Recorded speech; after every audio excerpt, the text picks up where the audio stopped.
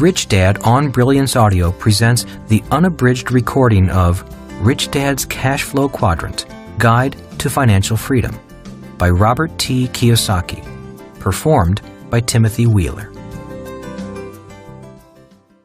My rich dad used to say, "You can never have true freedom without financial freedom." He would go on to say, "Freedom may be free, but it has a price." This book is dedicated to those who are willing to pay the price. Editor's note: the times they are a-changin'. There have been many changes in our economy and the investing landscape since Rich Dad, Poor Dad was first published in 1997. 14 years ago, Robert Kiyosaki challenged conventional wisdom with his bold statement that your house is not an asset. His contrarian views on money and investing were met with skepticism, criticism, and outrage. In 2002, Robert's book, Rich Dad's Prophecy, advised that we prepare for an upcoming financial market crash. In 2006, Robert joined forces with Donald Trump to write Why We Want You to Be Rich, a book inspired by their concern for the shrinking middle class in America. Robert continues to be a passionate advocate for the importance and power of financial education. Today, in the wake of the subprime fiasco, record home foreclosures, and a global economic meltdown that is still raging, his words seem not only prophetic, but enlightened. Many skeptics have become believers. In preparing the 2011 edition of Rich Dad's Cashflow Quadrant, Robert realized two things: that his message and teachings have withstood the test of time, and that the investment landscape, the world in which investors operate, has changed dramatically. These changes have affected and will continue to affect those in the I, investor quadrant, and have fueled Robert's decision to update an important section in this book. Chapter 5, The 5 Levels of Investors. Preface: what is your life's goal? What do you want to be when you grow up? That is a question most of us have been asked. I had many interests as a kid, and it was easy to choose. If it sounded exciting and glamorous, I wanted to do it.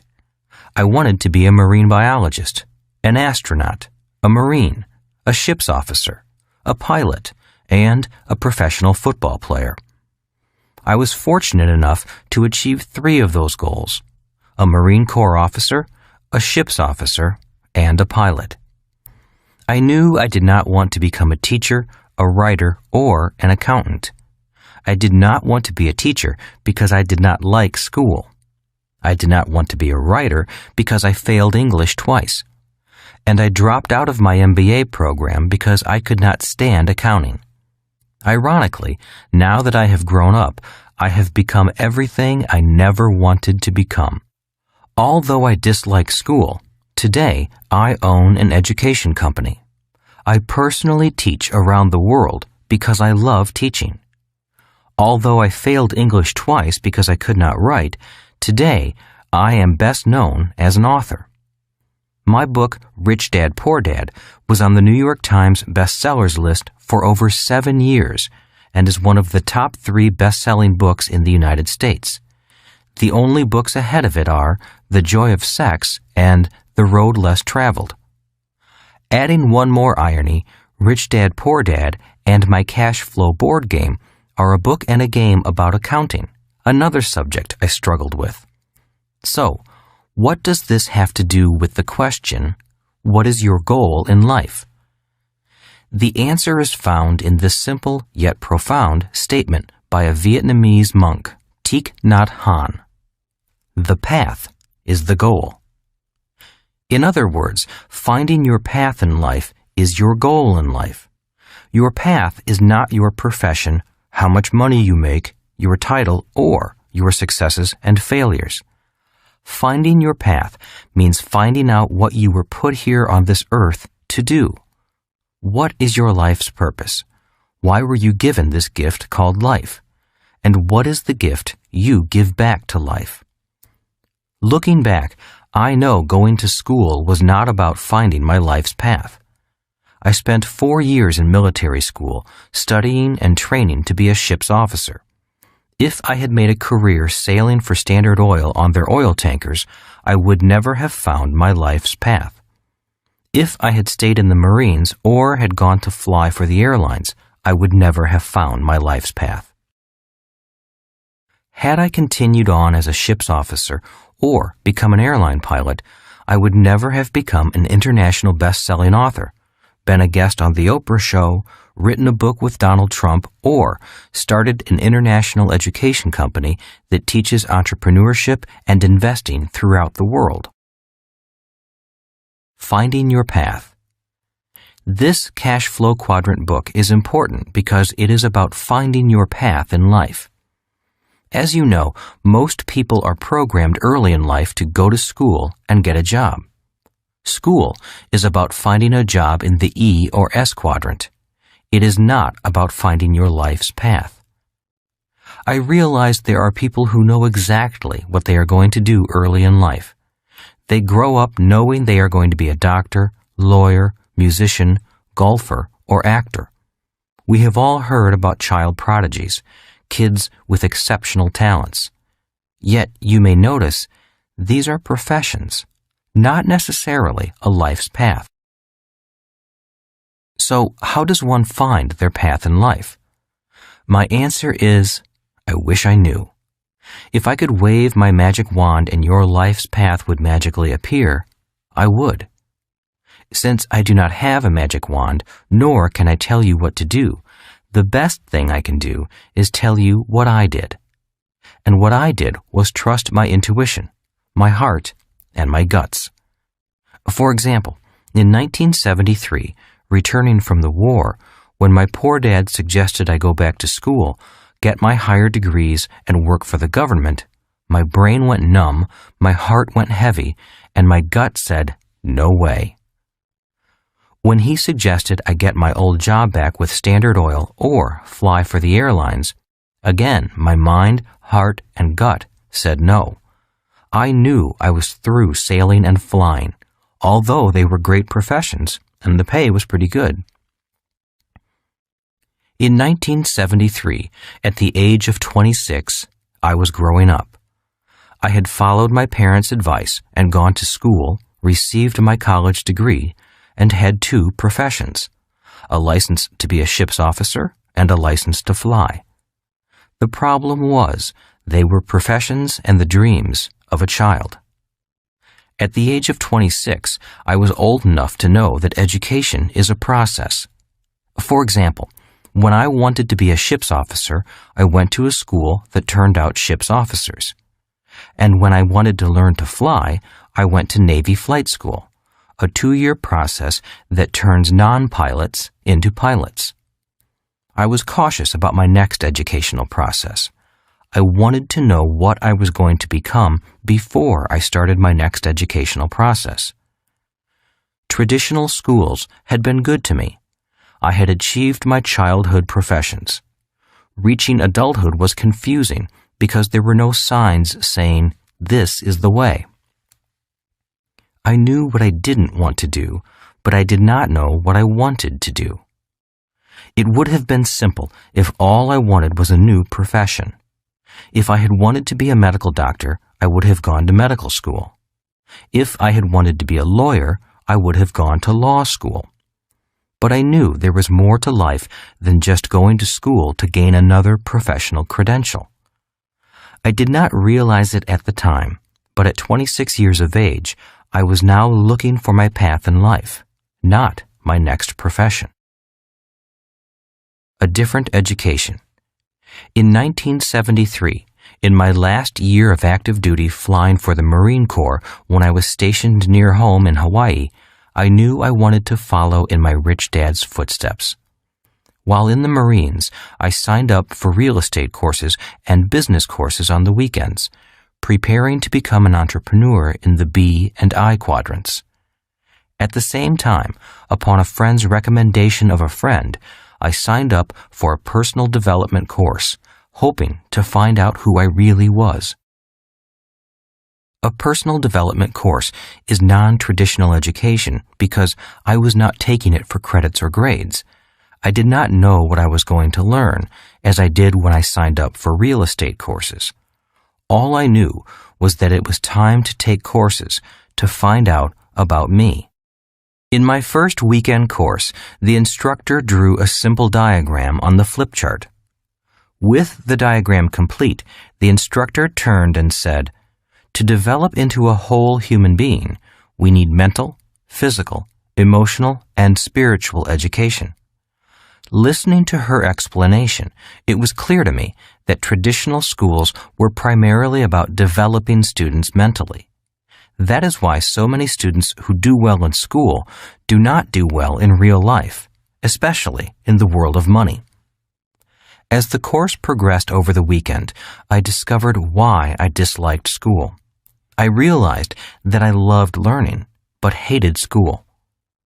Traditional education was a great environment for the A students, but it was not the environment for me.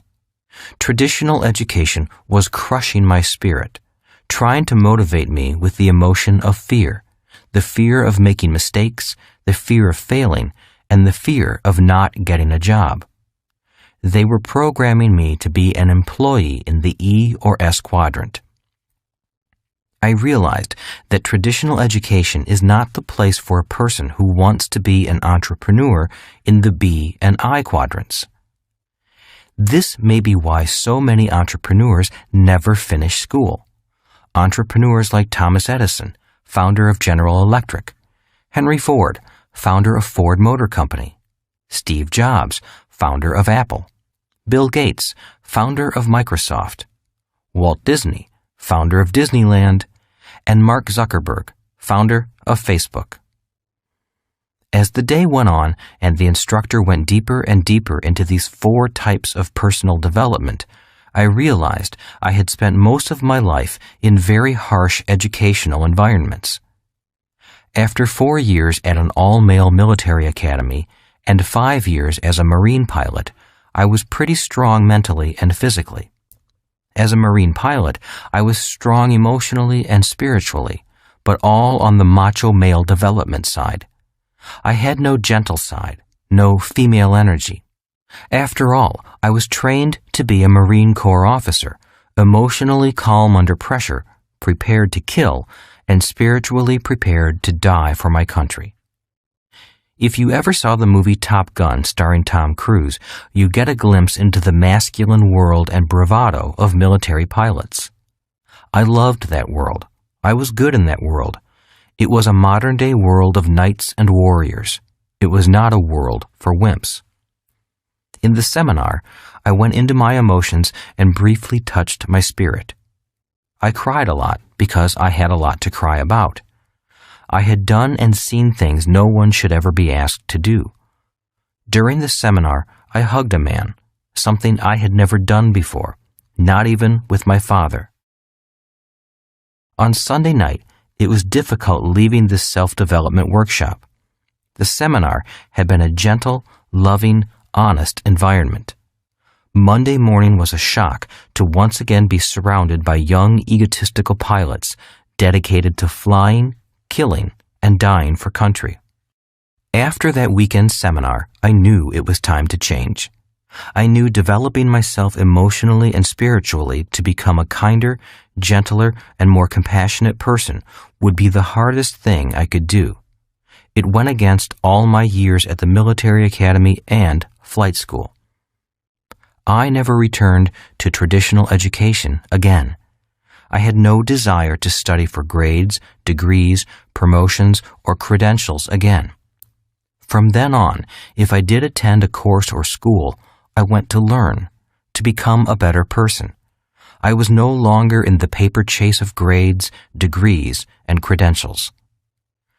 Growing up in a family of teachers, your grades, the high school and college you graduated from, and your advanced degrees were everything. Like the medals and ribbons on a Marine pilot's chest, advanced degrees and brand-name schools were the status and the stripes that educators wore on their sleeves. In their minds, people who did not finish high school were the unwashed, the lost souls of life. Those with master's degrees looked down on those with only bachelor degrees. Those with a PhD were held in reverence. At the age of 26, I knew I would never return to that world. Editor's note: in 2009, Robert received an honorary PhD in entrepreneurship from prestigious San Ignacio de Loyola in Lima, Peru. The few other recipients of this award are political leaders, such as the former president of Spain. Finding my path. I know some of you are now asking, why is he spending so much time talking about non-traditional education courses? The reason is, that first personal development seminar rekindled my love of learning, but not the type of learning that is taught in school.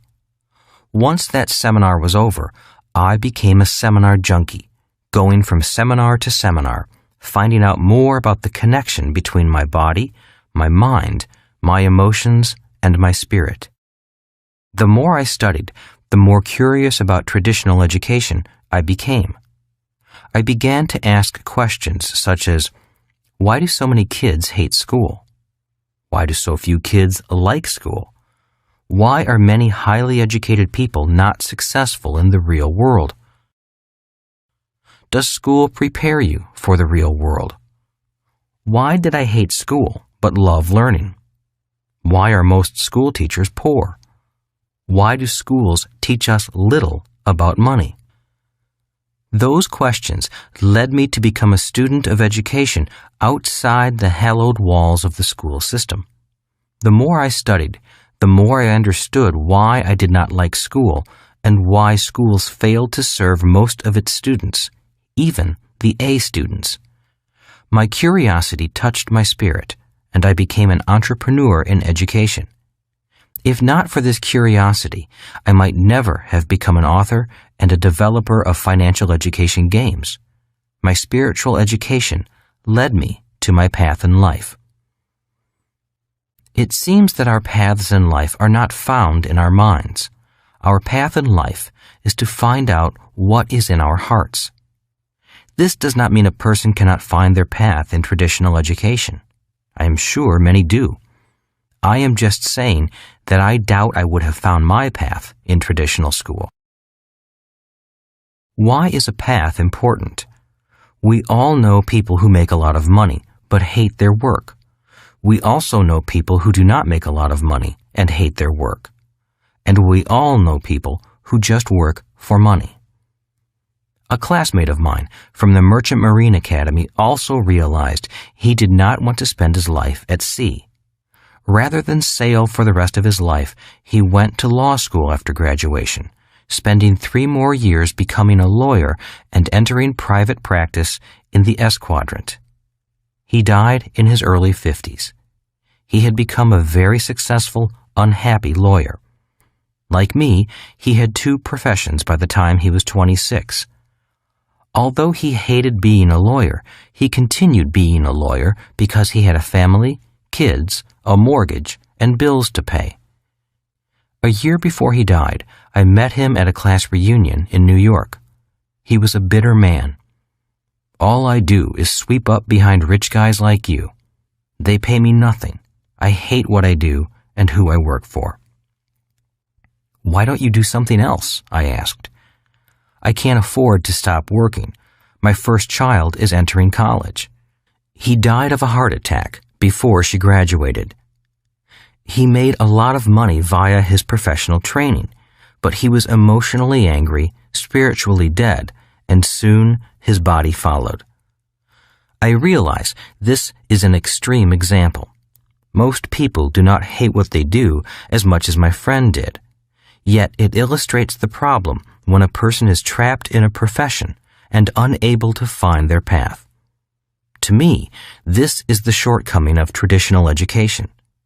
Millions of people leave school only to be trapped in jobs they do not like. They know something is missing in life. Many people are also trapped financially, earning just enough to survive, wanting to earn more but not knowing what to do. Without awareness of the other quadrants, many people go back to school and look for new professions or pay raises in the E or S quadrant, unaware of the world of the B and I quadrants. My reason for becoming a teacher. My primary reason for becoming a teacher in the B quadrant was a desire to provide financial education. I wanted to make this education available to anyone who wanted to learn, regardless of how much money they had or what their grade point averages were. That is why the Rich Dad Company started with the cash flow game. This game can teach in places I could never go. The beauty of the game is that it was designed to have people teach people. There is no need for an expensive teacher or classroom. The cash flow game is now translated into over 16 languages, reaching millions of people all over the world. Today, the Rich Dad Company offers financial education courses as well as the services of coaches and mentors to support a person's financial education. Our programs are especially important for anyone wanting to evolve out of the E and S quadrants into the B and I quadrants. There is no guarantee that everyone will make it to the B and I quadrants, yet they will know how to access those quadrants if they want to. Change is not easy. For me, changing quadrants was not easy. It was hard work mentally, but more so emotionally and spiritually. Growing up in a family of highly educated employees in the E quadrant, I carried their values of education, job security, benefits, and a government pension. In many ways, my family values made my transition difficult. I had to shut out their warnings, concerns, and criticisms about becoming an entrepreneur and investor. Some of their values I had to discount were, but you have to have a job. You are taking too many risks. What if you fail? Just go back to school and get your master's degree. Become a doctor. They make a lot of money. The rich are greedy. Why is money so important to you? Money won't make you happy. Just live below your means. Play it safe. Don't go for your dreams. Diet and exercise. I mention emotional and spiritual development because that is what it takes to make a permanent change in life. For example, it rarely works to tell an overweight person, just eat less and exercise more. Diet and exercise may make sense mentally, but most people who are overweight do not eat because they are hungry. They eat to feed an emptiness in their emotions and their soul. When a person goes on a diet and exercise program, they are only working on their mind and their body. Without emotional development and spiritual strength, the overweight person may go on a diet for 6 months and lose a ton of weight, only to put even more weight back on later. The same is true for changing quadrants. Saying to yourself, I'm going to become an entrepreneur in the B quadrant, is as futile as a chain smoker saying, tomorrow I'm going to quit smoking. Smoking is a physical addiction caused by emotional and spiritual challenges. Without emotional and spiritual support, the smoker will always be a smoker. The same is true for an alcoholic, a sex addict, or a chronic shopper. Most addictions are attempts to find happiness in people's souls. That is why my company offers courses for the mind and body, but also coaches and mentors to support the emotional and spiritual transitions. A few people are able to make the journey alone, but I was not one of them. If not for a coach like my rich dad and the support of my wife Kim, I would not have made it. There were so many times I wanted to quit and give up. If not for Kim and my rich dad, I would have quit. Why A students fail. It is easy to see why so many A students fail in the world of money. A person may be highly educated mentally, but if they are not educated emotionally, their fear will often stop their body from doing what it must do. That is why so many A students get stuck in analysis paralysis, studying every little detail but failing to do anything. This analysis paralysis is caused by our educational system punishing students for making mistakes. If you think about it, A students are A students simply because they made the fewest mistakes. The problem with that emotional psychosis is that, in the real world, people who take action are the ones who make the most mistakes and learn from them to win in the game of life. Just look at Presidents Clinton and Bush. Clinton could not admit he had sex, and Bush, too, could not recall any mistakes he made during his presidency. Making mistakes is human, but lying about your mistakes is criminal, a criminal act known as perjury. When criticized for making 1,014 mistakes before creating the electric light bulb, Thomas Edison said, "I did not fail 1,014 times. I successfully found out what did not work 1,014 times." In other words, the reason so many people fail to achieve success is because they fail to fail enough times. One of the reasons so many people cling to job security is because they lack emotional education. They let fear stop them. One of the best things about military school and the Marine Corps is that these organizations spend a lot of time developing young men and women spiritually, emotionally, mentally, and physically. Although it was a tough education, it was a complete education, preparing us to do a nasty job. The reason I created the cash flow game is because the game educates the whole person. The game is a better teaching tool than reading or lecture, simply because the game involves the body, mind, emotions, and spirit of the player. The game is designed for players to make as many mistakes as possible with play money, and then learn from those mistakes. To me, this is a more humane way to learn about money. The path is the goal. Today, there are thousands of cash flow clubs all over the world. One reason why cash flow clubs are important is because they are a shelter from the storm, a way station on the path of life. By joining a cash flow club, you get to meet people like you, people who are committed to making changes, not just talking about change. Unlike school, there is not a requirement of past academic success. All that is asked is a sincere desire to learn and make changes. In the game, you will make a lot of mistakes in different financial situations, and will learn from your mistakes using play money. Cash flow clubs are not for those who want to get rich quick. Cash flow clubs are there to support the long-term mental, emotional, spiritual, physical, and financial changes a person needs to go through.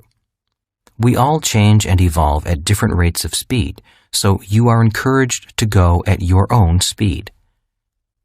After playing the game with others a few times, you will have a better idea of what your next step should be and which of the 4 asset classes, business, real estate, paper assets, or commodities, is best for you. In conclusion, finding one's path is not necessarily easy. Even today, I do not really know if I am on my path or not. As you know, we all get lost at times, and it is not always easy to find our way back. If you feel you are not in the right quadrant for you, or you are not on your life's path, I encourage you to search your heart and find your path in life. You may know it is time to change if you are saying things like the following statements. I'm working with dead people. I love what I do, but I wish I could make more money. I can't wait for the weekend. I want to do my own thing. Is it quitting time yet? My sister is a Buddhist nun. Her path is to support the Dalai Lama, a path that pays nothing. Yet, although she earns little, it does not mean she has to be a poor nun. She has her own rental property and investments in gold and silver. Her strength of spirit and her financially educated mind allow her to follow her life's path without taking a vow of poverty. In many ways, it was a good thing I was labeled stupid in school. Although emotionally painful, that pain allowed me to find my life's path as a teacher. And like my sister, the nun, just because I am a teacher does not mean I have to be a poor teacher. Repeating what Thich Nhat Hanh said, the path is the goal.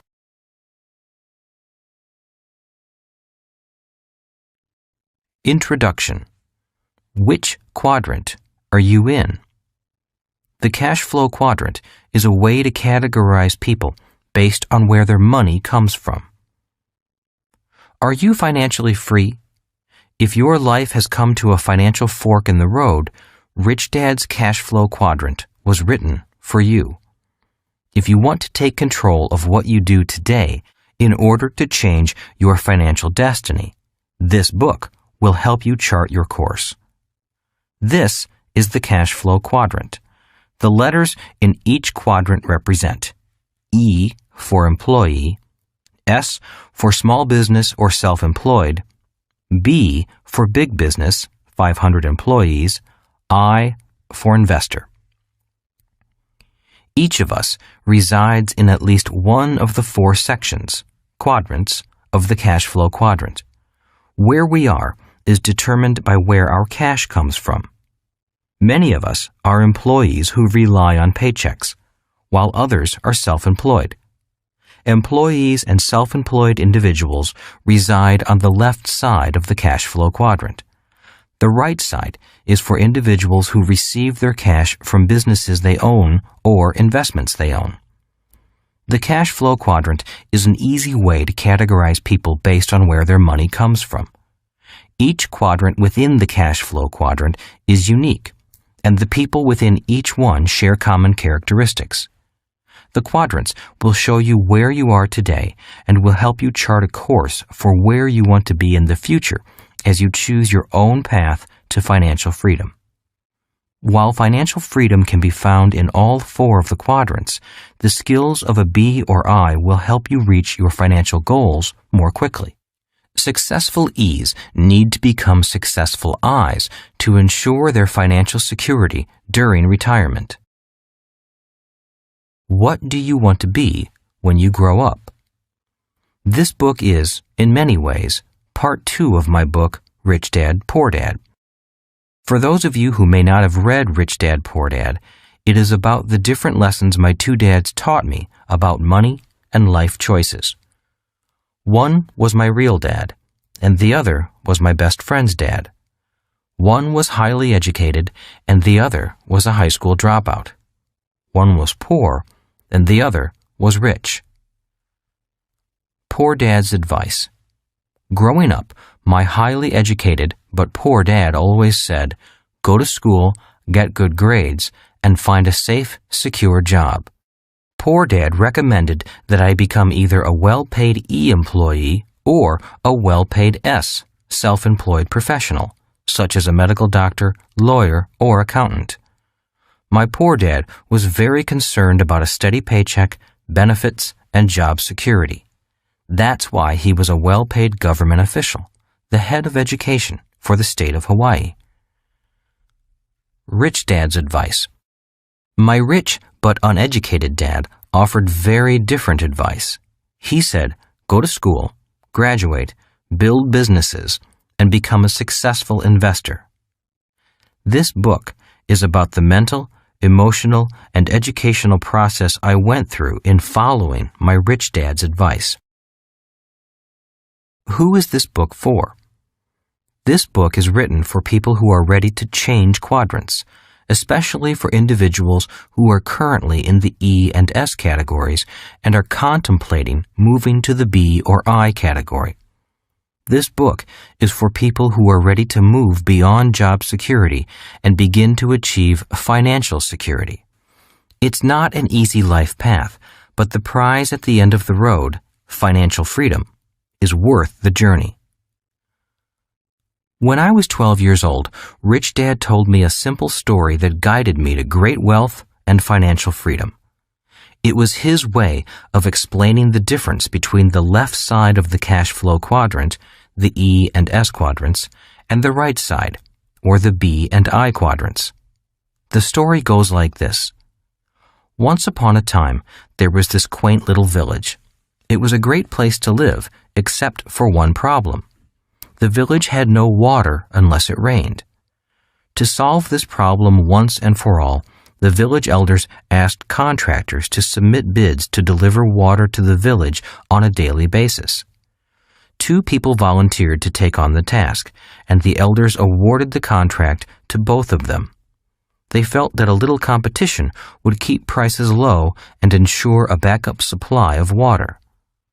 The first person who won the contract, Ed, immediately ran out, bought 2 galvanized steel buckets, and began running back and forth to the lake, which was a mile away. He immediately began making money as he labored morning to dusk, hauling water from the lake with his 2 buckets. He would empty them into the large concrete holding tank the village had built. Each morning, he had to get up before the rest of the village awoke to make sure there was enough water for the people. It was hard work, but he was very happy to be making money and for having one of the 2 exclusive contracts for this business. The second winning contractor, Bill, disappeared for a while. He wasn't seen for months, which made Ed very happy since he had no competition. Instead of buying 2 buckets to compete with Ed, Bill wrote a business plan, created a corporation, found 4 investors, employed a president to do the work, and returned 6 months later with a construction crew. Within a year, his team had built a large volume stainless steel pipeline which connected the village to the lake. At the grand opening celebration, Bill announced that his water was cleaner than Ed's water. Bill knew that the villagers had complained about the water's lack of cleanliness. Bill also announced that he could supply the village with water 24 hours a day, 7 days a week. Ed could only deliver water on weekdays because he didn't want to work on weekends. Then, Bill announced that he would charge 75% less than Ed did for this higher quality, more reliable water. The villagers cheered and immediately ran for the faucet at the end of Bill's pipeline. In order to compete, Ed immediately lowered his rates by 75%, bought 2 more buckets, added covers to his buckets, and began hauling 4 buckets each trip. In order to provide better service, he hired his 2 sons to give him a hand on the night shift and on weekends. When his boys went off to college, he said to them, "Hurry back, because someday this business will belong to you." For some reason, his 2 sons never returned. Eventually, Ed had employees and union problems. The union demanded higher wages and better benefits and wanted its members to only haul 1 bucket at a time. Meanwhile, Bill realized that if this village needed water, then other villages must need water too. He rewrote his business plan and went off to sell his high-speed, high-volume, low-cost, clean water delivery system to villages throughout the world. He only makes a penny per bucket of water delivered, but he delivers billions of buckets of water every day. Whether he works or not, billions of people consume billions of buckets of water, and all that money pours into his bank account. Bill developed a pipeline to deliver money to himself, as well as water to the villages. Bill lived happily ever after. Ed worked hard for the rest of his life and had financial problems forever after. The end. That story about Bill and Ed has guided me for years. It has assisted me in my life's decision-making process. I often ask myself, am I building a pipeline or hauling buckets? Am I working hard or am I working smart? And the answers to those questions have made me financially free. That is what this book is about. It's about what it takes to become a B and an I. It's for people who are tired of hauling buckets and are ready to build pipelines for cash to flow into their pockets. This book is divided into 3 parts. Part 1. The first part of this book focuses on the core differences between people in the 4 quadrants. It shows why certain people gravitate to certain quadrants and often get stuck there without realizing it. It will help you identify where you are today in the quadrant and where you want to be in 5 years. Part 2. The second part of this book is about personal change. It's more about what you have to be instead of what you have to do. Part 3. The third part of this book explains how to find success on the right side of the cash flow quadrant. I will share more of my rich dad's secrets on the skills required to be a successful B and I. It will help you choose your own path to financial freedom. Throughout Rich Dad's Cash Flow Quadrant, I continue to stress the importance of financial intelligence. If you want to operate on the right side, the B and I quadrant side, you must be smarter than if you choose to stay on the left side, the E and S quadrant side. To be a B or I, you must be able to control the direction of your cash flow. This book is written for people who are ready to make changes in their lives to move beyond job security and begin to build their own pipelines to achieve financial freedom.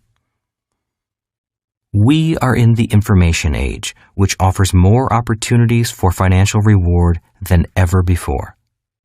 Individuals with the skills of the B's and I's will be able to identify and seize those opportunities. To be successful in the information age, a person needs information from all 4 quadrants. Unfortunately, our schools are still in the industrial age and still prepare students for only the left side of the cash flow quadrant. If you're looking for new answers to move forward in the information age, this book is for you. It doesn't have all the answers, but it will share the deep personal and guiding insights I gained as I traveled from the E and S side to the B and I side. Part 1. The Cash Flow Quadrant. Chapter 1. Why don't you get a job? To someone who values a job, it's difficult to explain why you might not want one. In 1985, my wife Kim and I were homeless. We were unemployed and had little money left in savings. Our credit cards were exhausted, and we lived in an old brown Toyota with reclining seats that served as beds. At the end of 1 week, the harsh reality of who we were, what we were doing, and where we were headed began to sink in. Our homelessness lasted another 2 weeks. When a friend realized our desperate financial situation, she offered us a room in her basement. We lived there for 9 months. We kept our situation quiet. For the most part, Kim and I looked quite normal on the surface. When friends and family were informed of our plight, the first question was always, "Why don't you get a job?" At first, we attempted to explain, but we usually failed to clarify our reasons. To someone who values a job, it's difficult to explain why you might not want one. We did odd jobs occasionally and earned a few dollars here and there, but we did that only to keep food in our stomachs and gas in the car. Those few extra dollars were only fuel to keep us going toward our singular goal. I must admit that during moments of deep personal doubt, the idea of a safe, secure job with a paycheck was appealing. But because job security wasn't what we were looking for, we kept pushing on, living day to day on the brink of the financial abyss. That year, 1985, was the worst of our lives as well as one of the longest. Anyone who says that money isn't important obviously has not been without it for long. Kim and I fought and argued often. Fear, uncertainty, and hunger shortens the human emotional fuse, and often we fight with the person who loves us the most. Yet love held the two of us together, and our bond as a couple grew stronger because of the adversity. We knew where we were going. We just didn't know if we would ever get there. We knew we could always find safe, secure, high-paying jobs. Both of us were college graduates with good job skills and solid work ethics. But we weren't after job security. We wanted financial freedom. By 1989, we were millionaires. Although financially successful in some people's eyes, we still hadn't reached our goal of true financial freedom. That took until 1994. By then, we never had to work again for the rest of our lives. Barring any unforeseen financial disaster, we were both financially free. Kim was 37 and I was 47.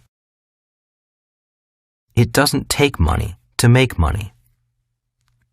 I started this chapter with a discussion about our being homeless and having nothing in 1985 because I often hear people say, it takes money to make money. I disagree. To get from homeless in 1985 to rich in 1989 and then to financial freedom by 1994 didn't take money. We had no money when we started, and we were in debt. It also doesn't take a good formal education. I have a college degree, and I can honestly say that achieving financial freedom had nothing to do with what I learned in college. I didn't find much demand for my years of studying calculus, spherical trigonometry, chemistry, physics, French, and English literature. Many successful people have left school without receiving a college degree. People such as Thomas Edison, founder of General Electric, Henry Ford, founder of Ford Motor Company, Bill Gates, founder of Microsoft, Ted Turner, founder of CNN, Michael Dell, founder of Dell Computers, Steve Jobs, founder of Apple Computer, and Ralph Lauren, founder of Polo. A college education is important for traditional professions, but not for how these people found great wealth.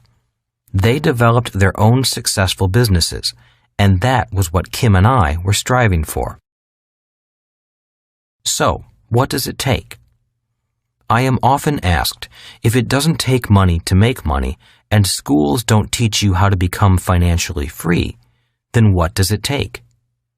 My answer: it takes a dream, a lot of determination, a willingness to learn quickly, and the ability to use your God-given assets properly, and to know which quadrant in the Cashflow Quadrant is the right one for you to generate your income. What is the Cashflow Quadrant?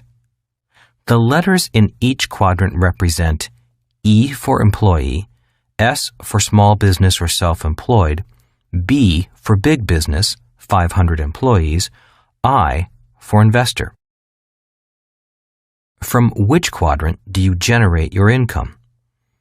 The Cashflow Quadrant represents the different methods by which income or money is generated. For example, an employee earns money by holding a job and working for a person or a company. Self-employed people earn money working for themselves. A business owner owns a business that generates money, and investors earn money from their various investments. In other words, money generating more money. Different methods of income generation require different frames of mind, different technical skills, and different educational paths. Different people are attracted to different quadrants. While money is all the same, the way it's earned can be vastly different. If you begin to look at the 4 different labels for each quadrant, you might want to ask yourself, which quadrant do I generate the majority of my income from? Each quadrant is different. To generate income from different quadrants requires different skills and a different personality, even if the person found in each quadrant is the same. Changing from quadrant to quadrant is like playing golf in the morning and then attending the ballet at night. You can earn income in all 4 quadrants. Most of us have the potential to generate income from all 4 quadrants. Which quadrant you or I choose to earn our primary income from is not so much dependent upon what we learned in school. It's more about who we are at the core, our values, strengths, weaknesses, and interests. These core differences attract us to or repel us from each quadrant. Yet, regardless of what type of work we perform, we can still work in all 4 quadrants. For example, a medical doctor could choose to earn income as an E and join the staff of a large hospital or an insurance company, work for the government in the public health field, or become a military doctor. This same doctor could also decide to earn income as an S and start a private practice, setting up an office, hiring staff, and building a private list of patients. Or the doctor could decide to become a B and own a clinic or laboratory and have other doctors on staff. This doctor probably would hire a business manager to run the organization. In this case, the doctor would own the business but not have to work in it.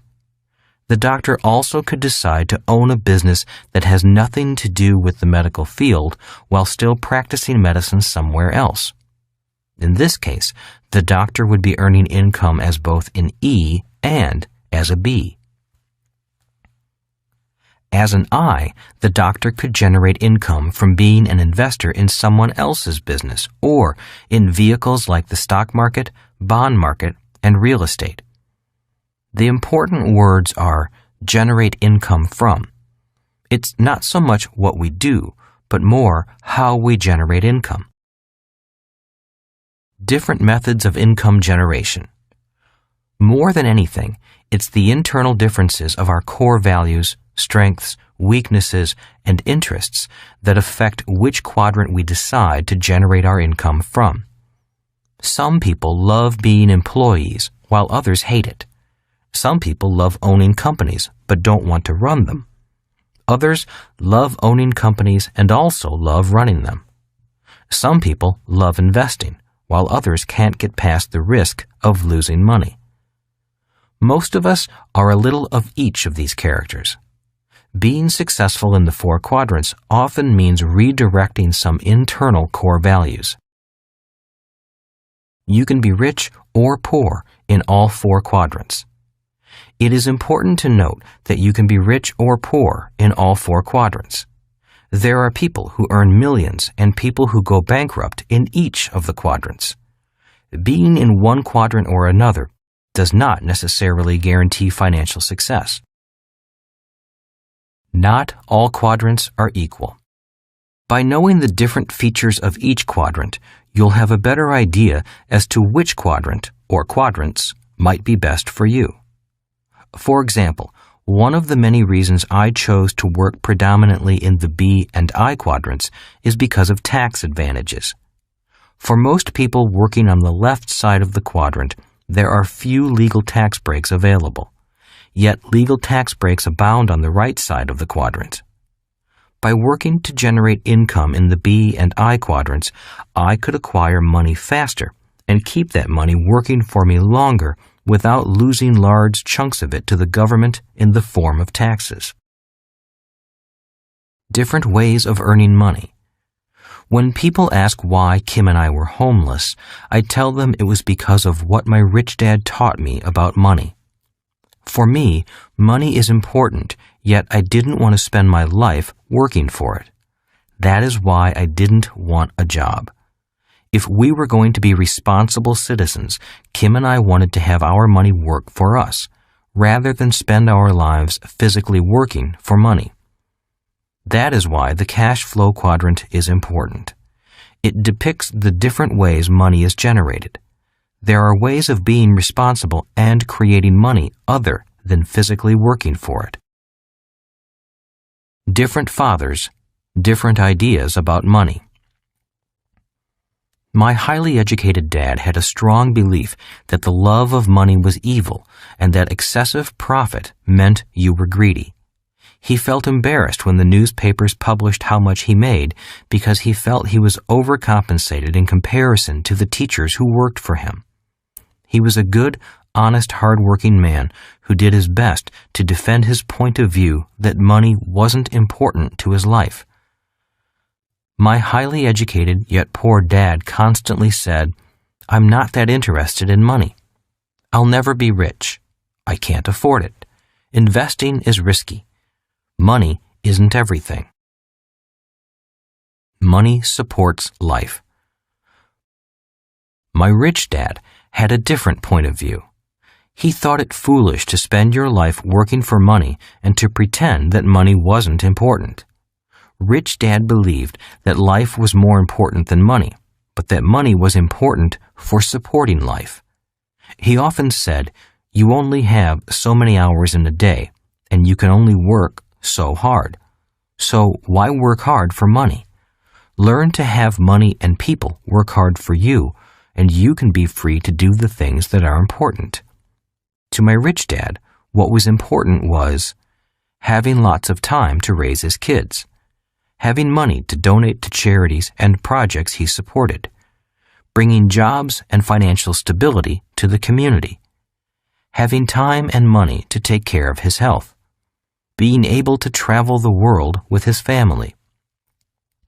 "Those things take money," said Rich Dad. "That's why money is important to me. Money is important, but I don't want to spend my life working for it." Choosing quadrants. One reason Kim and I focused on the B and I quadrants while we were homeless was because I had more training and education in those quadrants. It was because of my rich dad's guidance that I knew the different financial and professional advantages of each quadrant. For me, the quadrants on the right side, the B and I quadrants, offered the best opportunity for long-term financial success and financial freedom. Also, at age 37, I had experienced successes and failures in all four quadrants, which allowed me some degree of understanding about my own personal temperament, likes, dislikes, strengths, and weaknesses. I knew which quadrants I did best in. Parents are teachers. When I was a young boy, my rich dad often referred to the Cashflow Quadrant. He would explain to me the difference between someone who was successful on the left side versus the right side. But being young, I really didn't pay much attention to what he said. I didn't understand the difference between an employee's mindset and a business owner's mindset. I was just trying to survive school. Yet I did hear his words, and soon they began to make sense. Having two dynamic and successful father figures around me gave meaning to what each was saying. But it was what they were doing that allowed me to begin to notice the differences between the ES side and the BI side. At first, the differences were subtle. Then they became glaring. For example, one painful lesson I learned as a young boy was simply how much time one dad had available to spend with me versus the other. As the success and prominence of both dads grew, it was obvious that one dad had less and less time to spend with his wife and 4 children. My real dad was always on the road, at meetings or dashing off to the airport for more meetings. The more successful he got, the fewer dinners we had together as a family. On weekends, he was at home in his crowded little office, buried under paperwork. On the other hand, my rich dad had more and more free time as his success grew. One of the reasons I learned so much about money, finance, business, and life was simply because my rich dad had more and more free time for his children and me. Another example is that both dads made more and more money as they became successful, but my real dad, the educated one, also got further into debt. So he'd work harder and suddenly find himself in a higher income tax bracket. His banker and accountant would then tell him to buy a bigger house for the so-called tax break. My dad would follow the advice and buy a bigger house, and soon he was working harder than ever so he could make more money to pay for it. Ultimately, this just took him even further away from his family. My rich dad was different. He made more and more money, but paid less in taxes. He also had bankers and accountants, but he wasn't getting the same advice my highly educated dad was getting. The main reason. The driving force, however, that wouldn't allow me to stay on the left side of the quadrant was what happened to my highly educated but poor dad at the peak of his career. In the early 1970s, I was already out of college and in Pensacola, Florida, going through pilot training for the Marine Corps before a tour in Vietnam. My educated dad was now the superintendent of education for the state of Hawaii and a member of the governor's staff. One evening, he phoned me with some interesting news. "Son," he said, "I'm going to resign from my job and run for Lieutenant Governor of Hawaii for the Republican Party." I gulped and then said, "You're going to run for office against your boss?" "That's right," he replied. "Why?" I asked. "Republicans don't have a chance in Hawaii. The Democratic Party and their labor unions are too strong." "I know, son. I know that we don't have a prayer of winning. Judge Samuel King will be the candidate for governor, and I will be his running mate." "Why?" I asked again. "Why go against your boss if you know you're going to lose?" "Because my conscience won't let me do anything else. The games these politicians are playing disturb me." "Are you saying they're corrupt?" I asked. "I don't want to say that," said my real dad. He was an honest and moral man who rarely spoke badly about anyone. Yet I could tell from his voice that he was angry and upset when he said, "I'll just say that my conscience bothers me when I see what goes on behind the scenes. I couldn't live with myself if I turned a blind eye and did nothing. My job and paycheck aren't as important as my conscience." After a long silence, I realized that my dad's mind was made up. "Good luck," I said quietly. "I'm proud of you for your courage, and I'm proud to be your son." My dad and the Republican ticket were crushed, as expected. The re-elected governor sent the word out that my dad was never to work again for the state of Hawaii, and he never did. At the age of 54, my dad went looking for a job, and I was on my way to Vietnam. When he was middle-aged, my dad was hunting for a job.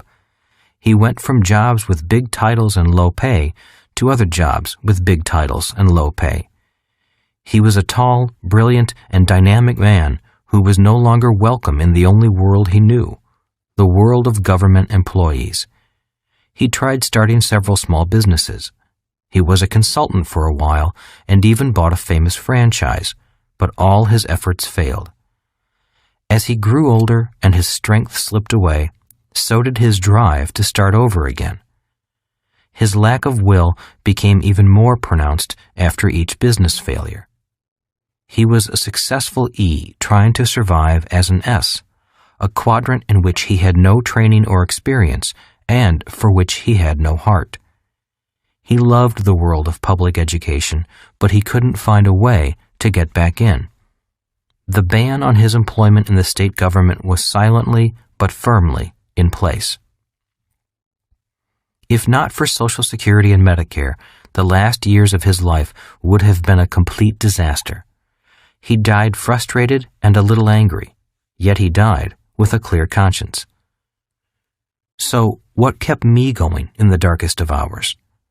It was the haunting memory of my educated dad sitting at home, waiting for the phone to ring, trying to succeed in the world of business, a world he knew nothing about. That, and the joyous memory of seeing my rich dad grow happier and more successful as his years went on, inspired me. Instead of declining at age 54, Rich Dad blossomed. He had become rich years before that, but now he was becoming mega rich. He was constantly in the newspapers as the man who was buying up Waikiki and Maui.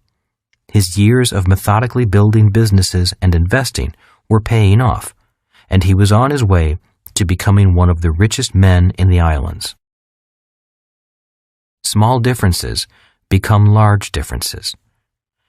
Because my rich dad had explained the quadrants to me, I was better able to see that small differences grow into large differences when measured over the years a person spends working. Because of the cash flow quadrant, I knew it was better to decide not so much what I wanted to do, but more who I wanted to become as my working years progressed. In the darkest hours, It was this deep knowledge and the lessons from two powerful dads that kept me going. It is more than the quadrant. The Cashflow Quadrant is more than 2 lines and some letters. If you look below the surface of this simple diagram, you will find completely different worlds, as well as different ways of looking at the world. As a person who has looked at the world from both the left and the right sides, I can honestly say the world looks much different depending on which side you are on. One quadrant is not better than another. Each has strengths and each has weaknesses. This book is written to give you a glimpse into the different quadrants and into the personal development required to be financially successful in each of them. It's my belief that you'll gain further insights into choosing the financial life path that's best suited for you. Many of the skills essential to being successful on the right side of the quadrant aren't taught in school, which may explain how people like Bill Gates, Ted Turner, and Thomas Edison left school early and yet learned how to be successful B's and I's. This book will identify the skills as well as the personal core temperament that are necessary for finding success on the B and I side. First, I offer a broad overview of the 4 quadrants, and then an in-depth focus on the B and I side. After listening to this book, some of you might want to make a change in how you earn your income, and some of you will be happy to stay just where you are. You might choose to operate in more than one quadrant, maybe even in all 4 quadrants. We're all different, and one quadrant isn't more important or better than another. In every village, town, city, and nation in the world, there is a need for people to operate in all 4 quadrants in order to ensure the financial stability of the community. Also, as we grow older and gain different experiences, our interests change. For example, I notice that many young people right out of school are often happy to get a job. But after a couple of years, a few of them decide they aren't interested in climbing the corporate ladder, or they lose interest in their chosen field. These changes of age and experience often cause a person to search for new avenues of growth, challenge, financial reward, and personal happiness. I hope this book offers some fresh ideas for attaining those goals. In short, this book isn't about homelessness, but about finding a home in a quadrant or quadrants.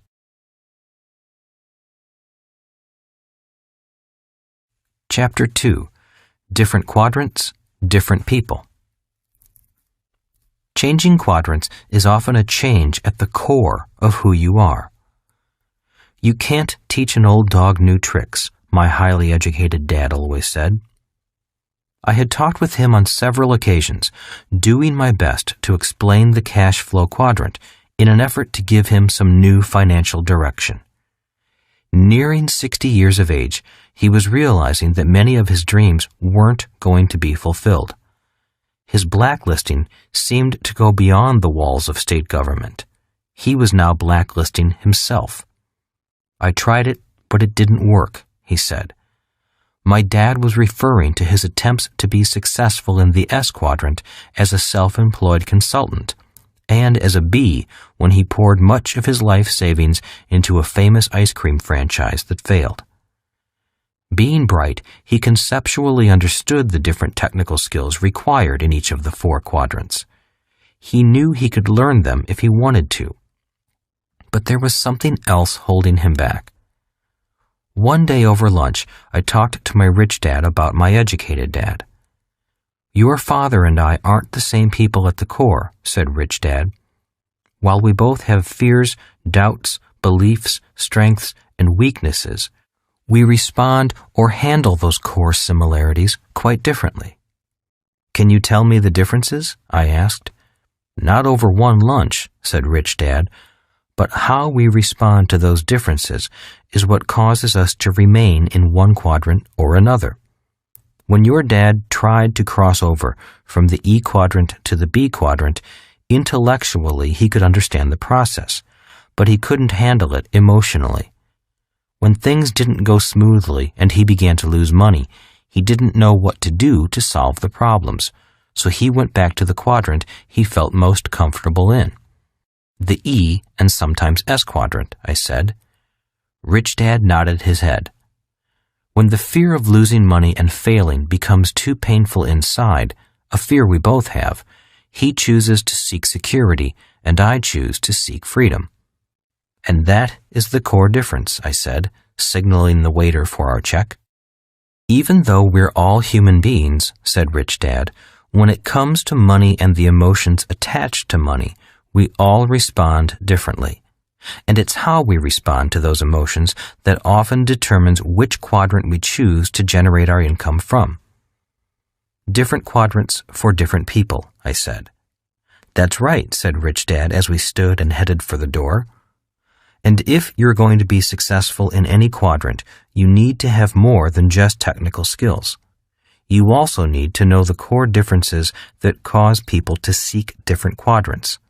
Know that, and life will be much easier. We were shaking hands and saying goodbye as the valet brought my Rich Dad's car around. Oh, one last thing, I said hurriedly. Can my dad change? Oh, sure, said Rich Dad. Anyone can change. But changing quadrants isn't like changing jobs or changing professions. Changing quadrants is often a change at the core of who you are, how you think, and how you look at the world. The change is easier for some people than for others, simply because some people welcome change and others fight it. And changing quadrants is most often a life-changing experience. It's a change as profound as the age-old story of the caterpillar becoming a butterfly. Not only will you change, but so will your friends. While you'll still be friends with your old friends, it's just harder for caterpillars to do the same thing butterflies do. So the changes are big changes, and not too many people choose to make them. The valet closed the door, and as my Rich Dad drove off, I was left thinking about the core differences. What are the core differences? How do I tell if people are an E, S, B, or I without knowing much about them? One of the ways is by listening to their words. One of my Rich Dad's greatest skills was being able to read people, but he also believed you could not judge a book by its cover. Rich Dad, like Henry Ford, didn't have an excellent education, but both men knew how to hire and work with people who did. Rich Dad always explained to me that the ability to bring smart people together and work as a team was one of his primary skills. When I was 9, my Rich Dad began to teach me the skills necessary to be successful in the B and I quadrants. One of those skills was to get beyond the surface of a person and gaze into their core. Rich Dad used to say, if I listen to a person's words, I begin to see and feel their souls. So, as a young boy, I began to sit in with my Rich Dad when he hired people. From these interviews, I learned to listen, not so much for words, but for core values, values that my Rich Dad said came from their souls. E quadrant words. A person who comes from the E, employee quadrant, might say, I am looking for a safe, secure job with good pay and excellent benefits. S quadrant words. A person who comes from the S, self-employed quadrant, might say, my rate is $75 per hour, or my normal commission rate is 6% of the total price, or I can't seem to find people who want to work and do the job right, or I've got more than 20 hours into this project. B quadrant words. A person operating out of the B, business owner, quadrant might say, I'm looking for a new president to run my company. I quadrant words. Someone operating out of the I, investor quadrant might say, is my cash flow based on an internal rate of return or net rate of return? Words are tools. Once my Rich Dad knew who the person he was interviewing was at their core, at least for that moment, he would know what they were really looking for, what he had to offer, and what words to use when speaking to them. Rich Dad always said, words are powerful tools. Rich Dad constantly reminded his son Mike and me of this. If you want to be a leader of people, then you need to be a master of words. So one of the skills necessary to be a great B is to be a master of words, knowing which words work on which kinds of people. He trained us to first listen carefully to the words a person used. Then we would know which words we should use and when to use them in order to respond to that person in the most effective way. Rich Dad explained, one word may excite one type of person, while that same word would completely turn off another person. For example, the word risk might be exciting to a person in the I quadrant, but evoke total fear to someone in the E quadrant. To be great leaders, Rich Dad stressed that we first had to be great listeners. If you don't listen to the words a person uses, you'll never be able to feel their soul. And if you don't listen to their soul, you'll never know to whom you are talking. Core differences. The reason he would say, hear their words, feel their souls, is because behind the words a person chooses are the core values and core differences of that individual. The following are some of the generalities that separate people in one quadrant from those in another. 1. The E, employee. When I hear the words secure or benefits, I get a sense of who the speaker might be at the core. The word secure is a word often used in response to the emotion of fear. If a person feels fear, then the need for security is often a commonly used phrase for someone who comes predominantly from the E quadrant. When it comes to money and jobs, there are many people who simply hate the feeling of fear that comes with economic uncertainty, hence the desire for security. The word benefit means people would also like some kind of additional reward that is spelled out, a defined and assured extra compensation, such as health insurance or a retirement plan. The key is that they want to feel secure and see it in writing. Uncertainty doesn't make them happy. Certainty does. Their internal workings say, I'll give you this if you promise to give me that in return. They want their fear reduced by the presence of some degree of certainty, so they seek security and strong agreements when it comes to employment. They're accurate when they say, I'm not that interested in money. For them, the idea of security is often more important than money. Employees can be presidents of companies or janitors.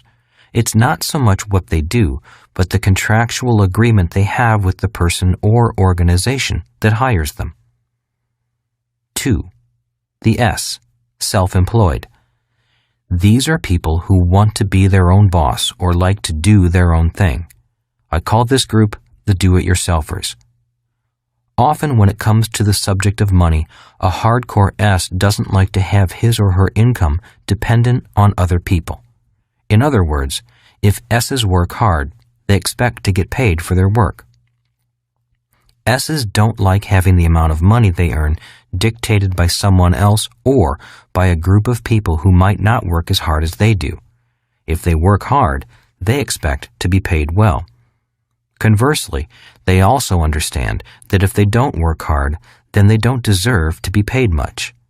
When it comes to money, they have fiercely independent souls. The emotion of fear. So while the E often responds to the fear of not having money by seeking security, the S often responds differently.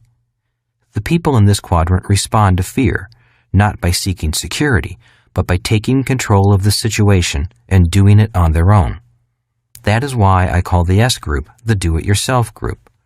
When it comes to fear and financial risk, they want to take the bull by the horns. In this group, you will find well-educated professionals who spend years in school, such as doctors, lawyers, and dentists. Also in the S group are people who took educational paths other than or in addition to traditional school.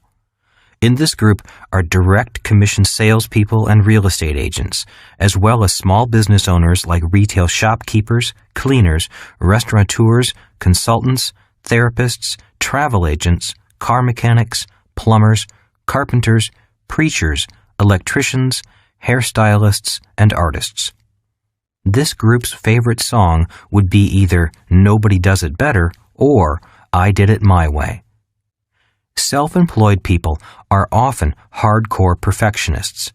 They often want to do something exceptionally well. In their mind, they don't think anyone else does it better than they do, so they really don't trust anyone else to do it. In many respects, they are true artists with their own style and methods of doing things. And that is why we hire them. If you hire a brain surgeon, you want that brain surgeon to have had years of training and experience. But most importantly, you want this brain surgeon to be a perfectionist. The same goes for a dentist, hairstylist, marketing consultant, plumber, electrician, lawyer, or a corporate trainer. You, as the client hiring this person, want someone who is the best.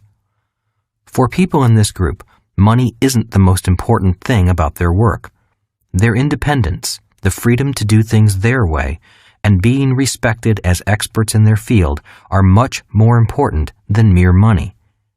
When hiring them, it's best to tell them what you want done and then leave them alone to do it. They don't need or want supervision. If you meddle too much, they'll simply walk off the job and tell you to hire someone else. Remember, independence trumps money for this group. They often have a hard time hiring other people to do what they do simply because, in their mind, nobody else is up to the task. Also, if this group trains someone to do what they do, that newly trained person often ends up leaving to do their own thing, or be their own boss, to do things their way, or to have a chance to express their individuality. Many S-types are hesitant to hire and train other people because, once trained, they often end up as their competition. This, in turn, keeps the S-types working harder at doing things on their own. 3. The B, business owner. This group of people could almost be the opposite of the S. Those who are true Bs like to surround themselves with smart people from all four categories, E, S, B, and I. Unlike the S, who doesn't like to delegate work because no one can do it better, the B likes to delegate. The true motto of a B is, why do it yourself when you can hire someone to do it for you, and they can do it better? Henry Ford fits this mold. As one popular story goes, a group of so-called intellectuals came by to condemn Ford for being ignorant. They claimed he really didn't know much. So Ford invited them into his office and challenged them to ask him any question, and he would answer it. So this panel assembled around America's most powerful industrialist and began to ask him questions. Ford listened to their questions and, when they were through, he simply reached for several phones on his desk and called in some of his bright assistants and asked them to give the panel the answers they sought. He ended by informing the panel that he'd rather hire smart people who went to school to come up with answers so he could leave his mind clear to do more important tasks like thinking. One of the quotes credited to Ford goes, "Thinking is the hardest work there is. That is why so few people engage in it." Leadership is bringing out the best in people. My rich dad's idol was Henry Ford. He had me read books about people like Ford and John D. Rockefeller, the founder of Standard Oil. Rich Dad constantly encouraged Mike and me to learn the essence of leadership and the technical skills of business. In retrospect, I understand now that many people may have one or the other, but to be a successful B, you really do need to have both. I also now realize that both skills can be learned. There is a science, as well as an art, to business and leadership. For me, both are lifelong studies. When I was a boy, my rich dad gave me the children's book Stone Soup, written in 1947 by Marcia Brown and still available today. He had me read this book to begin my training as a leader in business. Leadership, Rich Dad said, is the ability to bring out the best in people. So he trained his son and me in the technical skills necessary for becoming successful in business. Technical skills such as reading financial statements, marketing, sales, accounting, management, production, and negotiation. Throughout each lesson, he stressed that we needed to learn to work with and lead people. Rich Dad always said, the technical skills of business are easy. The hard part is working with people. As a reminder, I still read Stone Soup today because I personally have a tendency to be a tyrant instead of a leader when things don't go my way. Entrepreneurial development. I often hear the words, "I'm going to start my own business." Many people tend to believe that the way to financial security and happiness is to do your own thing or to develop a new product no one else has. So they rush out and start their own business. In many cases, this is the path they take. Many wind up starting an S type of business and not a B type of business. Again, one is not necessarily better than the other. Both have different strengths, weaknesses, risks, and rewards.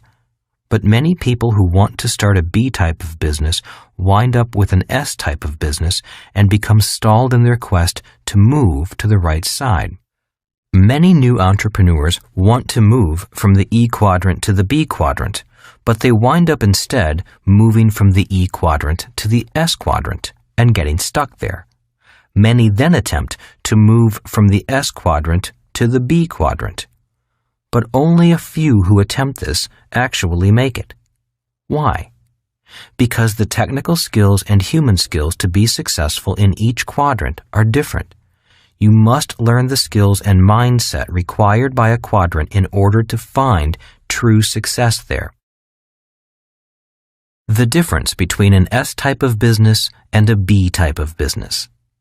Those who are true Bs can leave their business for a year or more and return to find their business more profitable and running better than when they left it.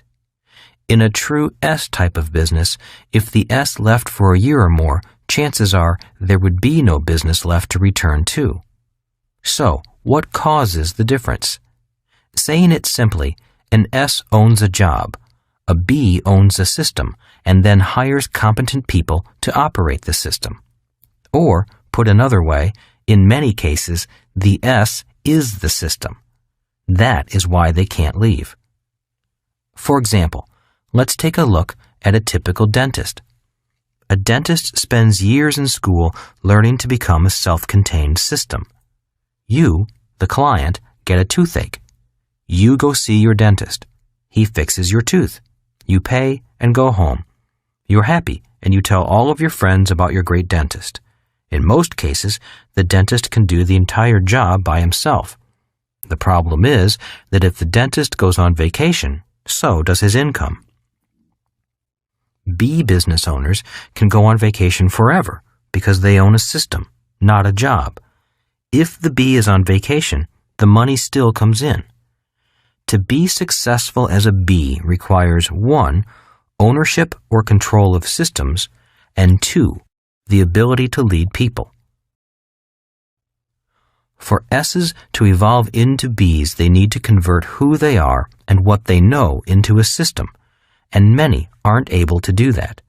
Or they're often too attached to the system to let go and let other people in. Can you make a better hamburger than McDonald's? Many people come to me for advice on how to start a company or how to raise money for a new product or idea. I listen, usually for about 10 minutes, and within that time I can tell where their focus is.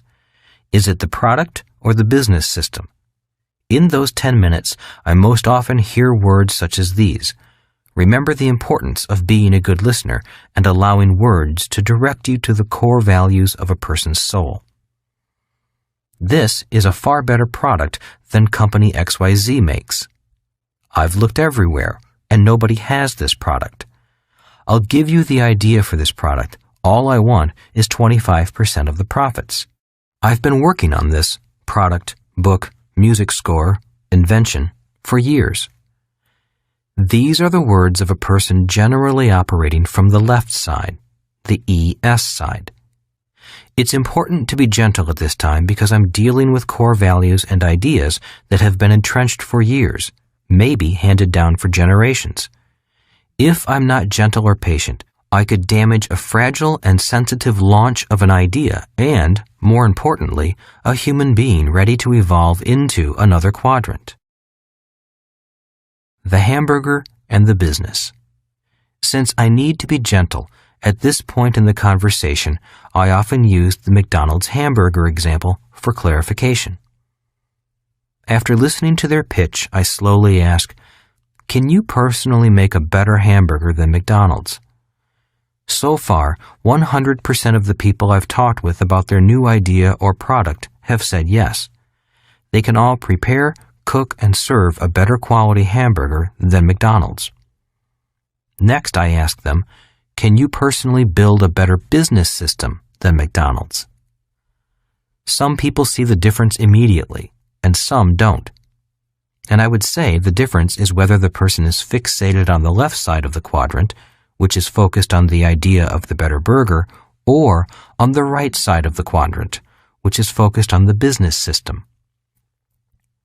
I do my best to explain that there are a lot of entrepreneurs out there offering far superior products or services than are offered by the mega-rich multinational corporations, just as there are billions of people who can make a better burger than McDonald's. But only McDonald's has created the system that has served billions of burgers. See the other side.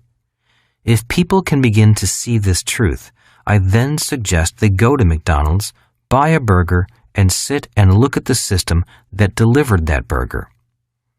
Take note of the trucks that delivered the raw burger, the rancher that raised the beef, the buyer who bought the beef, and the TV ads that helped sell the beef. Notice the training of young, inexperienced people to say the same words, "Hello, welcome to McDonald's," as well as the decor of the franchise, the regional offices, the bakeries that bake the buns, and the millions of pounds of French fries that taste exactly the same all over the world. Then include the stockbrokers raising money for McDonald's on Wall Street. If they can begin to understand the whole picture, then they have a chance at moving to the BI side. The reality is that there are unlimited new ideas, billions of people with services or products to offer, millions of products, and only a few people who know how to build excellent business systems. Bill Gates didn't build a great product. He bought somebody else's product and built a powerful global system around it. 4. The I, investor. Investors make money with money. They don't have to work because their money is working for them. The I quadrant is the playground of the rich. Regardless of which quadrant people make their money in, if they hope someday to be rich, they ultimately must come to the I quadrant. It's in the I quadrant that money becomes converted to wealth. The Cashflow Quadrant. The Cashflow Quadrant simply makes distinctions on how income is generated, whether as an E, employee, S, self-employed, B, business owner, or I, investor. The differences are summarized below. E, you have a job. S, you own a job. B, you own a system and people work for you. I, money works for you. OPT and OPM. Most of us have heard that the secrets to great riches and wealth are OPT, other people's time, OPM, other people's money. OPT and OPM are found in the B and I quadrants. For the most part, people who work in the E and S quadrants are the OP, other people, whose time and money are being used. A primary reason Kim and I took time to build a B type of business rather than an S type was because we recognized the long-term benefit of using other people's time. One of the drawbacks to being a successful S is that success simply means more hard work. In other words, good work results in more hard work and longer hours. In designing a B type of business, success simply means increasing the system and hiring more people. In other words, you work less, earn more, and enjoy more free time. The remainder of this book goes through the skills and mindset required for the right side of the cash flow quadrant. It's my experience that being successful on the right side requires a different mindset and different technical skills. If people are flexible enough to make these changes, I think they'll find the process of achieving greater financial security or freedom easy. For other people, the process might be too difficult because many people are frozen in one quadrant and one mindset. At a minimum, you'll find out why some people work less, earn more, pay less in taxes, and feel more financially secure than others. It's simply a matter of knowing which quadrant to work out of and when. A Guide to Freedom. The cash flow quadrant is not a set of rules. It's only a guide for those who wish to use it. It guided Kim and me from financial struggle to financial security, and then to financial freedom. The difference between the rich and everyone else. A few years ago, I read an article that said most rich people receive 70% of their income from investments, or the I quadrant, and less than 30% from wages, or the E quadrant. If they were an E, chances are that they were employees of their own corporation. For most everyone else, the poor and the middle class, at least 80% of their income comes from wages from the E or S quadrant, and less than 20% from investments in the I quadrant. The difference between being rich and being wealthy. In Chapter 1, I wrote that Kim and I were millionaires by 1989, but we weren't financially free until 1994. There's a difference between being rich and being wealthy. By 1989, our business was making us a lot of money. We were earning more and working less because the business system was growing without any more physical effort on our part. We had achieved what most people would consider financial success. However, we still needed to convert the cash flow coming from the business into even more tangible assets that would generate additional cash flow. We had grown our business into a success. Now it was time to focus on growing our assets to the point where the cash flow from all of our assets would be greater than our living expenses.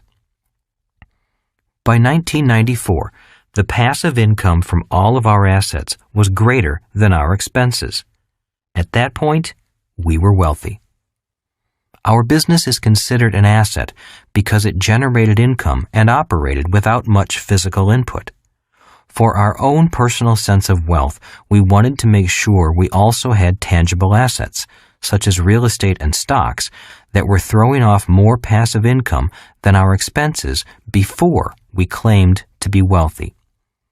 Once the income coming from tangible assets in our asset column was greater than the money coming in from the business, we sold the business to our partner. We were now wealthy. The definition of wealth. The definition of wealth is the number of days you can survive without physically working, or anyone else in your household physically working, and still maintain your standard of living. For example, if your monthly expenses are $5,000 a month and you have $20,000 in savings, your wealth is approximately 4 months, or 120 days. Wealth is measured in time, not dollars. By 1994, Kim and I were wealthy indefinitely, barring great economic changes, because the income from our investments was greater than our monthly expenses.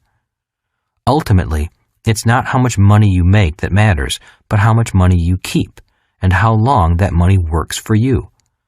Every day I meet many people who make a lot of money, but all of their money goes out the expense column. Every time they make a little more money, they go shopping. They often buy a bigger house or new car, which results in long-term debt and more hard work. Nothing is left to go into the asset column. The money goes out so fast that you'd think they took some kind of financial laxative. Redline finances. In the world of cars, there's a saying about keeping the engine at redline. Redline means the throttle is keeping the RPMs of the engine close to the redline, the maximum speed the car's engine can maintain without blowing up. Many people, rich and poor, operate constantly at the financial redline of their personal finances. No matter how much money they make, they spend it as fast as it comes in. The trouble with operating your car's engine at redline is that the life expectancy of the engine is shortened. The same is true with operating your finances at the redline. Several of my doctor friends say that one of the main problems they see today is stress caused by working hard and never having enough money.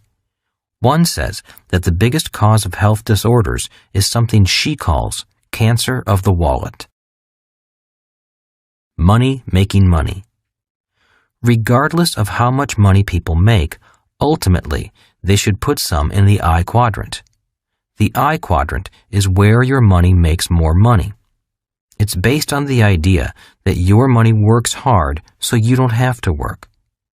Although the I quadrant is important to your financial health, there are other forms of investing worth noting. Other forms of investing. People invest in their education. Traditional education is important. The more education you have, the better your chances may be to earn more money, depending on your choice of profession. Given that the average person spends 40 years or more actively working, college or some type of higher education may be a good investment.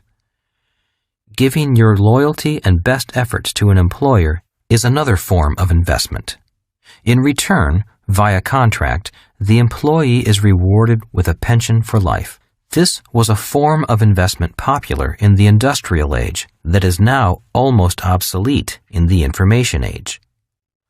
Other people invest in having large families and, in turn, have their children care for them in their old age. That form of investing was the norm in the past, yet due to economic constraints in the present, it has become more difficult for families to handle the living and medical expenses of parents.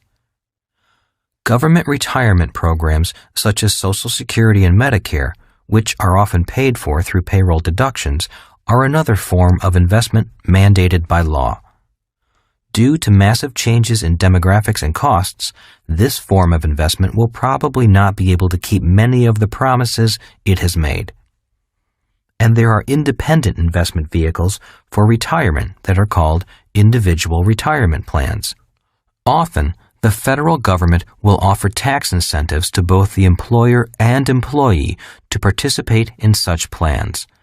In America, one popular plan is the 401k retirement plan.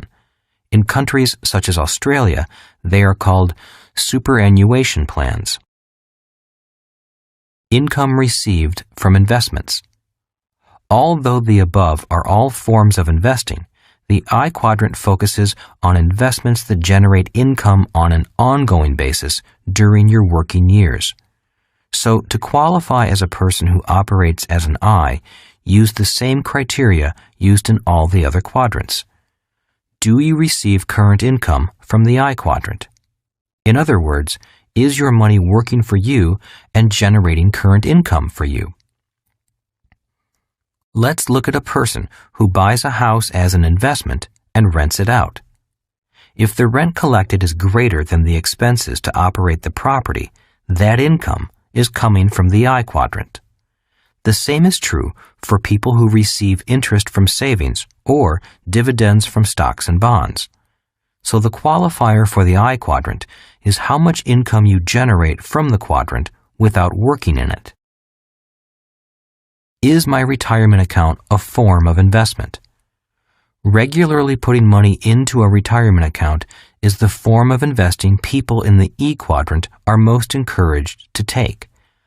These retirement plans are not without risk, and even when they perform, the rate of return is never going to make you financially free.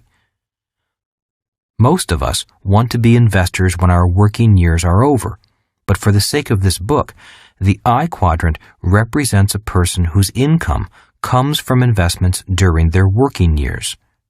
In reality, most people aren't investing in a retirement account. Instead, most are saving money in their retirement account, hoping that when they retire, there will be more money coming out than they put in. There's a difference between people who save money in their retirement accounts and people who, through investing, actively use their money to make more money as income. Are stockbrokers investors? Many financial advisors in the investment world are, by definition, not really people who generate their income from the I quadrant. For example, most stockbrokers, real estate agents, financial advisors, bankers, and accountants are predominantly E's or S's. In other words, their income comes from their professional work, not necessarily from assets they own. I have friends who are stock traders. They buy stocks low and hope to sell high. In reality, their profession is trading, much like a person who owns a retail shop and buys items at wholesale and sells them at retail. There's still something they physically must do to generate the money, so they would fit more into the S quadrant than the I quadrant. Can all of these people be investors? The answer is yes, but it is important to know the difference between someone who earns money from commissions, sells advice by the hour, or tries to buy low and sell high, compared to someone who earns money from spotting or creating good investments. There's one way to find out how good your advisors are. Ask them what percentage of their income comes from commissions or fees versus the percentage that comes from passive income from their investments or other businesses they own. I have several CPA friends who tell me, without violating client confidentiality, that many professional investment advisors have little in the way of income from investments. In other words, they don't practice what they preach. Advantages of income from the I quadrant. So the primary distinction of people who earn their money from the I quadrant is that they focus on having their money make money. If they're good at it, they can have that money work for them and for their family for hundreds of years. Besides the obvious advantages of knowing how to make money with money and not having to get up and go to work, there are also many tax advantages that aren't available to people who have to work for their money. One of the reasons the rich get richer is because they can make millions and pay, legally, little or no tax on that money. That's because they make money in the asset column, not in the income column. They make money as investors, not workers. Moreover, people who work for money are often taxed at higher rates than investors, and their taxes are withheld from their wages. They never even see that portion of their income. Why aren't more people investors? The I quadrant is the quadrant for working less, earning more, and paying less in taxes. So why aren't more people investors?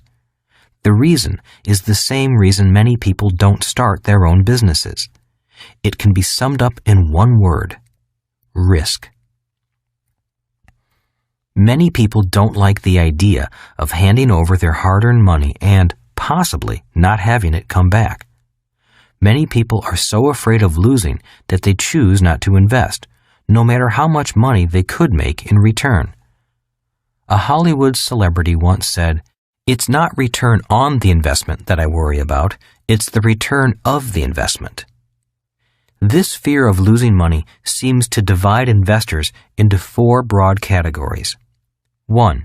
People who are risk-averse and do nothing but play it safe, keeping their money in the bank. 2. People who turn the job of investing over to someone else, such as a financial advisor or a mutual fund manager. 3. Gamblers. 4. Investors. The difference between a gambler and an investor is simple. For a gambler, investing is a game of chance. For an investor, investing is a game of skill. And for the people who turn their money over to someone else to invest, investing is often a game they don't want to learn. The important thing for these individuals is to choose a financial advisor carefully. Later in this book, I'll go into the 5 levels of investors which should shed more light on this subject. Risk can be virtually eliminated. The good news about investing is that risk can be greatly minimized or even eliminated, and you can still receive high yields on your money if you know the game. A true investor wants to recoup his or her money quickly. People who have a retirement account have to wait years to find out if they'll ever get their money back. This is the most extreme difference between a professional investor and someone who sets money aside for retirement. It's the fear of losing money that causes most people to seek security. Yet the I quadrant is not as treacherous as many people think. The I quadrant is like any other quadrant. It has its own skills and mindset. The skills to be successful in the I quadrant can be learned if you're willing to take the time to learn. A new age begins. In 1989, the Berlin Wall was torn down, as was communism. This, in my opinion, signaled the end of the industrial age and the start of the information age. The difference between industrial age pension plans and information age pension plans. The voyage of Columbus in 1492 roughly coincides with the start of the industrial age. The fall of the Berlin Wall in 1989 is the event that marked the end of that age. For some reason, it seems that every 500 years in modern history, great cataclysmic changes occur. We're in one such period right now. That change has already threatened the financial security of hundreds of millions of people, most of whom are not yet aware of the financial impact of that change, and many of whom can't afford it. The change is found in the difference between an industrial age pension plan and an information age pension plan. When I was a boy, my rich dad encouraged me to take risks with my money and learn to invest. He'd always say, if you want to get rich, you need to learn how to take risks. Learn to be an investor.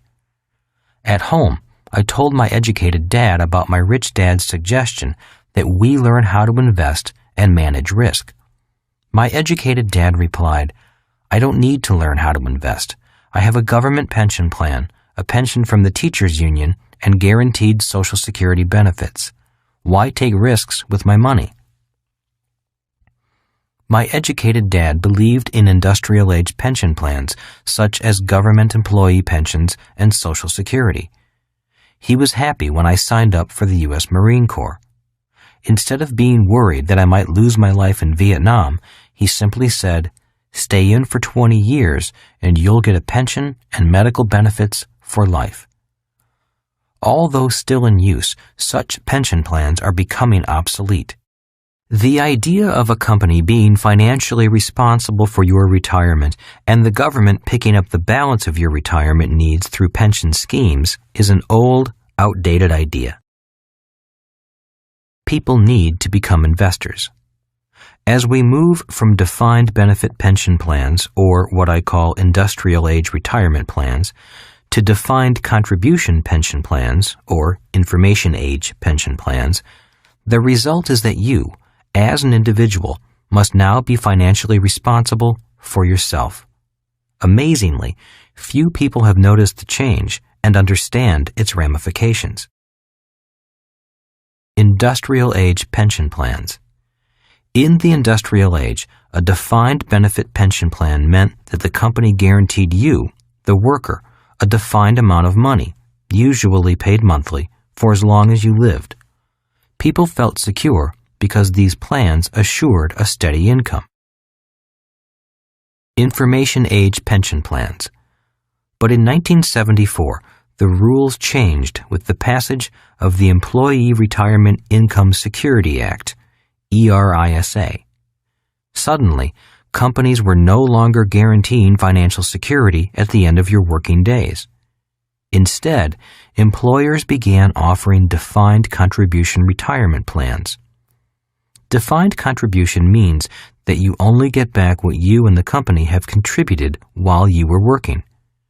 In other words, your pension is defined solely by what has been contributed. If you and your company put no money in, then you got no money out. The good news is that in the information age, life expectancy has increased. The bad news is that you might outlive your pension, if you even have one. Risky pension plans. What many people don't understand is that whatever you and your employer put into the plan is no longer guaranteed to exist when you decide to pull it out. This is because plans like the 401k and the superannuation are subject to market forces. In other words, one day you could have $1 million in the account. But if there were a stock market crash, which every market occasionally has, your $1 million could be cut in half or even wiped out. With defined contribution plans, the guarantee of lifelong income is gone. People today who retire at age 65 and begin to live on their defined contribution plan could run out of money by, let's say, age 75. Then what do? Dust off the resume? And what about the government's defined benefit pension plan? Well, in the United States, Social Security is expected to be bankrupt by the year 2037, with Medicare bankrupt by 2017. Even today, Social Security doesn't provide much in the way of income. What will happen when 77 million baby boomers begin to want the money they paid in, but it's not there? In 1998, President Clinton's popular cry of "Save Social Security" was well received. Yet, as Democratic Senator Ernest Hollings pointed out, obviously, the first way to save Social Security is to stop looting it. For decades, the federal government has been responsible for borrowing the retirement money for expenditures, a government-sanctioned Ponzi scheme. Many politicians seem to think that Social Security is income that can be spent rather than an asset that should be held in trust. Too many people counting on the government. I write my books and create products such as the educational Cashflow board game because the industrial age is history, and we must prepare for the opportunities of the information age. My concern as a private citizen is that, from my generation forward, we aren't properly prepared to handle the differences between the industrial age and the information age. A case in point is how we prepare financially for our retirement years. The idea of go to school and get a safe, secure job was a good one for people born before 1930. Today, everyone needs to go to school to prepare for a job or career, but we also need to know how to invest. And investing is not a subject taught in school. One of the problems created by the industrial age is that too many people are dependent upon the government to solve their individual problems. Today, we're facing even bigger problems because we have delegated our personal financial responsibility to the government. It's estimated that by the year 2020, there will be 275 million Americans, with 100 million of them expecting some kind of government support. This will include federal employees, military retirees, postal workers, teachers, other government employees, and retirees expecting Social Security and Medicare payments. They're contractually correct in expecting government support because, in one way or another, most have been investing into that promise throughout their working lives. Unfortunately, there were too many promises made for too many years. Now the bill is coming due. I don't think those financial promises can be kept. If our government begins to raise taxes even higher to pay for those promises, Those who can escape will escape to countries that have lower taxes. In the information age, the term offshore won't necessarily mean another country as a tax haven. Offshore could mean cyberspace. A great change is at hand. I recall President John F. Kennedy warning, "A great change is at hand." Well, that change is here. Investing without being investors. The change from defined benefit to defined contribution pension plans is forcing millions of people throughout the world to become investors, with little investor education. Many people who have spent their lives avoiding financial risks are now being forced to take them. Most will find out when it comes time to retire whether they were wise investors or careless gamblers. Today, the stock market is fueled by many things, one of which is non-investors trying to become investors. A large majority of these people, the E's and S's, are people who by nature are security-oriented. That's why they seek secure jobs or start small businesses they can control. Because of the defined contribution retirement plans, they're migrating today to the I quadrant, where they hope they'll find security when their working years are over. Unfortunately, the I quadrant is not known for its security. The I quadrant is the quadrant of risk. Because so many people on the left side of the cash flow quadrant come looking for security, the stock market responds in kind. That's why you often hear the following words. 1. Diversification. People who seek security use the word diversification a lot. Why? Because the strategy of diversification is an investment strategy for not losing. It's not an investment strategy for winning. Successful or rich investors don't diversify. They focus their efforts. Warren Buffett, possibly the world's greatest investor, says this about diversification. The strategy we've adopted precludes our following standard diversification dogma. Many pundits would therefore say the strategy must be riskier than that employed by more conventional investors. We disagree. We believe that a policy of portfolio concentration may well decrease risk if it raises, as it should, both the intensity with which an investor thinks about a business and the comfort level he must feel with its economic characteristics before buying into it. In other words, Warren Buffett is saying that portfolio concentration, or focusing on a few investments rather than diversifying, is a better strategy. In his mind, concentration rather than diversification requires you to become smarter and more intense in your thoughts and actions. His article goes on to say that average investors avoid volatility because they think volatility is risky. Warren Buffett says instead, in fact, the true investor welcomes volatility. When Kim and I were escaping from financial struggle to financial freedom, we didn't diversify. We concentrated our investments. 2. Blue chip stocks. Security-minded investors usually buy blue chip companies. Why? Because in their mind, they're safer. While the company might be safer, the stock market is not. These stocks won't protect your money in a market freefall. 3. Mutual funds. People who know little about investing feel more secure turning their money over to a fund manager who they hope will do a better job than they can. This is a smart strategy for people who have no intention of becoming professional investors. But the problem is that, as smart as this strategy is, it doesn't mean that mutual funds are less risky. Today, the market is filled with millions of people who, by nature, are security-minded. But due to the changing economy, they are being forced to cross from the left side of the cash flow quadrant into the right side, where their brand of security doesn't really exist. That causes me concern. Great economic upheavals coming. The stage is set for a great economic upheaval. Such upheavals have always marked the end of an old era and the birth of a new one. At the end of every age, there are people who move forward and other people who cling to ideas of the past.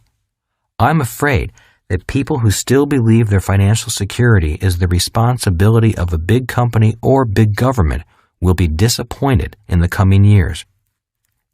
Those are the ideas of the industrial age, not the information age. No one has a crystal ball.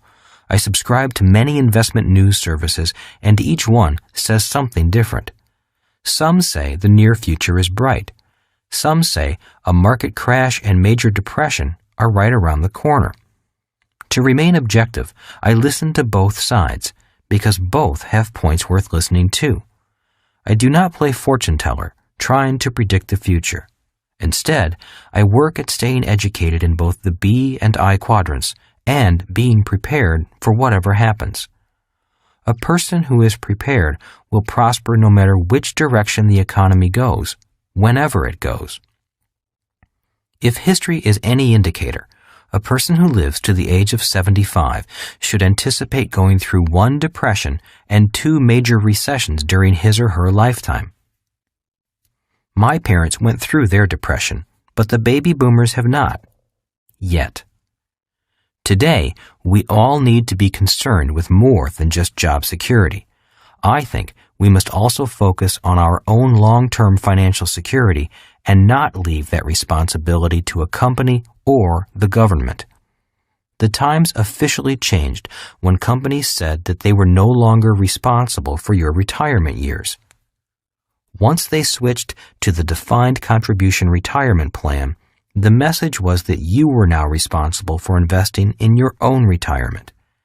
Today, we all need to become wiser investors, always aware of the ups and downs of the financial markets. I recommend learning to be an investor rather than giving your money to somebody else to invest for you. If you simply turn your money over to a mutual fund or to an advisor, you may have to wait until you're 65 to find out if that person did a good job. If they did a lousy job, you may have to work for the rest of your life. Millions of people will have to do just that because it will be too late for them to invest or learn about investing. Learn to manage risk. It is possible to invest for high returns with low risk. All you have to do is learn how it's done. It is not hard. In fact, it's much like learning how to ride a bike. In the early stages, you may fall down, but after a while, the falling stops and investing becomes second nature, just as riding a bicycle is for most of us. The problem with the left side of the cash flow quadrant is that most people go there to avoid financial risk. Instead of avoiding risk, I recommend learning how to manage financial risk. Take a risk. People who take risks change the world. Few people ever get rich without taking risks. Too many people have come to depend on government to eliminate the risks of life. The beginning of the information age should have ushered in an era of smaller government because big government is frankly too expensive to maintain. But rather than becoming savvy, educated investors, millions of people around the world have bought into the archaic idea of entitlements and pensions for life. This simply isn't feasible. The information age means we all need to become more self-sufficient, grow up, and take personal responsibility for our retirement. The idea of study hard and find a safe, secure job is an idea born in the industrial age. We're not in that age anymore. The times are changing. The problem is that many people's ideas have not changed. They still think they're entitled to something. Many still think that the I quadrant is not their responsibility.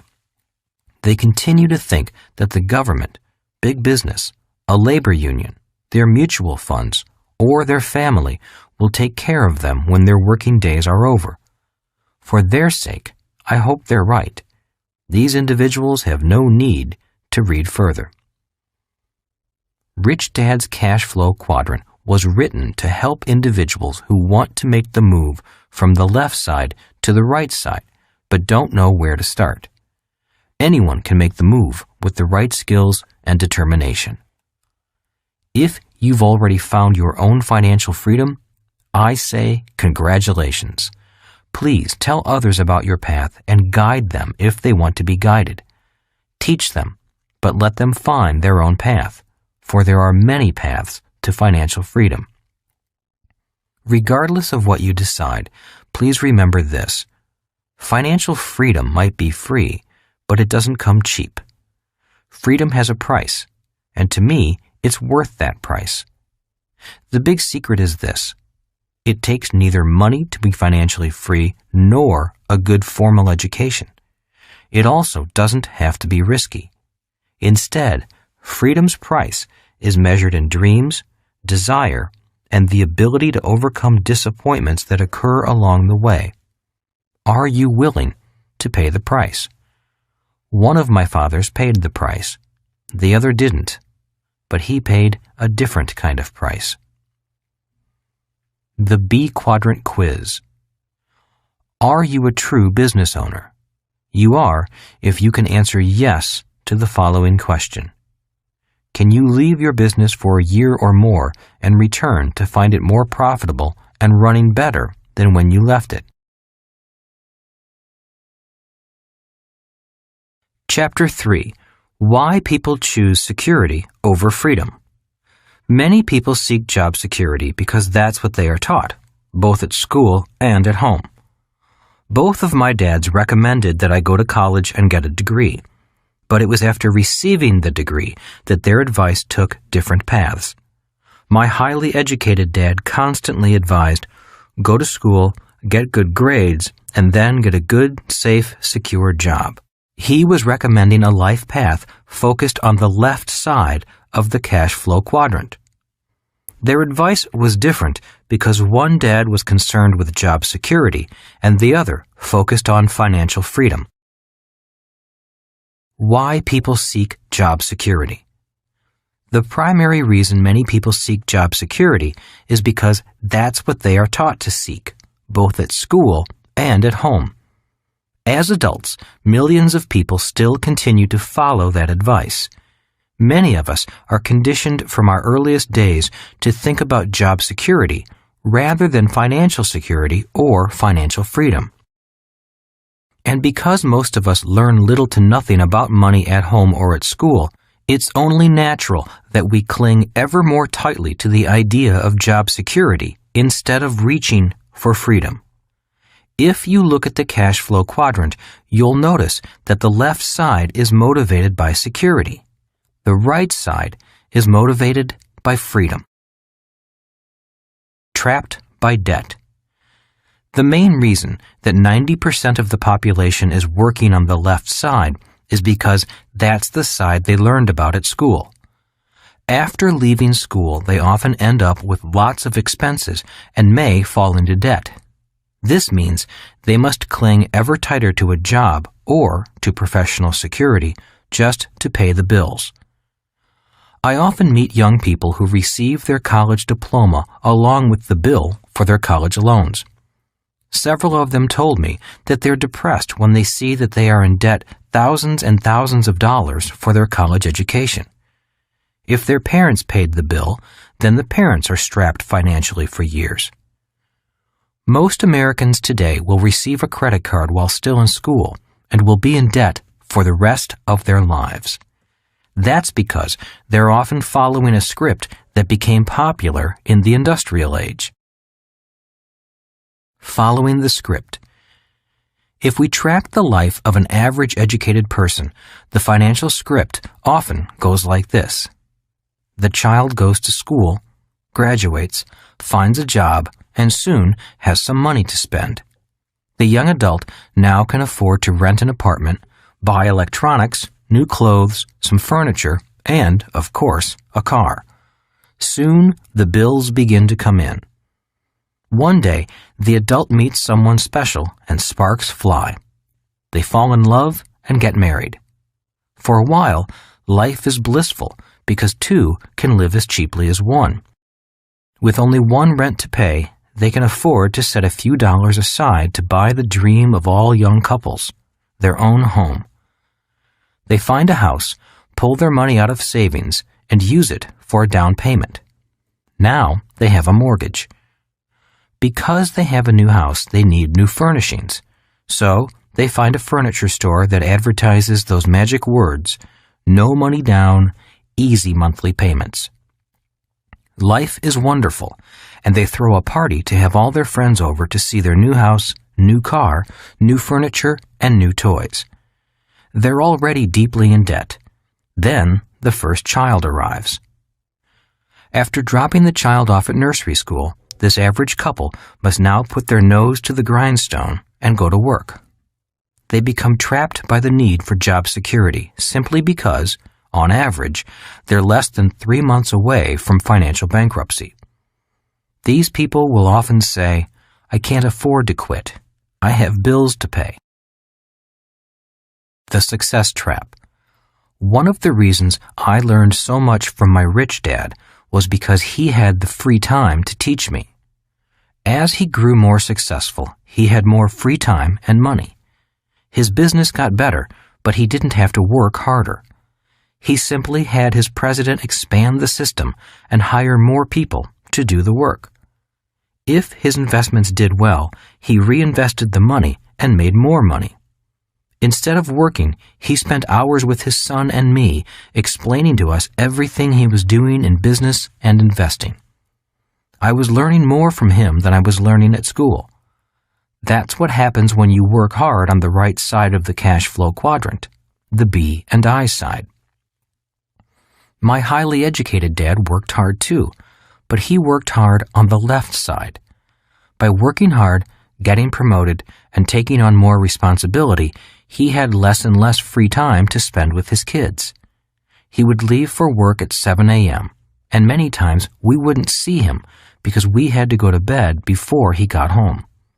That's what happens when you work hard and become successful in the E and S quadrants. Success brings you less and less time, even if it does bring more money. The money trap. Success on the B and I side requires a particular kind of knowledge about money called financial intelligence. Rich Dad said that financial intelligence determined not so much how much money you make, but how much money you keep, how hard that money works for you, and how many generations you can keep it. Success on the right side requires financial intelligence. If people lack basic financial intelligence, they'll find it hard to survive on the right side of the cash flow quadrant. My rich dad was good with money and with people at work. He had to be. He was responsible for creating money, managing as few people as possible, keeping costs low, and keeping profits high. Those are the skills necessary for success on the right side. It was my rich dad who stressed that your home is not an asset, but a liability. He could prove it simply by looking at the numbers. My educated dad didn't manage money and people at work, although he thought he did. As the state superintendent of education, he was a government official with a multi-million-dollar budget and thousands of employees. But it was not money he created. It was the taxpayers' money, and his job was to spend all of it. If he didn't spend it, the government would give him less money the next year. So, at the end of each fiscal year, his goal was to deplete his budget, which meant he often hired more people to justify the next year's budget. The funny thing was that the more people he hired, the more problems he had. As a young boy observing both fathers, I began to take mental notes of what kind of life I wanted to lead. My educated dad was a voracious reader of books, so he was word literate, but he was not financially literate. Because he couldn't read numbers on a financial statement, he had to take the advice of his banker and accountant, and both told him that his house was an asset and that it should be his largest investment. Because of this financial advice, not only did my highly educated dad work harder, he also got further into debt. Every time he received a promotion for his hard work, he also got a pay raise, and with each pay raise, he went into a higher tax bracket. Because he was in a high tax bracket, and taxes for high-income workers in the 1960s and 1970s were extremely high, his accountant and banker would tell him to buy a bigger house so he could write off the interest payments. He made more money, but all that happened was that his taxes increased and his debt increased. The more successful he got, the harder he had to work, and the less time he had with the people he loved. Soon, all the children were gone, and he was still working hard just to keep up with the bills. He always thought that the next promotion and pay raise would solve his problem, but the more money he made, the more the same things happened. He got deeper into debt and paid more in taxes. The more frazzled he got, both at home and at work, the more he seemed to depend on job security. The more emotionally attached he got to his job and to a paycheck to pay the bills, the more he encouraged his kids to get a safe, secure job. The more insecure he felt, the more he sought security. Your two biggest expenses. Because my dad couldn't read financial statements, he failed to see the money trap he was getting sucked into as he grew more successful. It's the same money trap I see millions of other successful, hard-working people fall into. The reason so many people struggle financially is because every time they make more money, they also increase their two biggest expenses, taxes and interest on debt. To top it all off, the government often offers you tax breaks to get you deeper into debt. Doesn't that make you a little suspicious? At the end of my hard-working, educated dad's life, the little money he did have left to pass on was taken by the government in probate taxes. The search for freedom. I know that many people search for freedom and happiness. The problem is that most people haven't been trained to work from the B and I quadrants. They have been trained instead to search for job security. Because of this training and their increasing debt, most people limit their search for financial freedom to the left side of the cash flow quadrant. Unfortunately, financial security and financial freedom are seldom found in the E or the S quadrant. True security and freedom are only found on the right side. Going from job to job in search of freedom. One thing the cash flow quadrant is useful for is to track or observe a person's life pattern. Many people spend their life in search of security or freedom, but wind up instead going from job to job. For example, I have a friend from high school who I hear from about every 5 years. He is always excited because he has found the perfect job and the company of his dreams. He loves the company. It's doing exciting things. He loves his work. He has an important title. The pay is great, the people are great, the benefits are great, and his chances for promotion are great. About 4.5 years later, I hear from him again. Only this time, he's dissatisfied. The company he works for is now corrupt and dishonest, and, in his opinion, it doesn't treat its workers with respect.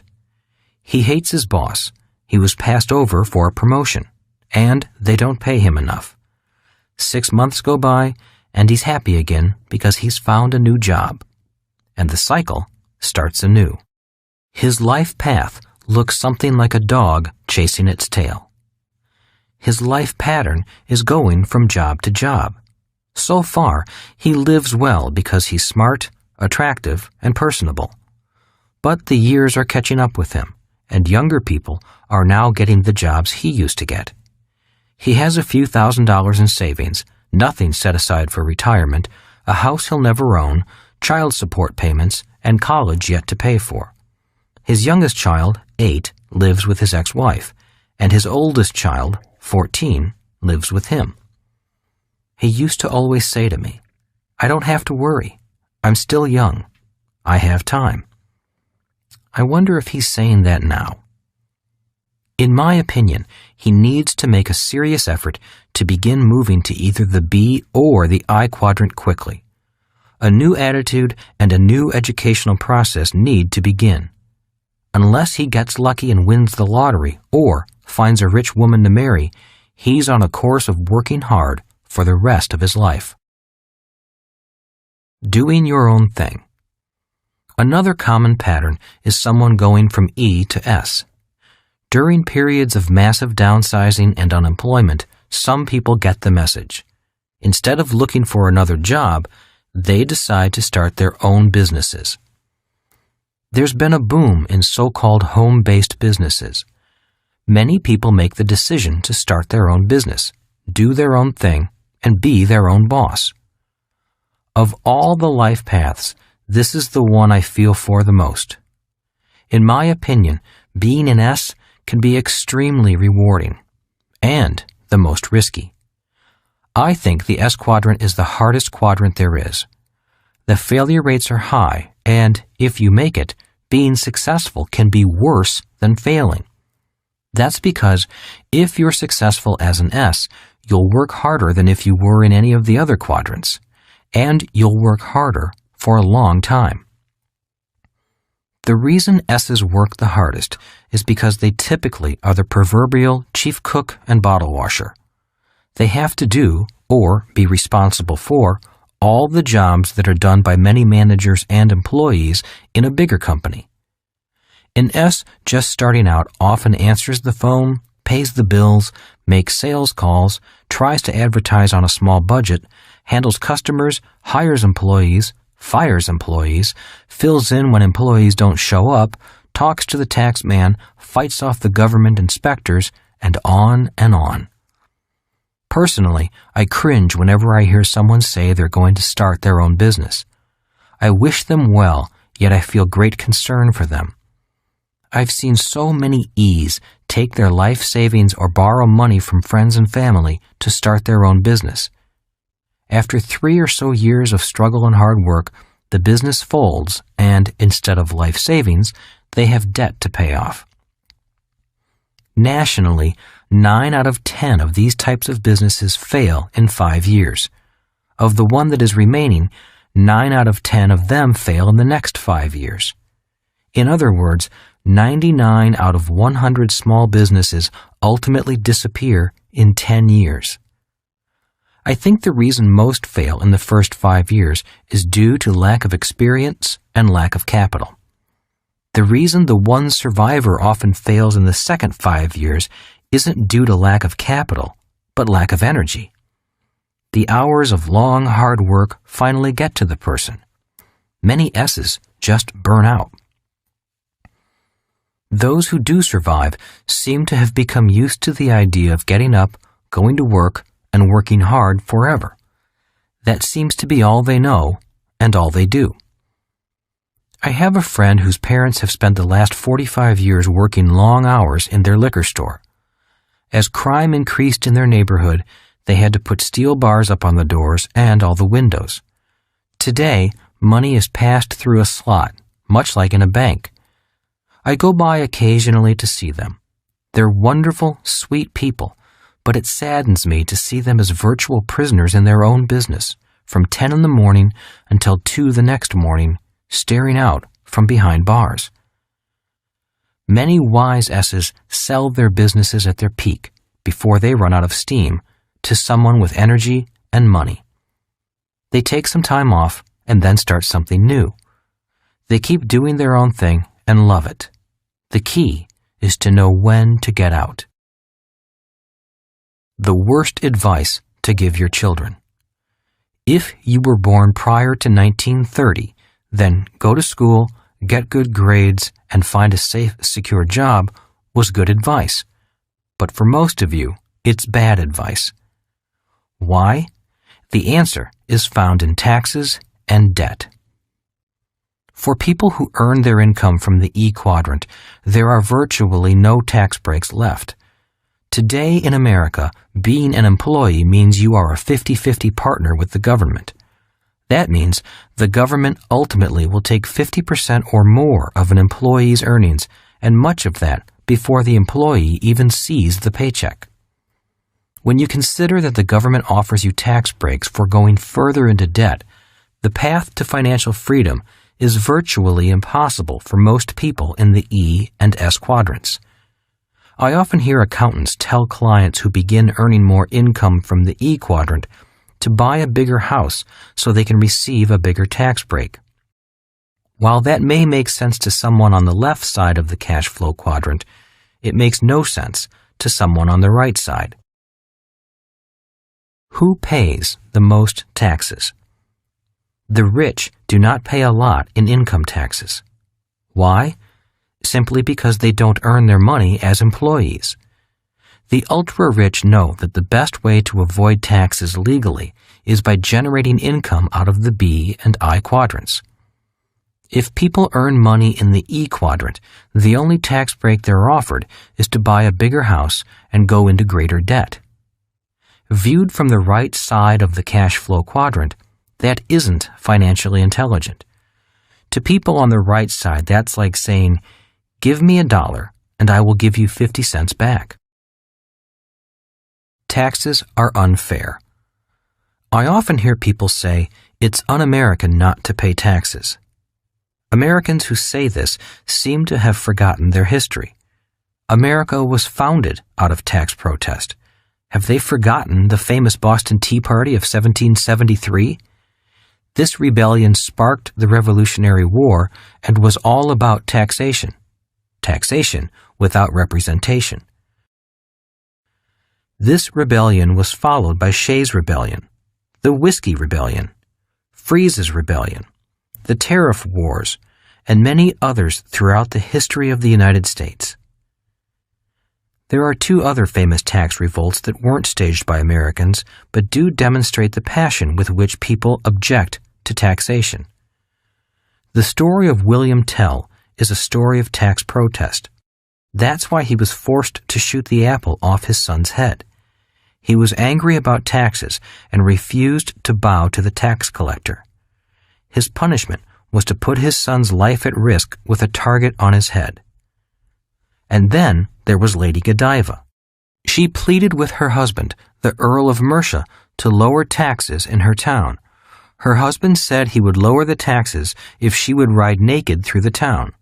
She took him up on his offer. Tax advantages. Taxes may be a necessity of modern civilization, but problems arise when taxes become abusive and mismanaged. As millions of baby boomers begin to retire, they will shift from the role of taxpayers to retirees and Social Security recipients. There will be a need to collect more taxes to support this shift. America and other great nations will decline financially. Individuals with money will leave in search of countries that welcome their money instead of penalizing them for having it. A big mistake. A newspaper reporter once asked me how much money I made during the prior year.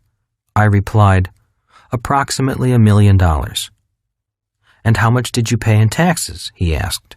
"Nothing," I said. "That money was made in capital gains and I was able to indefinitely defer paying those taxes. I sold 3 pieces of real estate and put them through a Section 1031 exchange under the U.S. Internal Revenue Code. I never touched the money. I just reinvested it into a much larger property."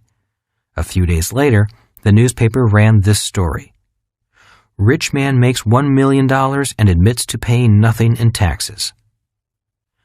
I did say something like that, but a few choice words were missing, which distorted the message. I don't know if the reporter was being malicious or if he simply didn't understand what a 1031 exchange is. Whatever the reason, it's a perfect example of different points of view coming from different quadrants. As I said, not all income is equal. Some income is much less taxed than others. Most people focus on income, not assets. Today, I still hear people say, "I'm going back to school so I can get a raise," or "I'm working hard so I can get a promotion." Those are words or ideas of a person who is focusing on the income column of the financial statement or the E quadrant. Those are the words of a person who will give half of that raise to the government and work harder and longer to do it. In an upcoming chapter, I'll explain how people on the right side of the cash flow quadrant utilize taxes as an asset instead of the liability it is for most people on the left side. It's not a matter of being unpatriotic. It's about fighting back legally to defend the right to keep as much money as possible. Countries where people don't protest their taxes often have depressed economies. Get rich quickly. For Kim and me to go from homeless to financially free quickly meant earning our money in the B and I quadrants. In these quadrants, you can get rich quickly because you can avoid paying taxes legally. And by being able to keep more money and have that money work for us, we found freedom quickly. How to get free. Debt and taxes are the main reasons most people never feel financially secure or achieve financial freedom. The path to security or freedom is found on the right side of the cash flow quadrant. You need to go beyond job security and know the difference between financial security and financial freedom. As you know, my highly educated dad was fixated on job security, as are most people of his generation. He assumed that job security meant financial security, until, that is, he lost his job and couldn't find another. My rich dad never talked about job security. He talked instead about financial freedom. The answer to finding the kind of security or freedom you desire can be found in observing the patterns found in the cash flow quadrant. The pattern for job security. People who follow this pattern are often good at performing their job. Many spent years in school and years on the job gaining experience. The problem is that they know little about the B quadrant or the I quadrant, even if they have a retirement plan. They feel financially insecure because they've been trained only for job security. Knowledge is power. To become more financially secure, I suggest that, in addition to performing their jobs in the E or S quadrants, individuals become educated in the B or I quadrants. By having confidence in their abilities on both sides of the cash flow quadrant, they'll naturally feel more secure, even if they have only a little money. Knowledge is power, and when an opportunity presents itself, they will be prepared to act with confidence. That is why our Maker gave us two legs. If we had only one leg, we would always feel wobbly and insecure. By having knowledge in two quadrants, one on the left and one on the right, we tend to feel more secure. People who know about their job or their profession only have one leg. Every time the economic winds blow, they tend to wobble more than people with two legs. The pattern for financial security. This is the pattern for financial security for an E, looping back and forth between the E and I quadrants. Instead of just putting money into a retirement account and hoping for the best, this loop signifies that people feel confident in their education as both an investor and an employee. Just as we study at school to learn a job, I suggest you study to become a professional investor. The reporter who was upset about my making $1 million in my asset column and not paying taxes never asked me the question, "How did you make the $1 million?" To me, that's the real question. Legally avoiding the taxes is easy. Making the million wasn't so easy. A second path to financial security could be looping between the E and B quadrants. And financial security for an S loops between the S and I quadrants. The average American millionaire is self-employed, lives frugally, and invests for the long term. The pattern above reflects that financial life path. This path, the S to the B, is often the path that many great entrepreneurs like Bill Gates take. It's not the easiest, but, in my mind, it is one of the best. Two are better than one. Back in Chapter 2, I discussed how the average rich person earns 70% of their income from the right side and less than 30% from the left side. I found that no matter how much money people make, they will feel more secure if they operate in more than one quadrant. Financial security is having a secure footing on both sides of the cash flow quadrant. Millionaire firefighters. I have two friends who are examples of success on both sides of the cash flow quadrant. They have tremendous job security with benefits, and they have also achieved great financial wealth on the right side. Both are firefighters who work for the city government.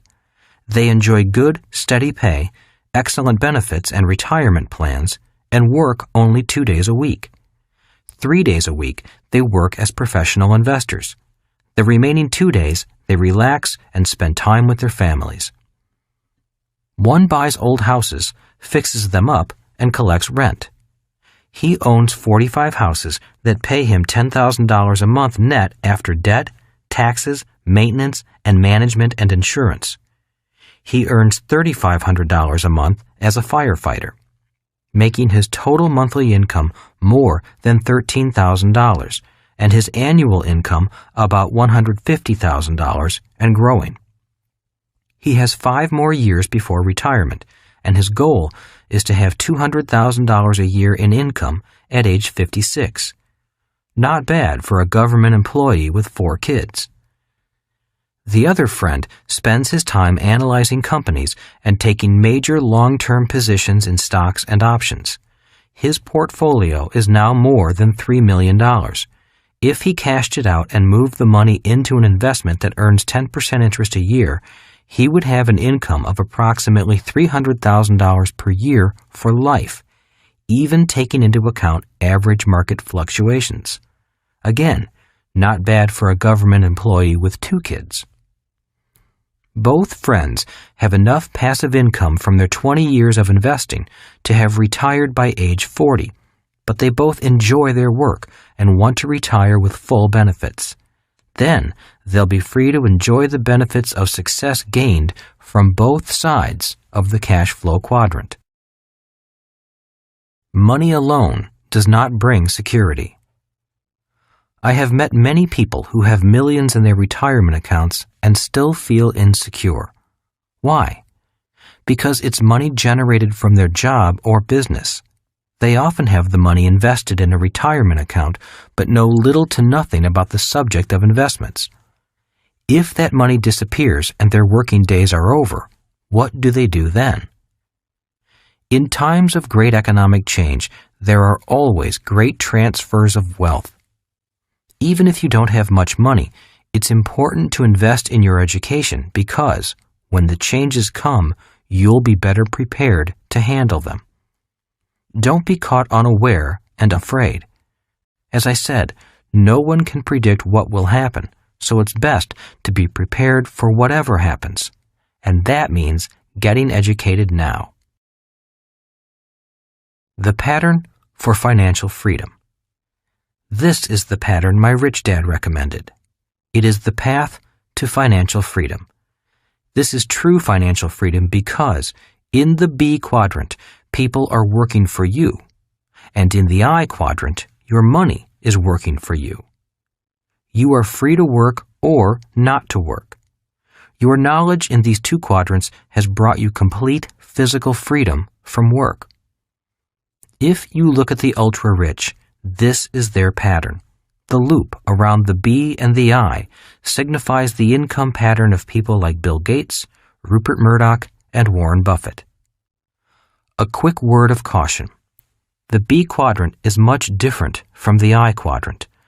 I've seen many successful Bs sell their businesses for millions, and their newfound wealth goes to their head.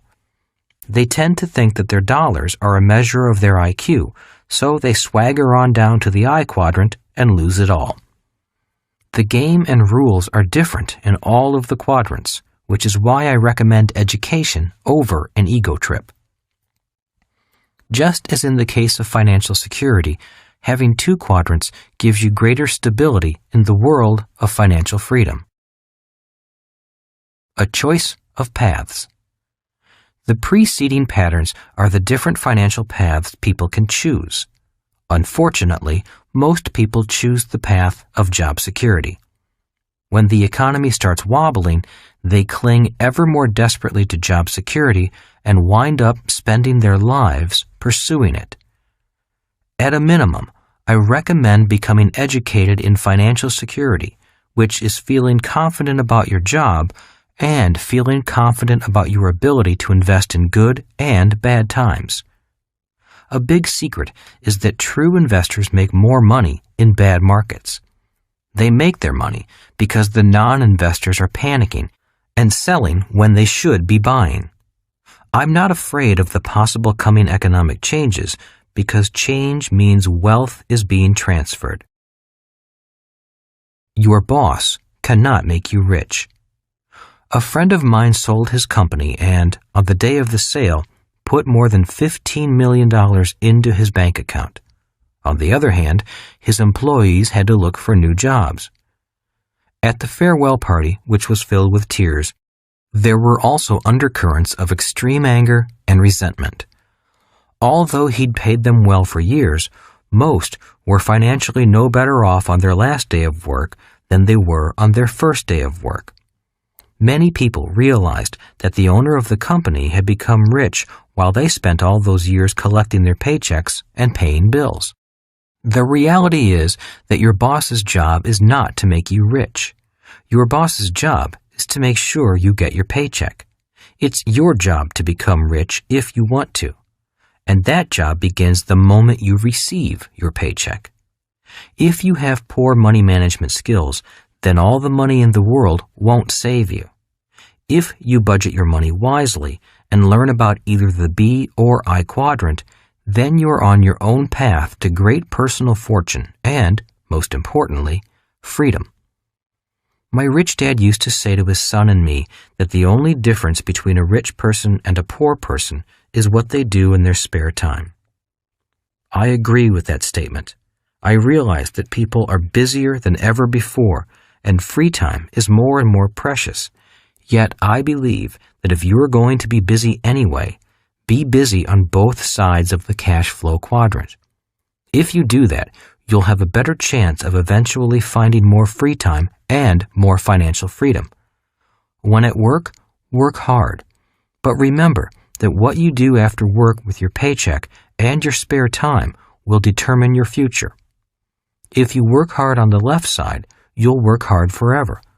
If you work hard on the right side, you have a chance of finding freedom.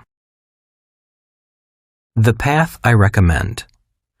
I am often asked by people in the E and S quadrants, what would you recommend?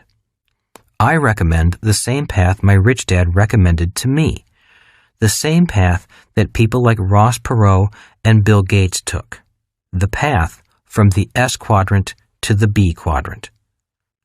Occasionally, people reply, but I'd rather be an investor. To which I say, then go to the I quadrant. If you have plenty of money and lots of free time, go straight to the I quadrant. But if you don't have an abundance of time and money, the path my rich dad recommended is safer. I's invest in B's. In most cases, people do not have an abundance of time and money, so they then ask another question. Why do you recommend the B quadrant first? This discussion usually takes an hour or so, but I'll just summarize my reasons in the next few lines. 1. Experience and education.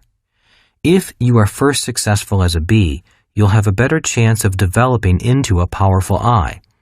If you first develop a solid business sense, you can become a better investor. You'll be better able to identify other good Bs. True investors invest in successful Bs with stable business systems. It's risky to invest in an E or an S who doesn't know the difference between a system and a product, or who lacks excellent leadership skills. 2. Cash flow. If you have a business that is up and running, then you should have the free time and the cash flow to support the ups and downs of the I quadrant. Many times I meet people from the E and S quadrants who are so tight on cash that they can't afford to take any kind of financial loss. One market swing and they're wiped out because they operate financially at the red line. The reality is that investing is capital and knowledge intensive. Sometimes it takes lots of capital and requires a lot of time to gain the necessary knowledge. Many successful investors have lost many times before winning. Successful people know that success is a poor teacher. Learning comes from making mistakes, and in the I quadrant, mistakes cost money. If you lack both knowledge and capital, it's financial suicide to try to become an investor. By developing the skill of becoming a good B first, you'll also be providing the cash flow necessary to help you become a good investor. The business you develop as a B will provide the cash to support you as you gain the education to become a good investor. Once you have gained the knowledge to become a successful investor, you'll understand how I can say, it does not always take money to make money. Good news. The good news is that it's easier than ever before to be successful in the B quadrant because of technology. Although it's not as easy as just getting a minimum wage job, the systems are in place now for more and more people to find financial success as Bs. Chapter 4. The 3 kinds of business systems. Your goal is to own a system and have people work that system for you. In moving to the B quadrant, remember that your goal is to own a system and have people work that system for you. You can develop the business system yourself, or you can look for a system to purchase. Think of the system as the bridge that will allow you to cross safely from the left side of the cash flow quadrant to the right side. It's your bridge to financial freedom. There are 3 main types of business systems commonly in use today. They are 1. Traditional C corporations, where you develop your own system. 2. Franchises, where you buy an existing system. 3. Network marketing, where you buy into and become part of an existing system. Each business system has its strengths and weaknesses, yet each ultimately does the same thing. If operated properly, each system will provide a steady stream of income without much physical effort on the part of the owner once it's up and running. The problem is getting it up and running.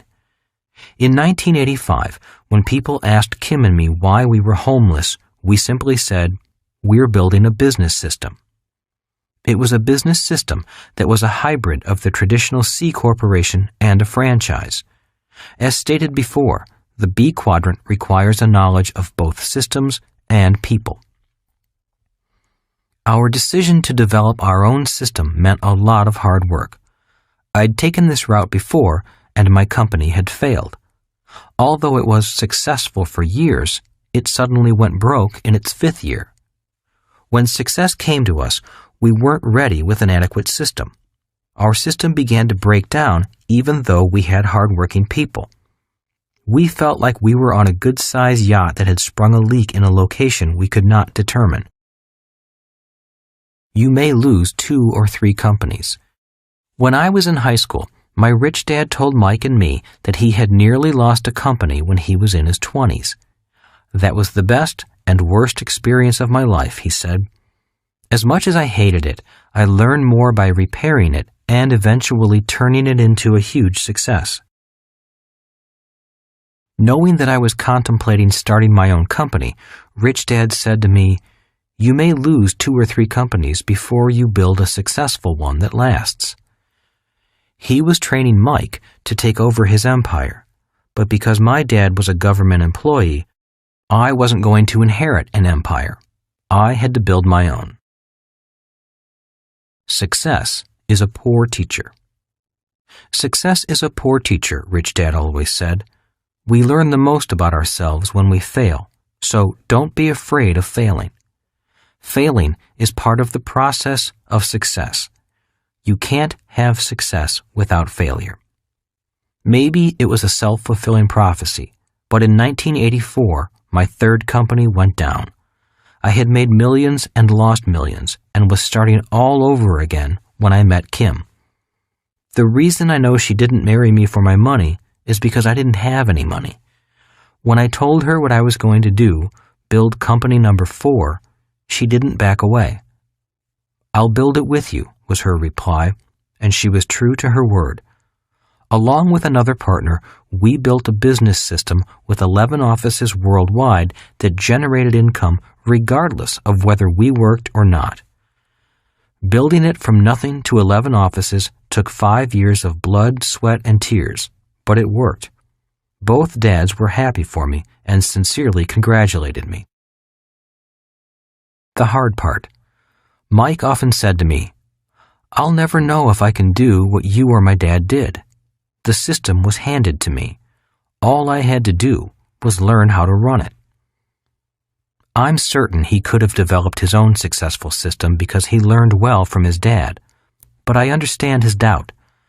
The hard thing about building a company from scratch is that you have 2 big variables: the system and the people building the system. If both the people and the system are leaky, the chances for failure are great. Sometimes it's hard to know whether the problem is the person or the system that is failing. Before franchises. When my rich dad began teaching me about becoming a B, there was only one kind of business: big business, a major corporation that usually dominated the town. In our town in Hawaii, it was the sugar plantation that controlled virtually everything, including other big businesses. So there were big businesses and mom-and-pop S-type businesses, with little in between. Working at the top levels of those big sugar companies wasn't a realistic goal for people like Rich Dad and me. Minorities, such as the Japanese, Chinese, and Hawaiians, worked in the fields, but were never allowed in the boardroom. So Rich Dad learned everything he knew, simply by trial and error. As I started high school, we began to hear about a thing called franchises, but none had come to our little town. We hadn't yet heard about McDonald's, Kentucky Fried Chicken, or Taco Bell. They weren't part of our vocabulary while I was studying with Rich Dad. When we did hear rumors about them, we heard they were illegal, fraudulent scams and dangerous. Rather than believe the rumors, Rich Dad flew to California to check out franchising for himself. When he returned, all he said was, "Franchises are the wave of the future," and he bought the rights to 2 of them. His wealth skyrocketed as the idea of franchises caught on, and he began selling his rights to other people so they could have a chance at building their own businesses. When I asked him if I should buy one from him, he simply said, "No, you've come this far in learning how to build your own business system. Don't stop now. Franchises are for people who don't want to build or don't know how to build their own systems. Besides, you don't have the $250,000 it takes to buy a franchise from me." It's hard to imagine today a city without a McDonald's or Burger King or Pizza Hut on every corner. Yet there was a time, not too long ago, when they didn't even exist. How to learn to become a B. The way I learned to become a B was by being an apprentice to my rich dad. His son and I were both E's learning to be B's. And that is the way many people learn. It's called on-the-job training. This is the way many closely held family empires are passed on from one generation to the next. The problem is that not too many people are privileged or lucky enough to learn the behind-the-scenes aspects of becoming a B. Most corporate management training programs are just that. The company only trains you to be a manager. Few teach what it takes to be a B. Often, people get stuck in the S quadrant on their journey to the B quadrant. This happens primarily because they don't develop a strong enough system and end up becoming an integral part of the system. Successful Bs develop a system that will run without their involvement. There are 3 ways you can make it to the B side quickly. 1. Find a mentor. My rich dad was my mentor. A mentor is someone who has already done what you want to do and is successful at doing it.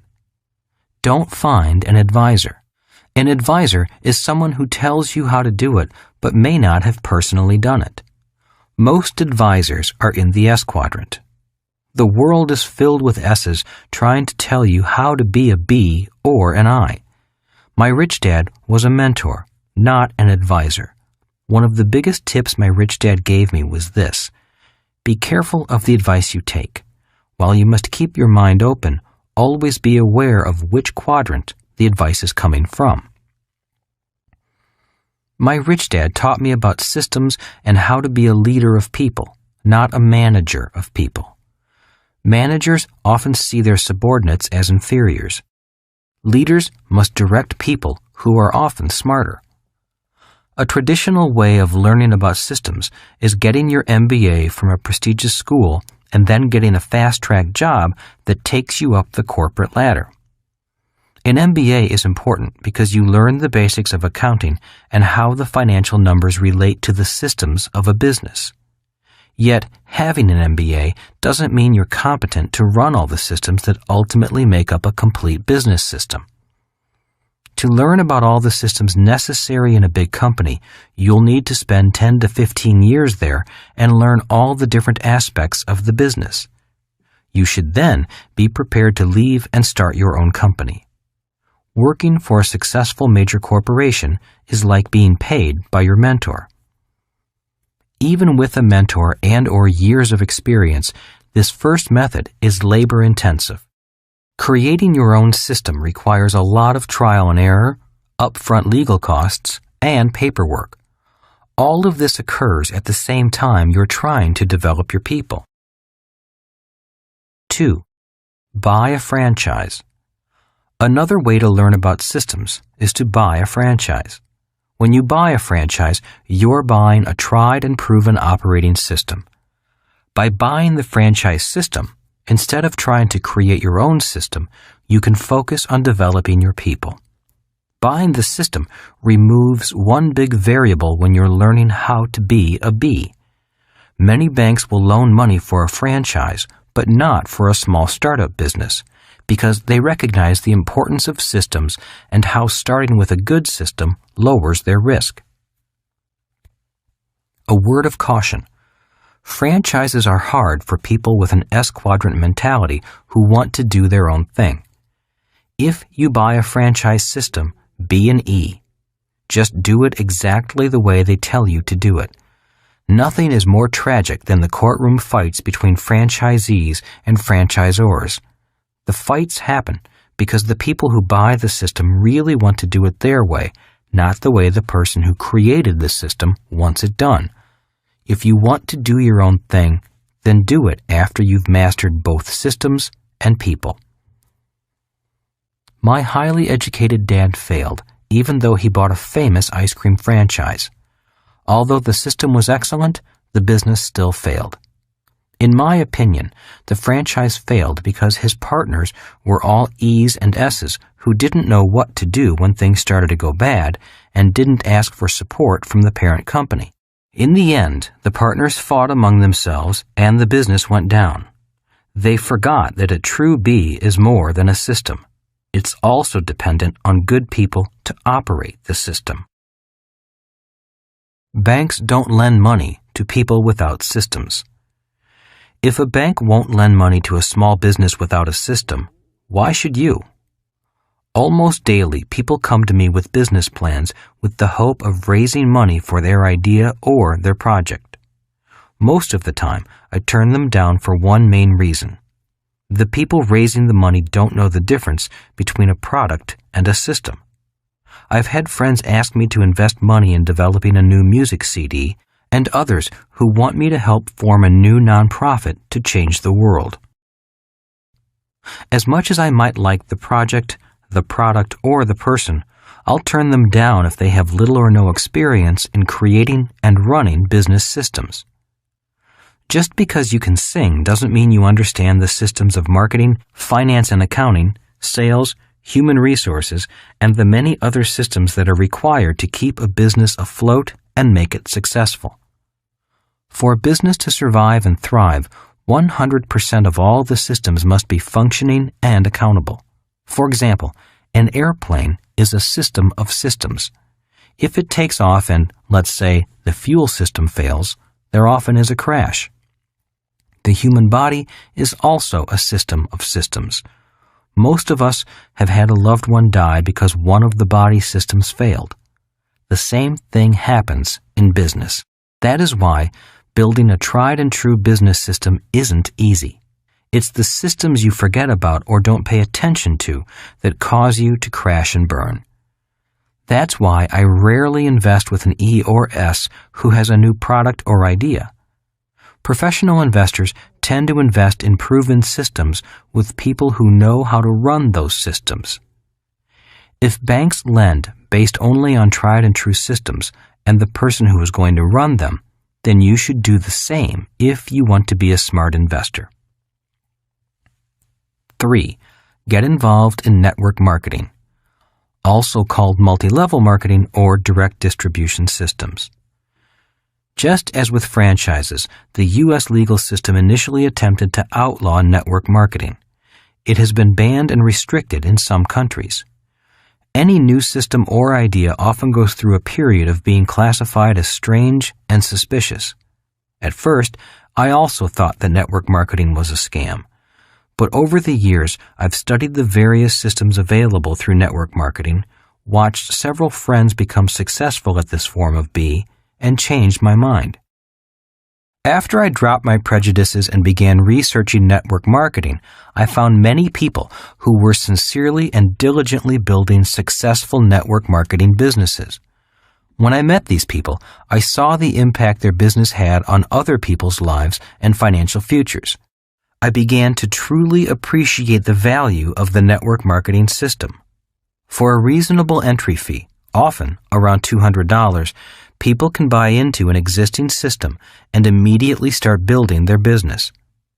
Due to the technological advances in the computer industry, these organizations are totally automated, and the headaches of paperwork, order processing, distribution, accounting, and follow-up are almost entirely managed by the network marketing software systems. New distributors can focus all of their efforts on building their business instead of worrying about the normal startup headaches of a small business. One of my old friends, who did more than $1 billion in real estate business in 1 year, recently signed on as a network marketing distributor and began building his business. I was surprised to find him so diligently building a network marketing business because he definitely didn't need the money. When I asked him why, he explained it this way. I went to school to become a CPA, and I have an MBA in finance.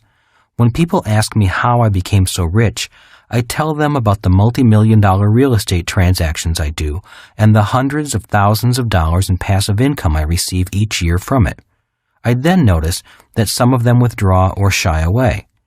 We both know that their chances of doing multi-million-dollar real estate investments like I do are slim to none. So I began to look for a way I could help them achieve the same level of passive income I developed from real estate without going back to school for 6 years and spending 12 years investing in real estate.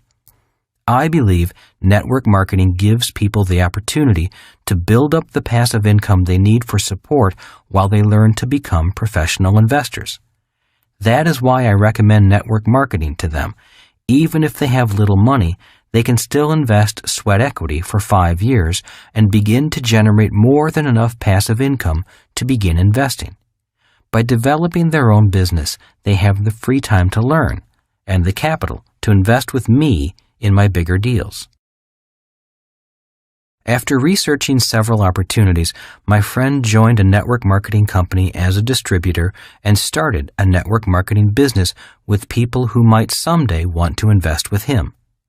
He's now doing well in his network marketing business as well as in his investment business. He told me, "I did it initially because I wanted to help people find the money to invest. and now I'm getting rich from a whole new business. Twice a month, he holds classes on Saturdays. At the first meeting, he teaches people about business systems and people, or how to develop into a successful bee. On the second meeting of the month, he teaches them about financial literacy and financial intelligence in order to turn them into savvy eyes. His class sizes are growing rapidly. The pattern he recommends is the same one I recommend. A personal franchise. That's why today I recommend that people consider network marketing. Many famous franchises cost $1 million or more to buy. Network marketing is like buying a personal franchise, often for less than $200. I know much of network marketing is hard work, but success in any quadrant is hard work. I personally generate no income as a network marketing distributor. I researched several network marketing companies and their compensation plans. While doing my research, I did join several companies just because their products are so good and I use them as a consumer. The one recommendation I have for finding a good organization to help you move to the right side of the cash flow quadrant is to focus not so much on the product, but on the education the organization offers. There are network marketing organizations that are only interested in having you sell their system to your friends, and there are organizations primarily interested in educating you and helping you succeed. From my research into network marketing, I found two important things you can learn through their programs that are essential to become a successful bee. 1. To be successful, you need to learn to overcome your fear of being rejected and to stop worrying about what other people say and think about you. So many times I've met people who hold themselves back simply because of what their friends might say if they did something different. I know, because I was the same way.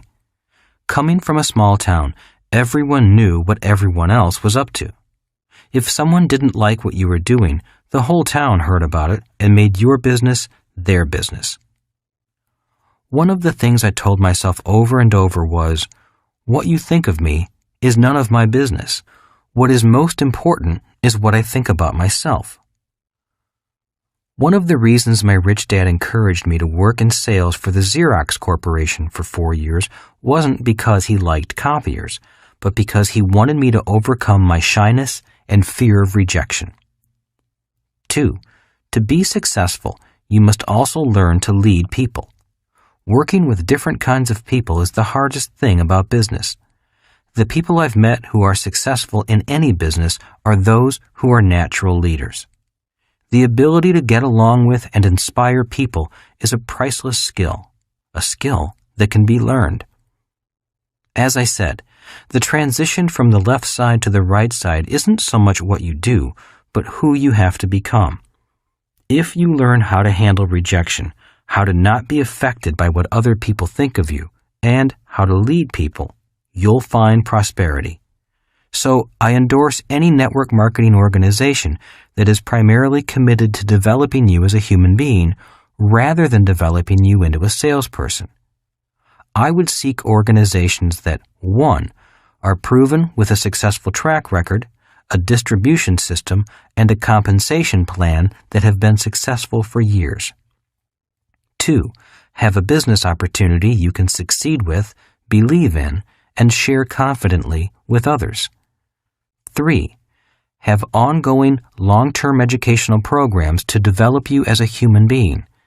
Self-confidence is vital on the right side of the cash flow quadrant. 4, have a strong mentor program. You want to learn from leaders, not advisors. You want to learn from people who are already leaders, who are on the right side, and who want you to succeed.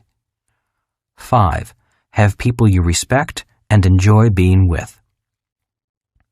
If the organization meets these 5 criteria, then and only then look at the product. Too many people look at the product instead of the business system and the organization behind the product. In some of the organizations I looked into, their pitch was, the product sells itself. It's easy. If you're looking to be a salesperson, an S, then the product is the most important thing. But if you're developing into a long-term B, then the system, lifelong education, and the people are most important. A friend and colleague of mine who is knowledgeable in this industry reminded me about the value of time, one of our most precious assets. A true success story in a network marketing company is when your commitment of time and hard work in the short term results in significant long-term passive income. Once you've built a strong organization below you, you can stop working and your revenue stream will continue from the efforts of the organization you've built.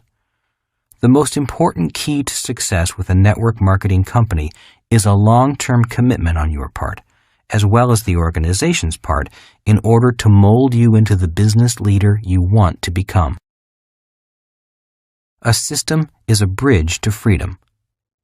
Being homeless was not an experience I want to repeat. Yet for Kim and me, the experience was priceless. Today, freedom and security are found not so much in what we have, but in what we know we can create with confidence.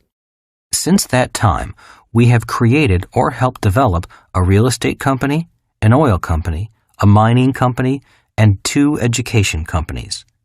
So the process of learning how to create a successful system was beneficial for us. Yet I don't recommend the process to anyone unless they truly want to go through it.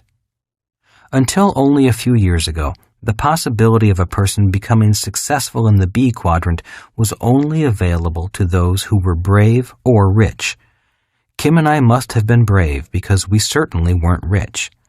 Many people stay stuck on the left side because they feel the risks involved in developing their own system are too great. For them, it's smarter to remain safe and secure in a job. Today, primarily due to changes in technology, the risk in becoming a successful business owner is greatly reduced, and the opportunity to build your own or leverage an existing business system is available to virtually everyone. Franchises and network marketing took away the hard part of developing your own system. You acquire the rights to a proven system, and then your only job is to develop your people. Think of business systems as bridges that provide a path for you to cross safely from the left side to the right side of the Cashflow Quadrant. Chapter 5. The 5 Levels of Investors. Investing is the key to financial freedom. My poor dad often said, investing is risky. My rich dad often said, being financially uneducated is risky. Today, most people know they should invest. The problem is that most people, like my poor dad, believe investing is risky. And investing is risky if you lack financial education, experience, and guidance. Learning to invest is important because investing is the key to financial freedom. 5 things happen to people who do not invest or who invest poorly. 1. They work hard all their lives. 2. They worry about money all their lives. 3.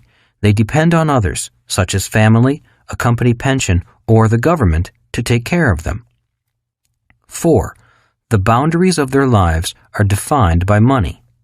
5. They will not know what true freedom is.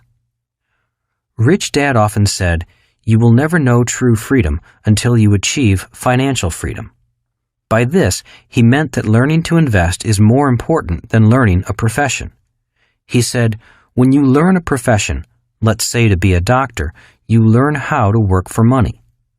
Learning to invest is learning how to have money work for you. The moment you have money working for you, you have your ticket to freedom. He also said, the more money you have working for you, the less you pay in taxes, if you are a true investor. Learning to invest. My rich dad began preparing me for the I quadrant at the age of 9 using the game of Monopoly as a teaching tool. Over and over again, he would say, one of the great formulas for wealth is found in the game of Monopoly. Always remember the formula: 4 green houses, 1 red hotel. The game of Monopoly is a game of cash flow. For example, if you had one greenhouse on a property you owned and you received $10, that was $10 a month in cash flow. 2 houses, $20. 3 houses, $30. And the red hotel, $50. More greenhouses and more red hotels mean more cash flow, less work, less taxes, and more freedom. A simple game, but an important lesson. Rich Dad played Monopoly in real life. He would often take his son and me to visit his greenhouses that would one day become a big red hotel right on Waikiki Beach. As I grew up and watched my rich dad play the game of Monopoly in real life, I learned many valuable lessons about investing.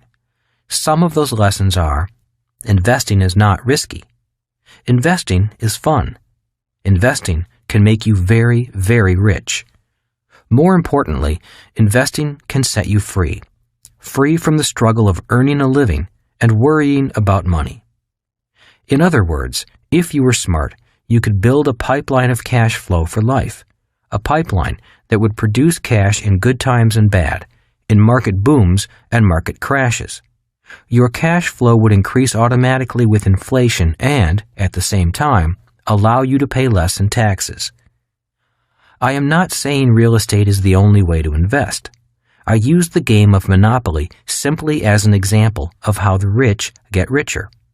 A person can earn income from stock via dividends, from bonds via interest, or from oil, books, and patents via royalties. In other words, there are many ways to financial freedom. Financial experts. Unfortunately, due to a lack of financial education in schools, most people blindly turn their money over to people they believe are financial experts, people such as bankers, financial planners, and stockbrokers. Unfortunately, most of these experts are not really investors in the I quadrant. Most are employees in the E quadrant working for a paycheck, or self-employed financial advisors in the S quadrant working for fees and commissions. Most experts cannot afford to stop working simply because they don't have investments working for them. Warren Buffett said, "Wall Street is the only place that people ride to in a Rolls-Royce to get advice from those who take the subway." If people do not have sound financial education, they cannot tell if a financial advisor is a salesman or a con man, a fool or a genius. Remember, all con men are nice people. If they were not being nice by telling you what you want to hear, you would not listen to them. There is nothing wrong with being a salesperson. We all have something to sell. Yet, as Warren Buffett says, never ask an insurance salesman if you need insurance. When it comes to money, there are many people desperate enough to tell and sell you anything, just to get your money. Interestingly, the vast majority of investors never meet the person taking their money. In most of the Western world, employees simply have their money automatically deducted from their paycheck, the same way the tax department collects taxes. Many workers in America simply allow their employer to deduct their money and put it into their 401k retirement plan, possibly the worst way to invest for retirement. 401k plans go by different names in different countries. In Australia, they are called superannuation plans. In Japan, they are also called 401ks, and in Canada, they are known as RRSPs. I say the 401k may possibly be the worst way to invest for retirement for the following reasons. 1. Time magazine is on my side. Time magazine has run a number of articles over the years questioning the wisdom of putting so many people's retirement at risk. Time has been predicting that millions will not have enough money to retire after a lifetime of turning their money over to strangers. A typical 401k plan takes 80% of the profits. The investor may receive 20% if they are lucky. The investor puts up 100% of the money and takes 100% of the risk. The 401k plan puts up 0% of the money and takes 0% of the risk. The 401k company makes money, even if you lose money. 2. Taxes work against you with a 401k. Long-term capital gains are taxed at a lower rate of around 15%, but the 401k gains are taxed at the ordinary earned income tax rate of around 35%, the highest of the three types of income, which are ordinary earned, portfolio, passive. If you want to take the money out of your 401k early, you'll have to pay an additional 10% penalty tax. 3. You have no insurance if there is a stock market crash. To drive a car, I must have insurance in case there is a crash. When I invest in real estate, I have insurance in case of fire or other losses. Yet the 401k investor has no insurance to prevent losses from market crashes. 4. The 401k is for people who are planning to be poor when they retire. That is why financial planners often say, when you retire, you'll be taxed at a lower tax rate. They assume your income will go down in retirement into a lower tax bracket. If, on the other hand, you are rich when you retire and you have a 401k, you could pay even higher taxes at retirement. Smart investors understand taxes before investing. The sad truth about most financial advisors and pension fund managers is that they are not investors. Most are employees in the E quadrant. One reason why so many government pensions and union pensions are in trouble is because these employees are not trained to be investors. Most do not have any real-life financial education.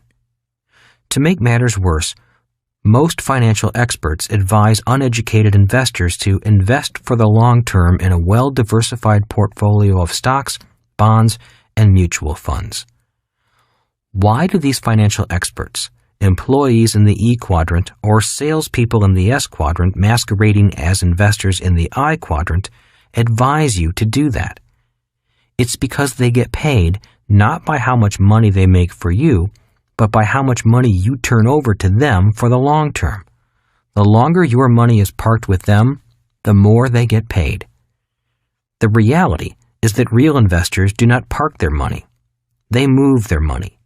It is a strategy known as the velocity of money. A true investor's money is always moving, acquiring new assets, and then moving on to acquire even more assets. Only amateurs park their money. I am not saying 401k type plans are bad, although I would never have one. For me, they are too expensive, too risky, too tax inefficient, and unfair to the investor. I am saying there are better ways to invest, but they require financial education. What is the best investment? The average investor does not know the difference between investing for cash flow and investing for capital gains. Most investors invest for capital gains, hoping and praying the price of their stock or home goes up. As long as you have more cash flowing in than flowing out, your investment is a good investment. Keep in mind that it's not the asset class that makes a person rich or poor. For example, when a person asks, "Is real estate a good investment?" I reply, "I don't know. Are you a good investor?" Or if they ask, "Are stocks a good investment?" Again, my answer is the same. I don't know. Are you a good investor? My point is that it is never the investment or asset class that is important. Success or failure, wealth or poverty, depends solely on how smart the investor is. A smart investor will make millions in the stock market. An amateur will lose millions. Tragically, most people do not think learning to invest is important. That is why most people believe investing is risky and turn their money over to experts, most of whom are not really investors, but salespeople who make money whether the investor makes money or loses money. 5 different levels of investors. There are 5 types or levels of investors found in the I quadrant. Level 1. The zero financial intelligence level. Sadly, in America, once the richest country in the world, Over 50% of the U.S. population is at the bottom level of the I quadrant. Simply said, they have nothing to invest. There are many people who make a lot of money who fall into this category. They earn a lot and spend more than they earn. I have a friend who looks very rich. He has a good job as a real estate broker, a beautiful wife, and 3 kids in private school. They live in a beautiful house overlooking the Pacific Ocean in San Diego. He and his wife drive expensive European cars. When his son and daughters were old enough, they too drove expensive cars. They looked rich, but what they had was bad debt. They looked rich, but were poorer than most poor people. Now, they are homeless. When the real estate market crashed, they crashed. They were no longer able to pay the interest on all the debt they had accumulated. When we were younger, this same friend made a lot of money. Unfortunately, it was his low financial intelligence level, 0, that caused him to be a 0 over the long run. In fact, he is so deeply in debt that he is really a sub-zero investor. Like many people, everything he buys loses value or costs him money. Nothing he buys makes him richer. 2. The savers are losers level. Many people believe it is smart to save money. The problem is that today money is no longer money.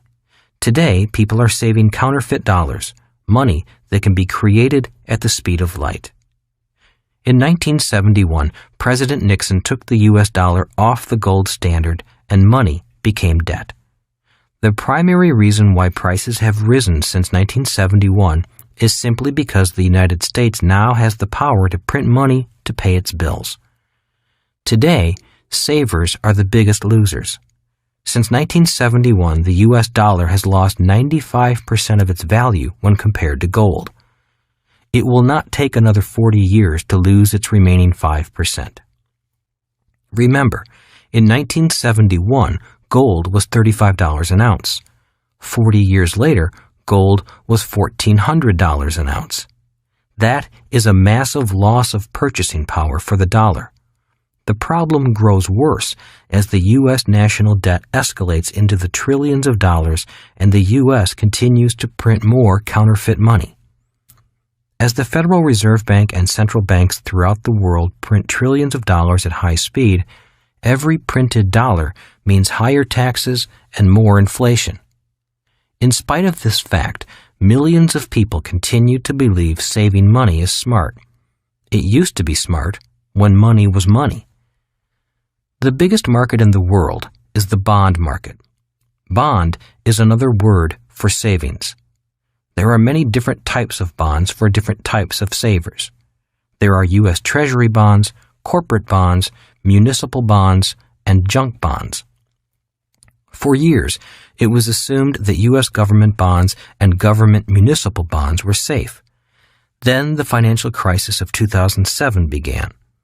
As many of you know, the crisis was caused by mortgage bonds such as mortgage-backed securities, or MBS, also known as derivatives. Millions of these mortgage bonds were made up of subprime mortgages, which were loans to subprime or high-risk borrowers. You may recall that some of those borrowers had no income and no job. Yet they were buying homes they could never pay for. The Wall Street bankers took these subprime loans and packaged them into bonds, magically got this subprime bond labeled as prime, and sold them to institutions, banks, governments, and individual investors. To me, this is fraud, but that is the banking system. Once the subprime borrower could no longer pay the interest on their mortgages, these MBS bonds began blowing up all over the world. Interestingly, it was Warren Buffett's firm, Moody's, that blessed these subprime mortgages as AAA prime debt, the highest rating for bonds. Today, many people blame the big banks, such as Goldman Sachs and J.P. Morgan, for the crisis. Yet if anyone should be blamed for this crisis, it should be Warren Buffett. He is a smart man, and he knew what he was doing. Moody's was blessing rotting dog meat as grade A prime beef. That is criminal. The problem is that these subprime bonds are now causing ripple effects all over the world. Today, countries such as Ireland and Greece are in serious trouble, unable to pay the interest on their bonds. In the United States, governments and municipalities are going broke, unable to pay the interest on their bonds. In 2011, millions of individuals, many retirees, pension funds, governments, and banks are in trouble as the bond market proves how unsafe bonds can be. On top of that, rising inflation makes bonds an even riskier investment, which is why savers who only know how to save are losers. For example, if a bond is paying 3% interest and inflation is running at 5%, the value of a 3% bond crashes, wiping out investors' value. China could be the biggest loser of all. China holds $1 trillion in U.S. bonds. Every time the U.S. government devalues the dollar by printing more money and issuing more bonds, the value of China's $1 trillion investment in the United States goes down. If China stops buying U.S. government bonds, the world economy will stop and crash. Millions of retirees are just like China. Retirees in need of a steady income after retirement believed government bonds were safe. Today, as governments, big and small, go bust and inflation rises, retirees are finding out that savers who saved money in bonds are losers. Municipal bonds are IOUs issued by states, cities, hospitals, schools, and other public institutions. One advantage of municipal bonds is that many are tax-free income. The problem is that municipal bonds are not risk-free. Millions of municipal bond investors are now finding out that the municipal bonds they invested in are in serious trouble. In the United States, more than $3 trillion is invested in municipal bonds. It is estimated that 2/3 of those bonds are now at risk because these public institutions are broke. If more money is not pumped in, the United States could implode from the center as states, cities, hospitals, and schools begin to default, just as subprime homeowners defaulted and stopped paying on their home mortgages. The bond market is the biggest market in the world, bigger than the stock market or the real estate market. The main reason it is the biggest is because most people are savers, level 2 investors. Unfortunately, after 1971, when the rules of money changed, savers became the biggest losers, even if they saved money by investing in bonds. Remember that savers, bondholders, and most people who save money in a retirement plan are people who park their money, investing for the long term, while professional investors move their money. Professional investors invest their money in an asset, get their money back without selling the asset, and move their money on to buy more assets. That is why savers who park their money are the biggest losers. Level 3, the I'm too busy level. This is the investor that is too busy to learn about investing. Many investors at this level are highly educated people who are simply too busy with their careers, family, other interests, and vacations. Hence, they prefer to remain financially naive and turn their money over to someone else to manage for them. This is the level that most 401k, IRA, and even very rich investors are at. They simply turn their money over to an expert, and then hope and pray their expert is really an expert.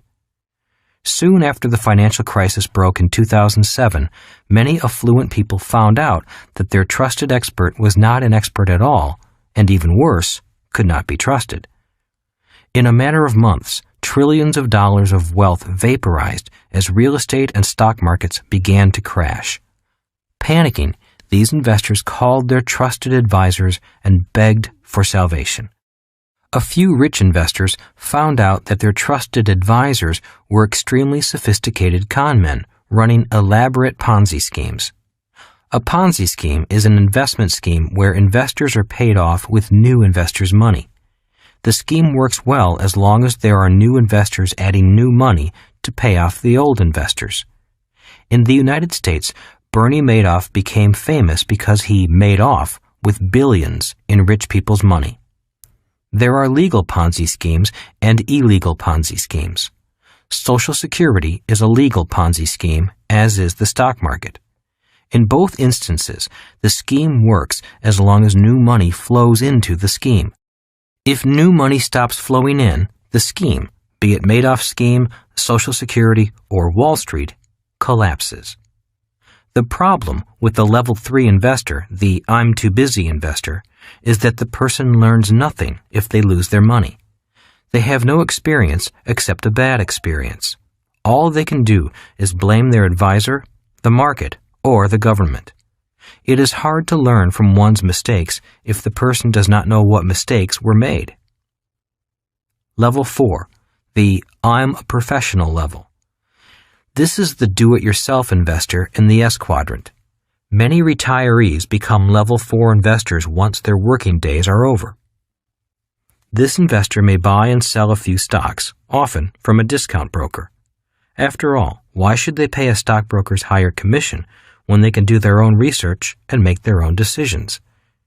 If they invest in real estate, the do-it-yourselfer will find, fix, and manage their own properties. And if the person is a gold bug, they will buy and store their own gold and silver. In most cases, the do-it-yourselfer has very little, if any, formal financial education. After all, if they can do it themselves, why should they learn anything? If they do attend a course or two, it is often in a narrow subject area. For example, if they like stock trading, they will focus only on stock trading. The same is true for the small real estate investor.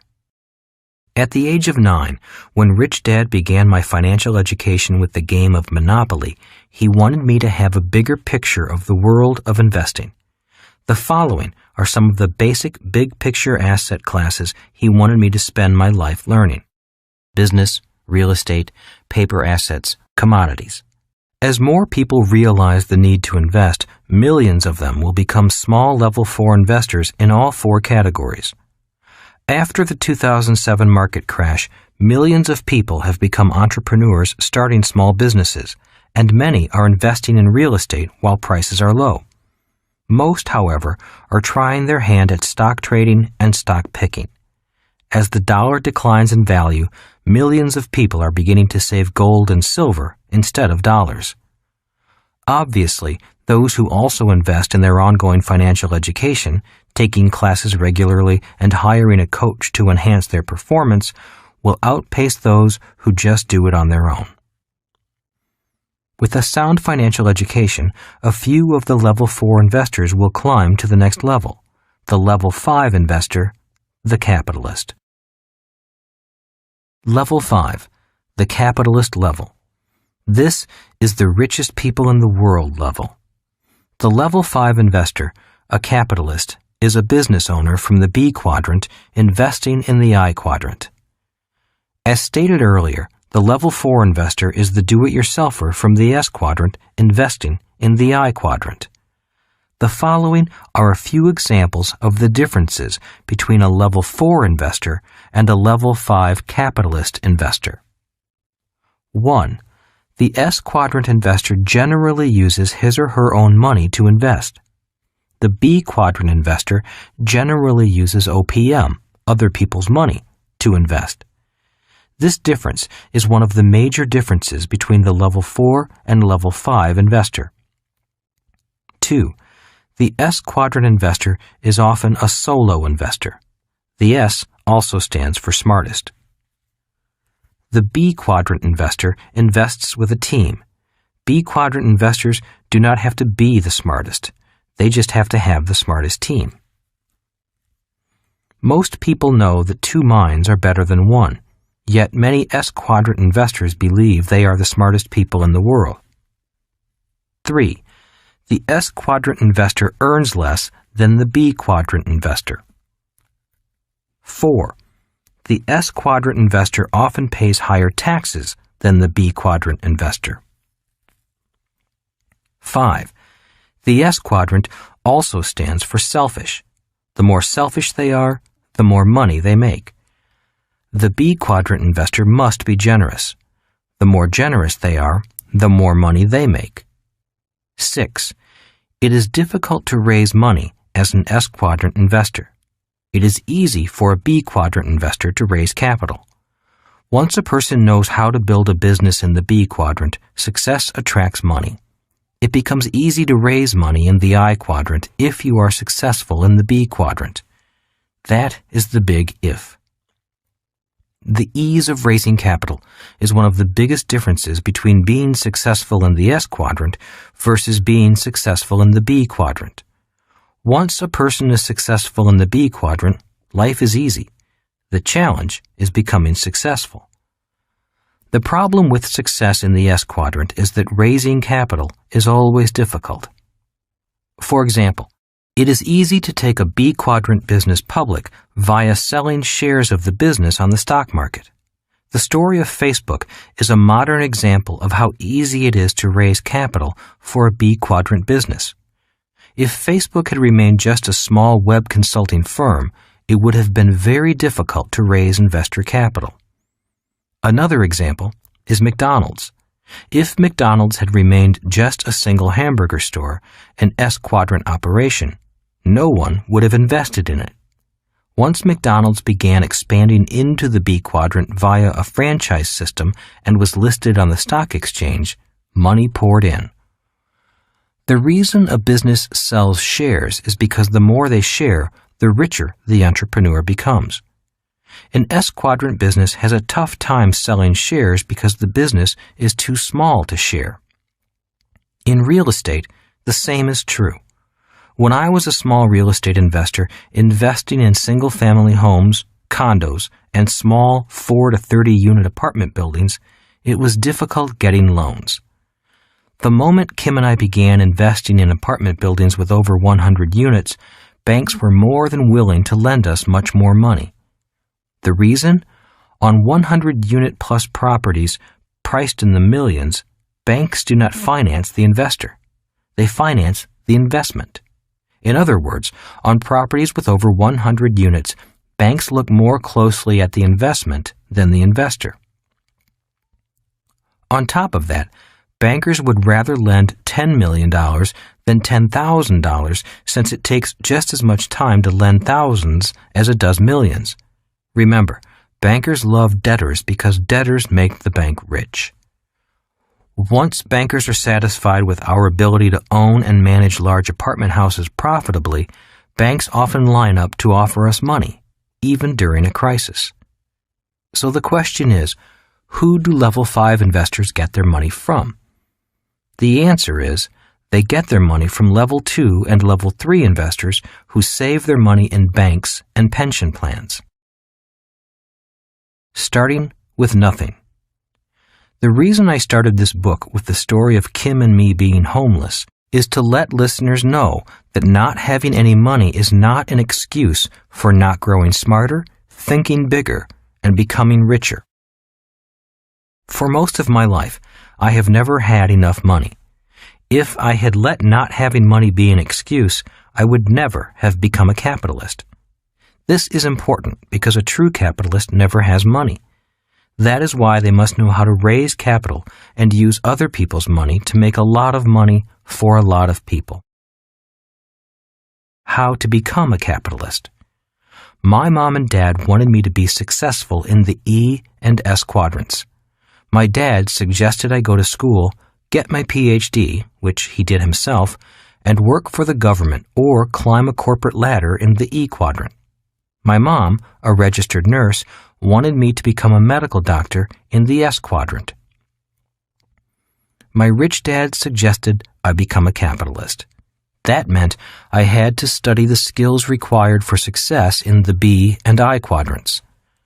My mom and dad believed in traditional schools such as colleges, law schools, and medical schools. They valued good grades, degrees, and credentials, such as a law degree or a medical license. My rich dad believed in education, but not the type of education found in traditional schools.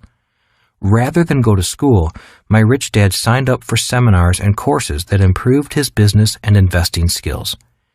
He also took personal development courses.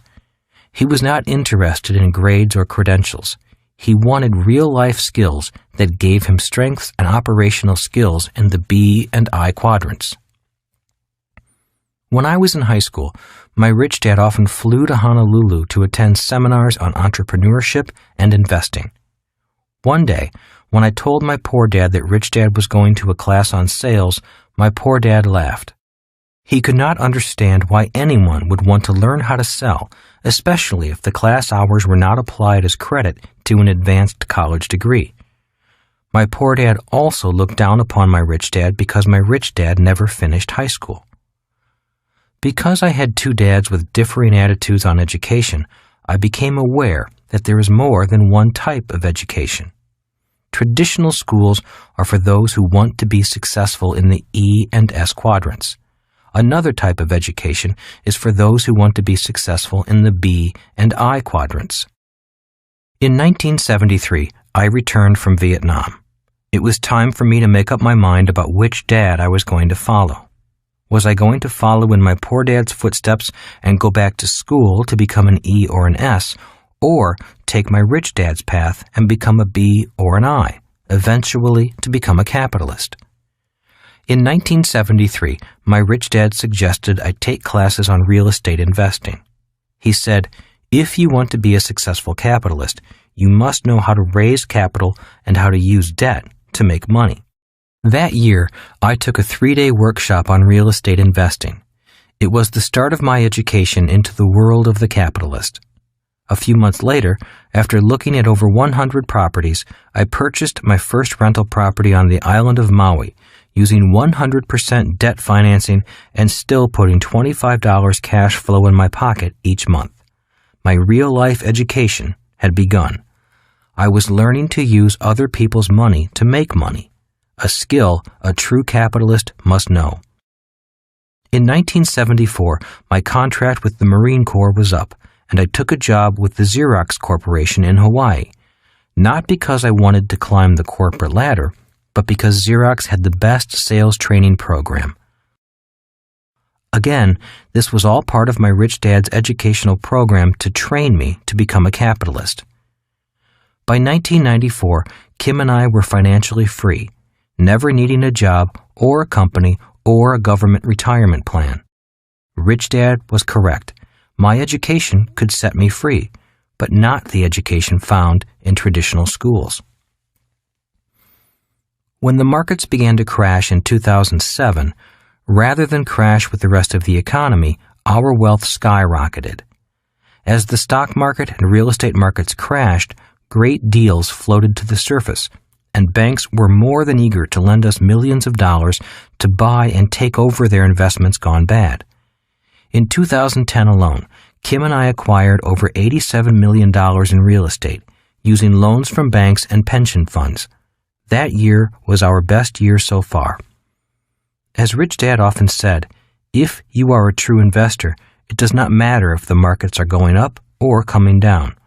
A true investor does well in any market condition. Where are you? Take a moment and assess where you are today. Are you at investor level 1? If there is nothing in your asset column with no income coming in from your investments and you have too many liabilities, then you are starting at the bottom level, ground zero. If you are deeply in bad debt, your best investment might be to get out of debt. There is nothing wrong with being deeply in debt, unless you do nothing. After I lost my first business, I was nearly $1 million in debt. It took me almost 5 years to reach zero. In many ways, learning from my mistakes and taking responsibility for my mistakes was the best education I could have asked for. If I had not learned from my mistakes, I would not be where I am today. Kim and I put together a simple program and workbook, How We Got Out of Bad Debt, explaining the process we used to get out of hundreds of thousands of dollars of bad debt.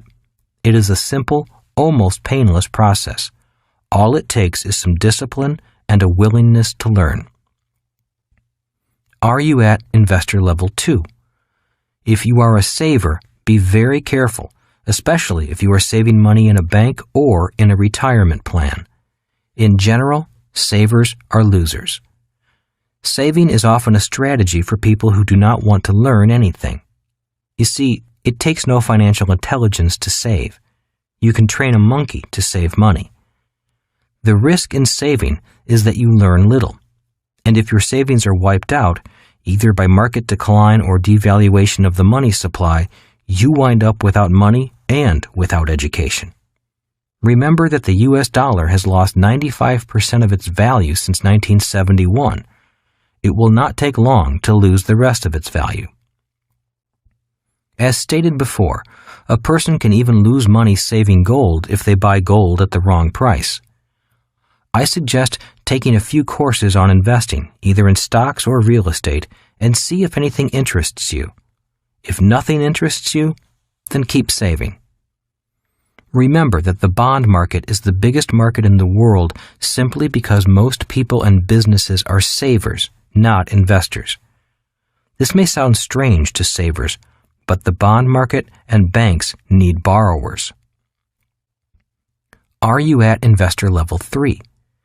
This level is similar to level 2, except that this level invests in riskier instruments such as stocks, bonds, mutual funds, insurance, and exchange-traded funds.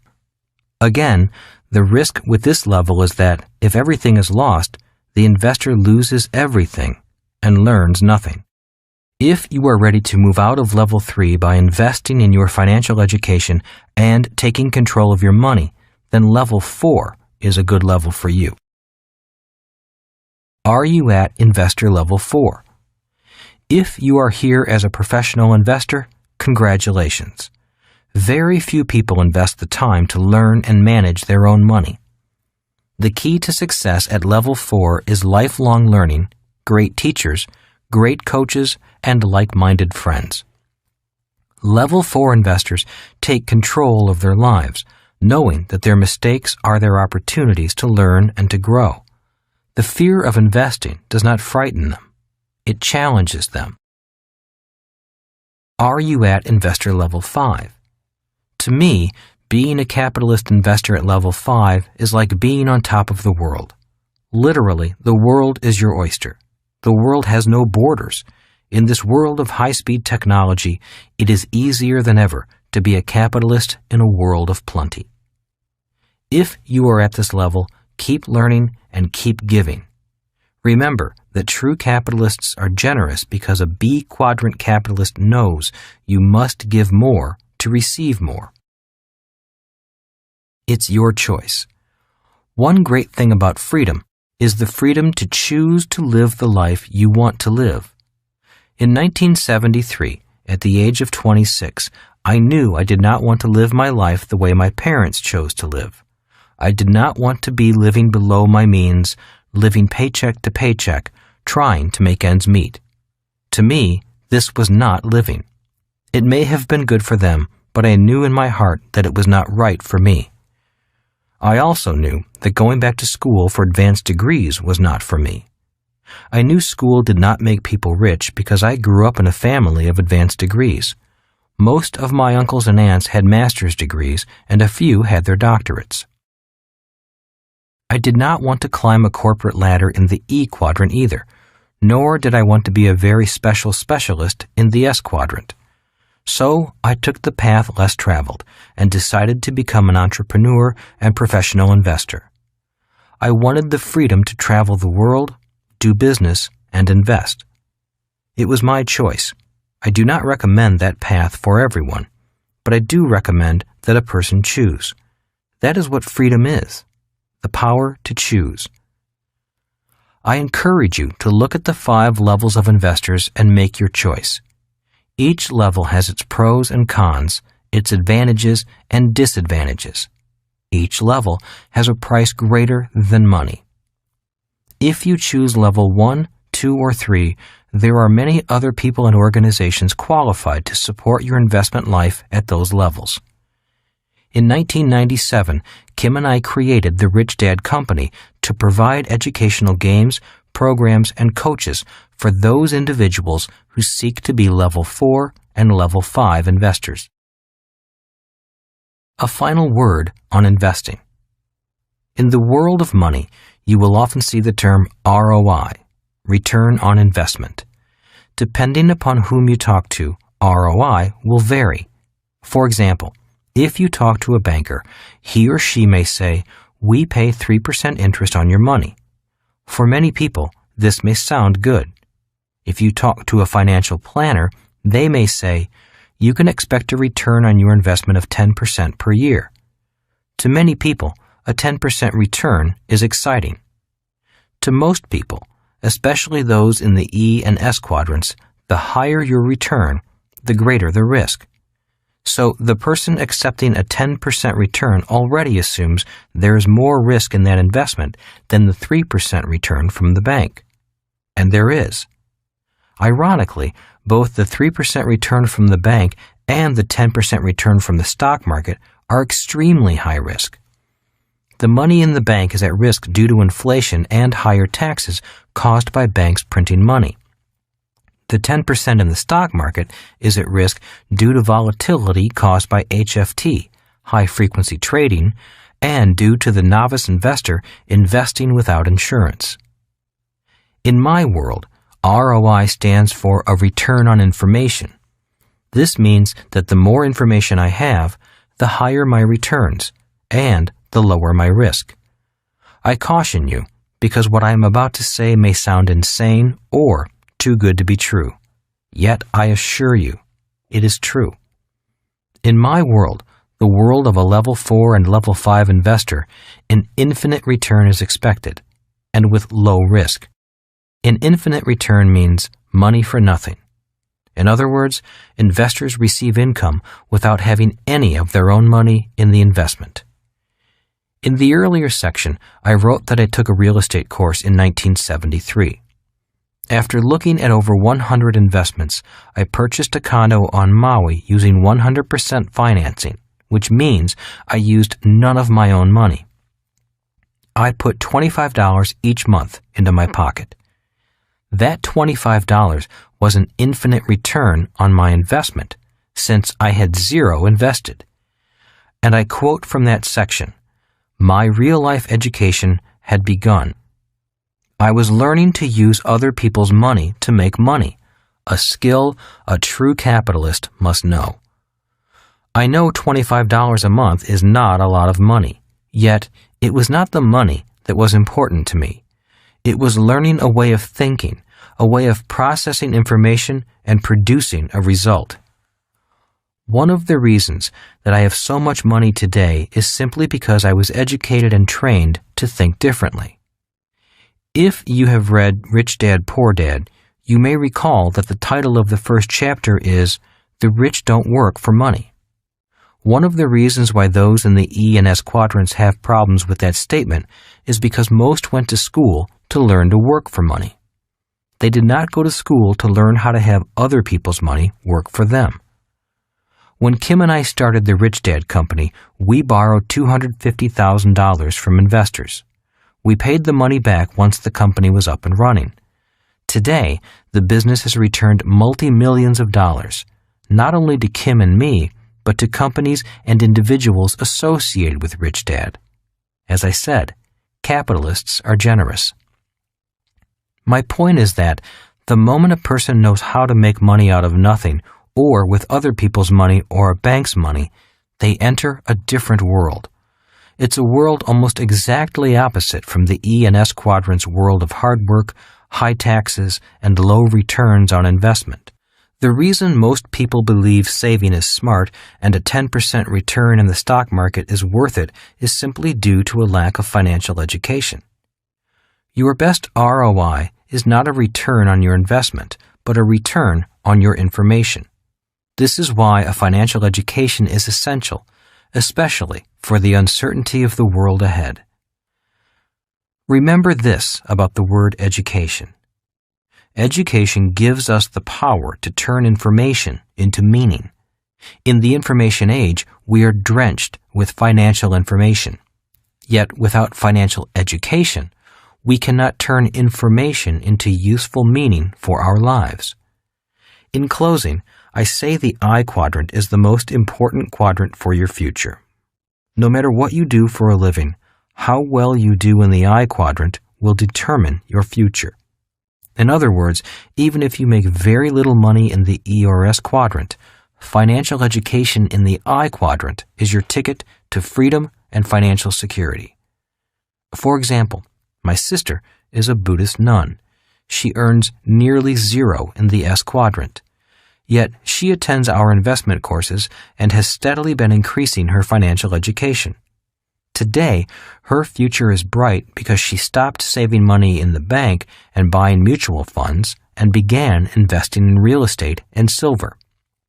In the 10 years between 2000 and 2010, she has made much more money in the I quadrant than she could ever make as a nun in the S quadrant.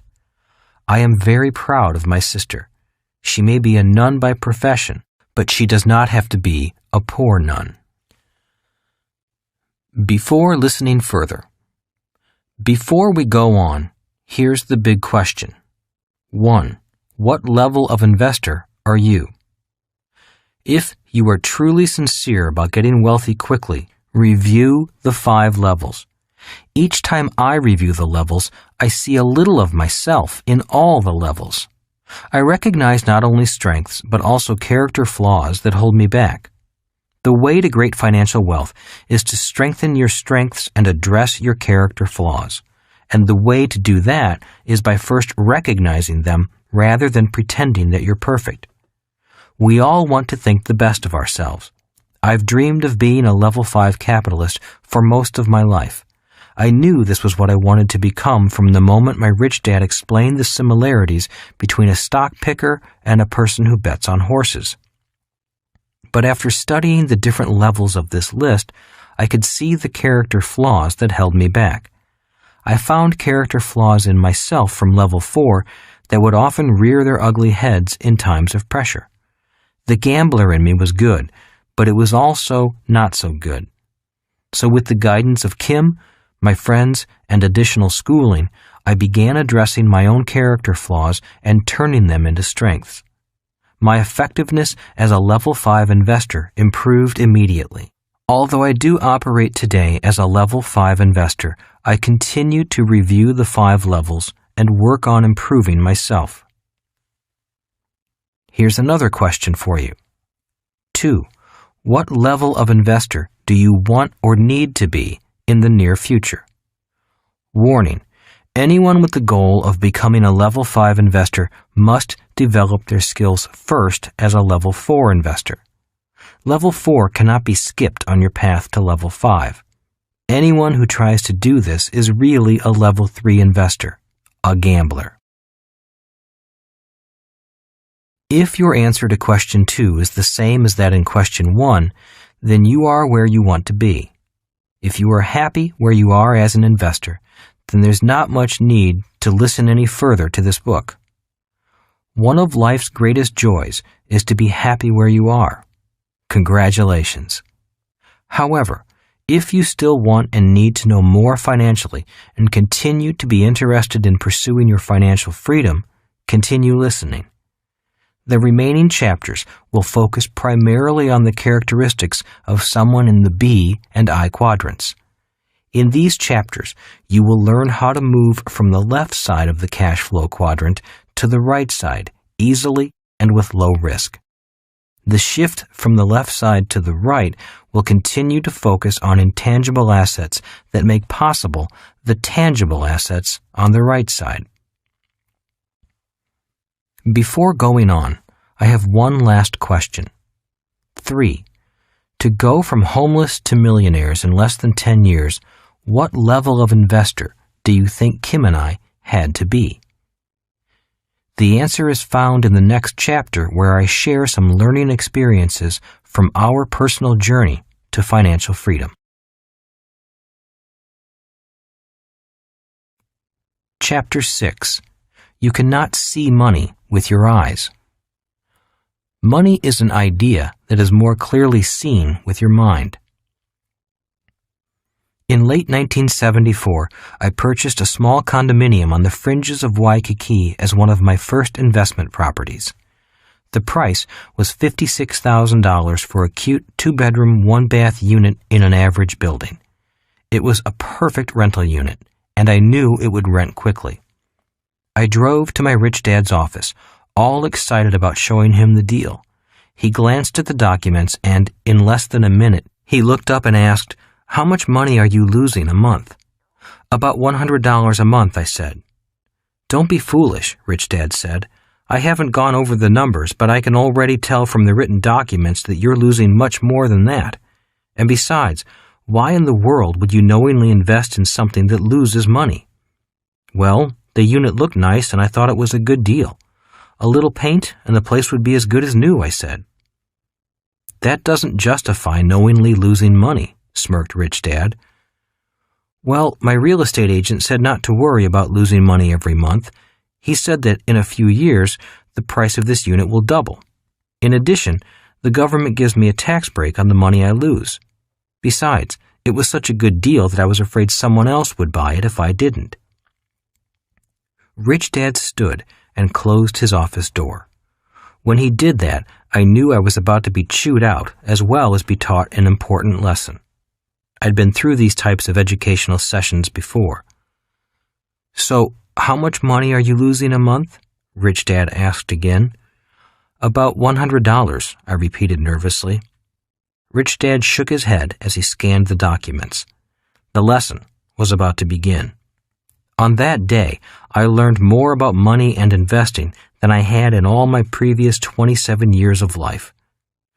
Rich Dad was happy that I took the initiative and invested in a property, but I'd made some grave mistakes that could have been a financial disaster. However, the lessons I learned from that one investment have made me millions over the years. Money is seen with your mind. "It's not what your eyes see," said Rich Dad. "A piece of real estate is a piece of real estate. A company's stock certificate is a company's stock certificate. You can see those things, but it's what you can't see that's important. It's the deal, the financial agreement, the market, the management, the risk factors, the cash flow, the corporate structuring, the tax laws, and 1,000 other things that make something a good investment or not." He then proceeded to tear the deal apart with questions. "Why would you pay such a high interest rate? What do you figure your return on investment to be? How does this investment fit into your long-term financial strategy? What vacancy factor are you using? What is your cap rate? Have you checked the association's history of assessments? Have you figured in management costs? What percentage rate did you use to compute repairs? Did you know that the city has just announced it will be tearing up the roads in that area and changing the traffic pattern? A major thoroughfare will run right in front of your building. Residents are moving to avoid the year-long project. Did you know that? I know the market trend is up today, but do you know what is driving that trend? Business economics or greed? How long do you think the trend will continue up? What happens if this place doesn't rent? And if it doesn't, how long can you keep this place and yourself afloat? And again, what goes on in your head to make you think that losing money is a good deal? This really has me worried." "It looked like a good deal," I said, deflated. Rich Dad smiled, stood up, and shook my hand. "I'm glad you took action," he said. "Most people think, but never do. If you do something, you make mistakes, and it's from our mistakes that we learn the most. Remember that anything important can't really be learned in the classroom. It must be learned by taking action, making mistakes, and then correcting them. That's when wisdom sets in." I felt a little better and was ready to learn. Rich Dad went on to explain that people look at a piece of real estate or the name of a stock and often make their decision based on what their eyes see, what a broker tells them, or on a hot tip from a fellow worker. They often buy emotionally instead of rationally. "That's why 9 out of 10 investors don't make money," said Rich Dad. "While they might not lose money, they don't make any either. They just sort of break even, making some and losing some. That's because they invest with their eyes and emotions rather than with their minds. Many people invest because they want to get rich quickly. So instead of becoming investors, they wind up being dreamers, hustlers, gamblers, and crooks. The world is filled with them. So let's sit down, go back over this losing deal you just bought, and I'll teach you how to turn it into a winning deal. I'll begin to teach your mind to see what your eyes can't. From bad to good.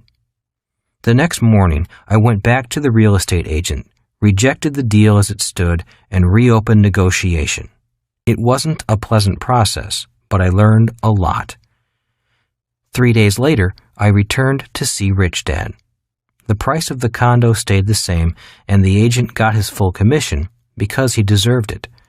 But while the price remained the same, the terms of the investment were vastly different.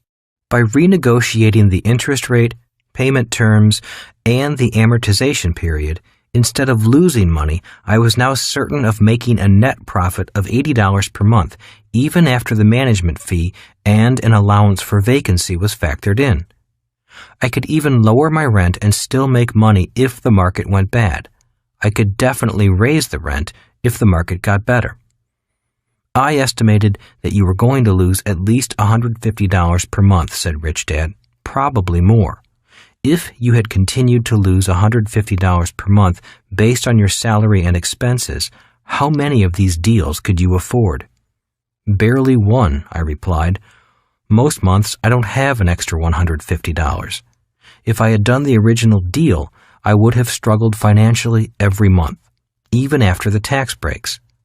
I might even have had to take an extra job to pay for this investment. And now, how many of these deals at $80 positive cash flow can you afford? Asked Rich Dad. I smiled and said, as many as I can get my hands on. Rich Dad nodded in approval. Now go out there and get your hands on more of them. A few years later, the real estate prices in Hawaii did skyrocket. But instead of having only one property go up in value, I had 7 double in value. That is the power of a little financial intelligence. You can't do that. When I took my new offer back to the real estate agent, all he said to me was, "You can't do that." What took the longest time was convincing the agent to start thinking about how we could do what I wanted done. In any event, there were many lessons I learned from this one investment, and one of those lessons was to realize that when someone says to you, "You can't do that," they may have one finger pointing forward at you, but 3 fingers are pointing backward at them. Rich Dad taught me that "you can't do that" doesn't necessarily mean you can't. It more often means they can't. A classic example took place many years ago when people told the Wright brothers, "You can't do that." Thank goodness the Wright brothers didn't listen. $1.4 trillion looking for a home. Every day, trillions of dollars are moved around the planet electronically. There is more money being created and available today than ever before. The problem is that money is invisible. Today, the bulk of it is electronic. So when people look for money with their eyes, they fail to see anything. Most people struggle to live paycheck to paycheck, and yet $1.4 trillion flies around the world every day looking for someone who wants it. It's looking for someone who knows how to take care of it, nurture it, and grow it. If you know how to take care of money, money will flock to you and be thrown at you. People will beg you to take it. But if you don't know how to care for money, money will stay away from you. Remember Rich Dad's definition of financial intelligence. It's not how much money you make, but how much money you keep, how hard it works for you, and how many generations you keep it for. The blind leading the blind. The average person is 95% eyes and only 5% mind when they invest, said Rich Dad. If you want to become a professional in the B and I quadrants, you need to train your eyes to be only 5% and train your mind to see the other 95%.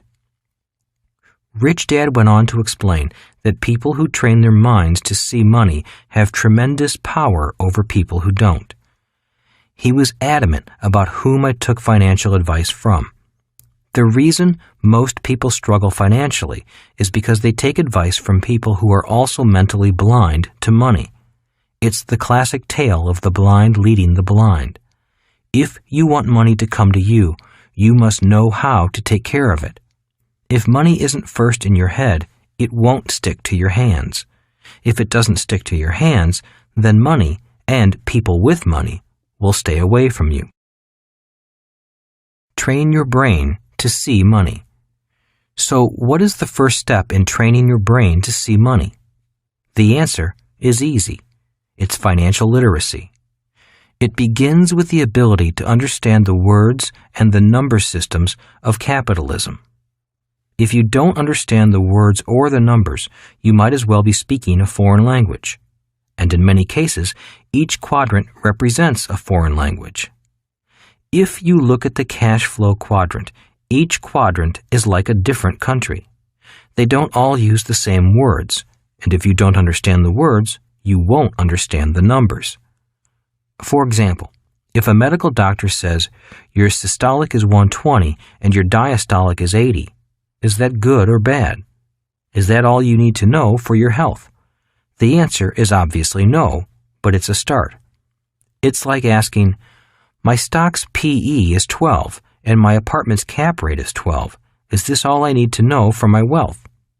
Again, the answer is no, but it's a start.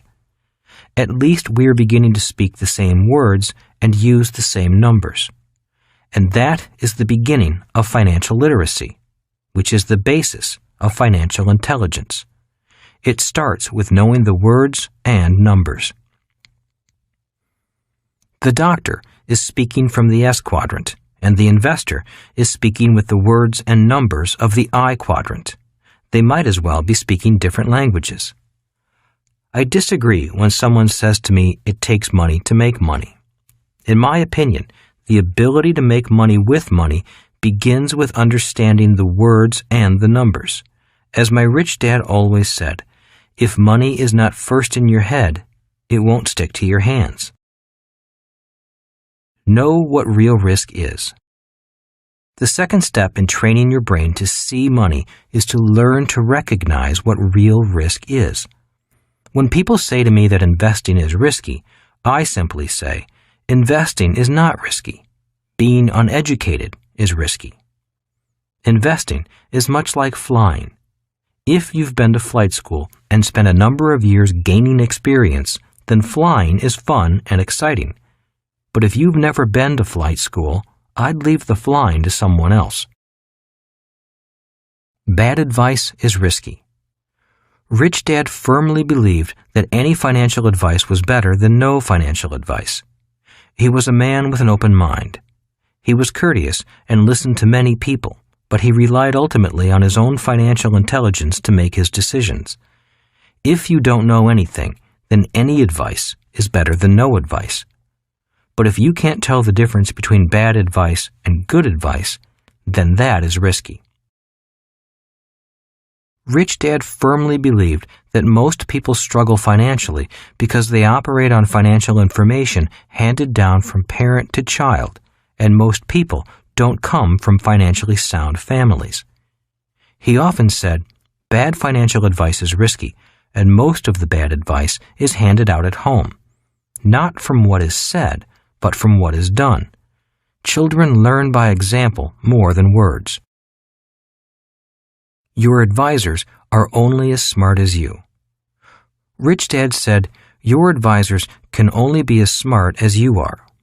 If you are not smart, they can't tell you that much.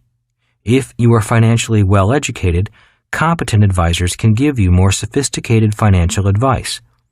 If you are financially naive, they must by law offer you only safe and secure financial strategies. If you are an unsophisticated investor, they can only offer low-risk, low-yield investments. They often recommend diversification for unsophisticated investors. Few advisors choose to take the time to teach you because their time is money. So, if you will take it upon yourself to become financially educated and manage your money well, then a competent advisor can inform you about investments and strategies that few will ever see. But first, you must do your part to get educated. Always remember, your advisor can only be as smart as you. Is your banker lying to you? Rich Dad had several bankers he dealt with. They were an important part of his financial team. While he was close friends with and respected his bankers, he always felt he had to watch out for his own best interests, just as he expected the bankers to look out for their own best interests. After my 1974 investment experience, he asked me this: when a banker says that your house is an asset, is he telling you the truth? Since most people are not financially literate and don't know the game of money, they often mistake the opinion and advice of people they tend to trust. If you are not financially literate, then you need to trust someone you hope is. Many people invest or manage their money based on someone else's recommendations more than their own, and that is risky. They're not lying, they're just not telling you the whole truth. The fact is that when a banker says your house is an asset, they're not really lying to you. They're just not telling you the whole truth. While your house is an asset, they simply don't say whose asset it is. If you read financial statements, it's easy to see that your house is not your asset. It is the bank's asset. Remember my Rich Dad's definitions of an asset and a liability from Rich Dad, Poor Dad. An asset puts money in my pocket. A liability takes money out of my pocket. People on the left side don't really need to know the difference. Most of them are happy to feel secure in their jobs, have a nice house they think they own, are proud of, and think they're in control of. Nobody will take it away from them as long as they make those payments. But people on the right side need to know the difference. Being financially literate and financially intelligent means being able to understand the big picture of money. Financially astute people know that a mortgage doesn't show up as an asset, but as a liability on your balance sheet. Your mortgage actually shows up as an asset on a balance sheet across town. It shows up as an asset on the bank's balance sheet. Anyone who has taken accounting knows that a balance sheet must balance. But where does it balance? It doesn't really balance on your balance sheet. If you look at the bank's balance sheet, now it balances. Now it makes sense. That is B&I accounting. But this is not the way it's taught in basic accounting. In accounting, you'd show the value of your home as an asset and the mortgage as a liability. Also, an important point to note is that the value of your home is an opinion that fluctuates with the market, while your mortgage is a definite liability not affected by the market. For B&I, the value of your home is not considered an asset because it does not generate cash flow. What happens if you pay off your mortgage? Many people ask me, what happens if I pay off my mortgage? Is my house an asset then? And my reply is, in most cases, the answer is still no. It's still a liability. There are several reasons why this is true. One is maintenance and general upkeep. Property is like a car. Even if you own it free and clear, it still costs money to operate, and once things start to break, everything begins to break. In most cases, people pay for repairs on their house and their car with after-tax dollars. A person in the B and I quadrants only includes property as an asset if it generates income through positive cash flow. But the main reason a house, even without a mortgage, is still a liability is because you still don't own it. The government still taxes you even if you own it. Just stop paying your property taxes and you'll find out who really owns your property. That is where tax lien certificates come from, which I wrote about in Rich Dad, Poor Dad. Tax lien certificates are an excellent way to receive up to 16% interest on your money. If homeowners don't pay their property taxes, the government charges them interest on the taxes owed, at rates from 10% to 50%. Talk about being taken to the cleaners. If you don't pay the property taxes and someone like me pays them for you, then in many states you owe me the taxes plus the interest. If you don't pay me within a certain amount of time, I get to take your house just for the money I put up. In most states, property taxes take priority in repayment, even before the bank's mortgage. I've had the opportunity to buy houses I paid the taxes on for just a few $1,000s. The definition of real estate. Again, to be able to see money, you must see it with your mind, not your eyes. In order to train your mind, you must know the real definitions of words and the system of numbers. By now, you should know the difference between an asset and a liability, and you should know the definition of the word mortgage, which is an agreement until death, and the word finance, which means penalty. You will now learn the origin of the words real estate and a popular financial vehicle called derivatives. Many people think derivatives are new, but in reality, they're ages old. A simple definition of derivative is something that comes from something else. An example of a derivative is orange juice. Orange juice is a derivative of an orange. I used to think that real estate meant real or something that was tangible. My rich dad explained to me that it really comes from the Spanish word real, which means royal. El Camino Real means the royal road. Real estate means the royal estate. Once the agrarian age came to an end and the industrial age began around 1500, power was no longer based on the land and agriculture. The monarchs realized they had to change in response to the Land Reform Acts that allowed peasants to own the land. So, royalty created derivatives, such as taxes on land ownership and mortgages, as a way of allowing commoners to finance their land. Taxes and mortgages are derivatives because they are derived from the land. Your banker would not call the mortgage a derivative. They would say it is secured by the land. Different words, similar meanings.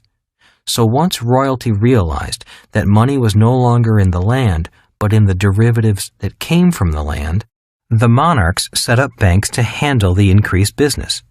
Today, land is still called real estate because no matter how much you pay for it, it never really belongs to you. It still belongs to the royals. What is your interest rate? Really? Rich Dad fought and negotiated tough for every single point of interest he paid. He asked me this question: when a banker tells you your interest rate is 8% per annum, is it really? I found out it's not if you learn to read numbers. Let's say you buy a $100,000 home, make a down payment of $20,000, and borrow the remaining $80,000 at 8% interest with a 30-year term from your bank. In 5 years, you will pay a total of $35,220 to the bank, $31,276 for interest, and only $3,944 for debt reduction. If you take the loan to term, or 30 years, you will have paid $211,323 total principal and interest, less what you originally borrowed, $80,000. The total interest you will have paid, $131,323. By the way, that $211,323 doesn't include property taxes and insurance on the loan. Funny, $131,323 seems to be a little bit more than 8% of $80,000. It's more like 160% in interest over 30 years.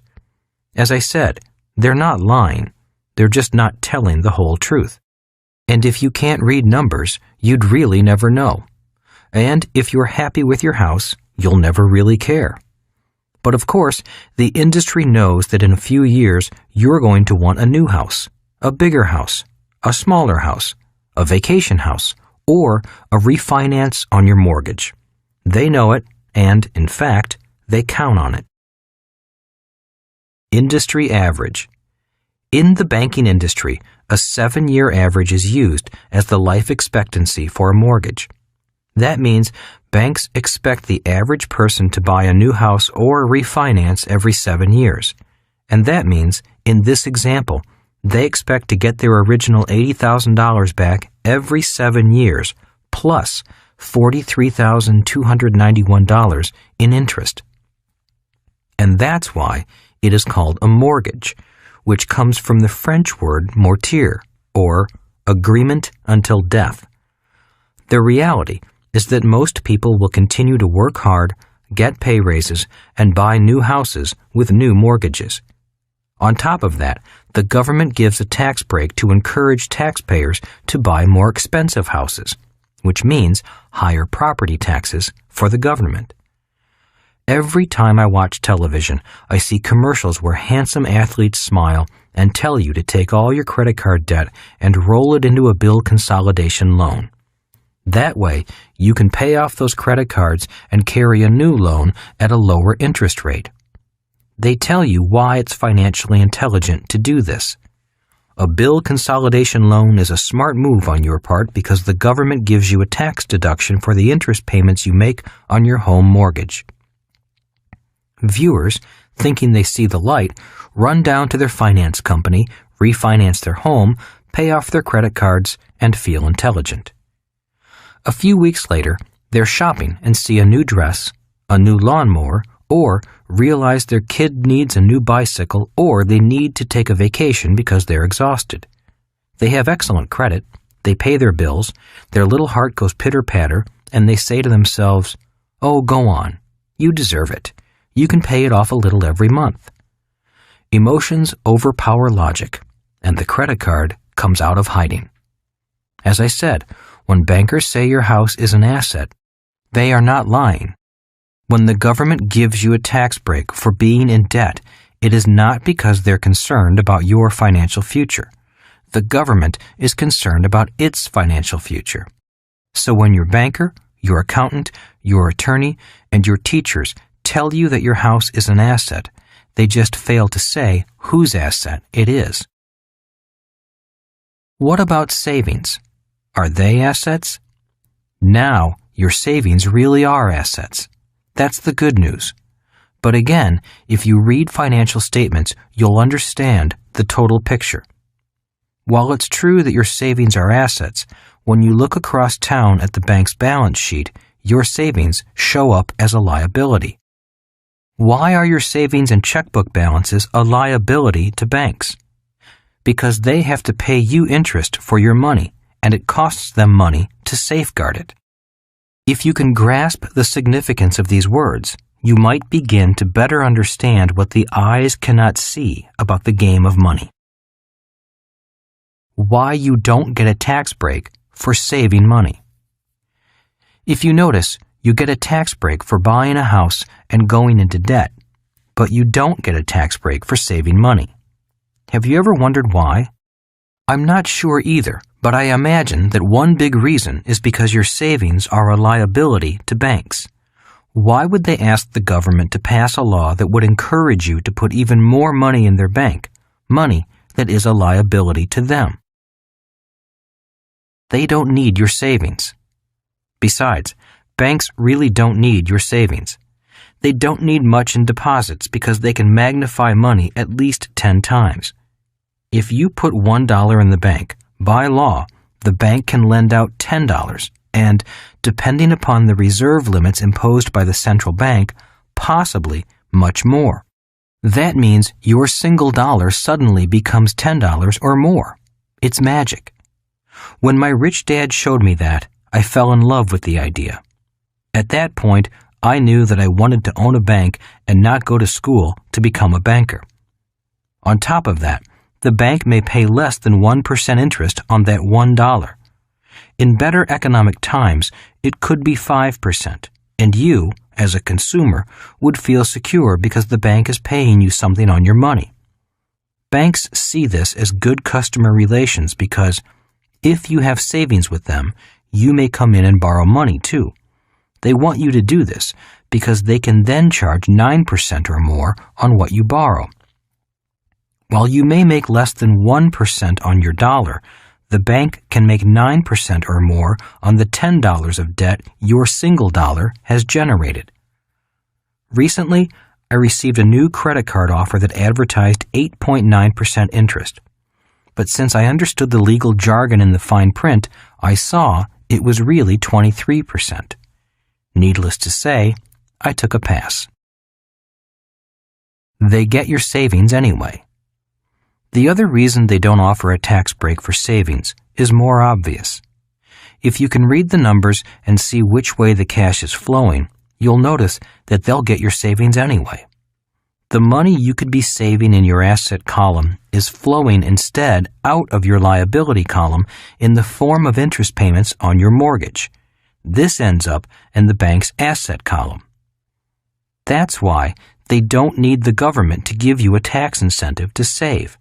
They'll get your savings anyway in the form of interest payments on debt.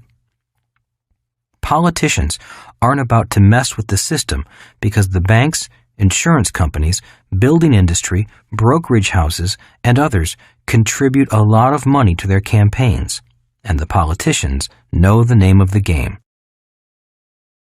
The name of the game. In 1974, my rich dad was upset because the game was played against me, and I didn't know it. I had bought this investment property and had taken a losing position, yet I'd been led to believe it was a winning position. "I'm glad you entered the game," said Rich Dad, "but because no one has ever told you what the game is, you've just been suckered over to the losing team." Rich Dad then explained the basics of the game. The name of the game of capitalism is who is indebted to whom. Once I knew the game, I could be a better player instead of someone who just had the game run all over them. The more people you are indebted to, the poorer you are. The more people you're indebted to, the poorer you are, said Rich Dad, and the more people you have indebted to you, the wealthier you are. That's the game. As I said, I struggled to keep my mind open, so I stayed silent and let him explain.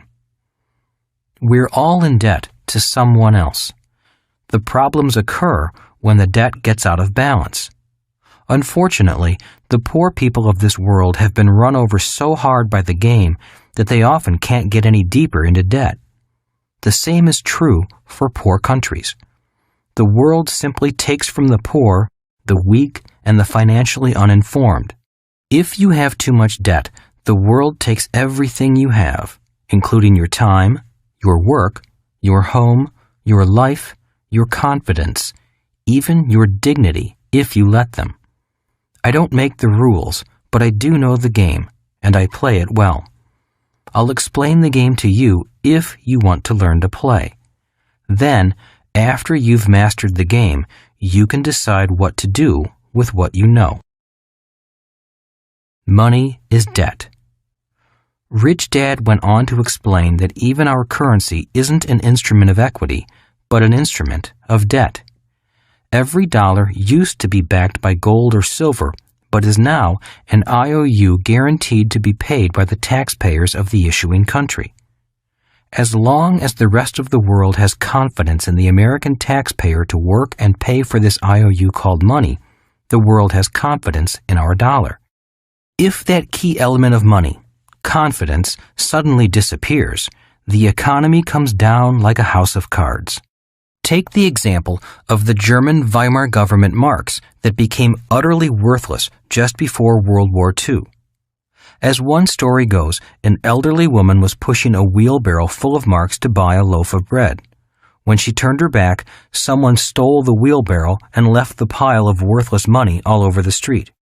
That's why most money today is known as fiat money, money that cannot be converted to something tangible like gold or silver.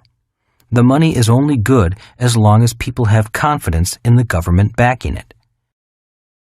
Today, much of the global economy is based on debt and confidence. As long as we all keep holding hands and no one breaks ranks, everything will be fine. By the way, The word FINE is my acronym for feeling insecure, neurotic, and emotional. Who is indebted to whom? Going back to 1974, when I was learning how to buy that $56,000 condo, my rich dad taught me an important lesson on how to structure deals. Who is indebted to whom is the name of the game, said Rich Dad, and somebody just stuck you with the debt. It's like going to dinner with 10 friends. You go to the restroom, and when you come back, the bill is there, but all 10 friends are gone. If you're going to play the game, then you had better understand it, know the rules, speak the same language, and know with whom you're playing. If you don't, instead of playing the game will be played on you. It's only a game. At first, I got angry at what Rich Dad was saying, but I listened and did my best to understand. Finally, he put it into a context that I could understand. You love playing football, don't you? He asked. I nodded my head. I love the game, I said. Well, money is my game, said Rich Dad. I love the money game. But for many people, money isn't a game, I said. That's correct, said Rich Dad. For most people, it's survival. For most people, money is a game they're forced to play, and they hate it. Unfortunately, the more civilized we get, the more money becomes a part of our lives. Rich Dad drew the Cashflow Quadrant. Just look at this as a tennis court, football field, or soccer field. If you're going to play the money game, which team do you want to be on? The E's, S's, B's, or I's? Or which side of the court do you want to be on? The right side or the left? I quickly pointed to the right side. If you take on debt and risk, you should be paid. Good, said Rich Dad. That's why you can't go out there to play the game and believe some sales agent when he tells you that to lose $150 a month for 30 years is a good deal because the government will give you a tax break for losing money and he expects the price of real estate to go up. You simply can't play the game with that mindset. While those opinions might come true, that's just not the way the game is played on the right side of the cash flow quadrant. Somebody is telling you to go into debt, take all the risks, and pay for it. People on the left side think that's a good idea, but not the people on the right. I was shaking a little. Look at it my way, said Rich Dad. You're willing to pay $56,000 for this condo in the sky. You're signing for the debt and taking all the risk. The tenant pays less in rent than what it costs to live there, so you're subsidizing that person's housing. Does that make sense to you? I shook my head. This is the way I play the game, said Rich Dad. From now on, if you take on debt and risk, then you should get paid. Got that? I nodded my head. Making money is common sense, said Rich Dad. It's not rocket science. But unfortunately, when it comes to money, common sense is uncommon. A banker tells you to take on debt so the government can give you a tax break. That doesn't make fundamental economic sense. Then a real estate agent tells you to sign the papers because he can find a tenant who will pay you less than you're paying, but, in his opinion, the value of the condo will go up. If that makes sense to you, then you and I don't share the same common sense. I just stood there. I heard everything he said, and I had to admit that I'd gotten so excited by what I thought looked like a good deal that my logic went out the window and I didn't analyze the deal. Because the deal looked good, I had become emotional with greed and excitement, and I was no longer able to hear what the numbers and the words were telling me. It was then that Rich Dad gave me an important rule that he has always used. Your profit is made when you buy, not when you sell. Rich Dad had to be certain that whatever debt or risk he took on, it made sense from the day he bought it. It had to make sense if the economy got worse, and it had to make sense if the economy got better. He never bought on tax tricks or crystal ball forecasts of the future. A deal had to make sound economic sense in good times and in bad. I was beginning to understand the game of money as he saw it. Clearly, the game was to see others become indebted to you and to be careful to whom you became indebted. Today, I still hear his words. If you take on risk and debt, make sure you get paid for it. Rich Dad had debt, but he was careful when he took it on. If you take on debt personally, make sure it's small. If you take on large debt, make sure someone else is paying for it. He saw the game of money and debt as a game that is played on you, played on me, played on everyone. It's played from business to business, and it's played from country to country. To him, it was only a game. But for most people, money isn't a game. It's survival. And because no one explained the game to them, they still believe bankers who say a house is an asset. The importance of facts versus opinions. Rich Dad continued his lesson. If you want to be successful on the right side, you've got to know the difference between facts and opinions. You can't blindly accept financial advice the way people on the left side do. You must know the numbers. The numbers will tell you the facts. Your financial survival depends upon facts, not some friend or advisor's wordy opinions. I don't understand. What's the big deal about something being a fact or an opinion? Is one better than the other?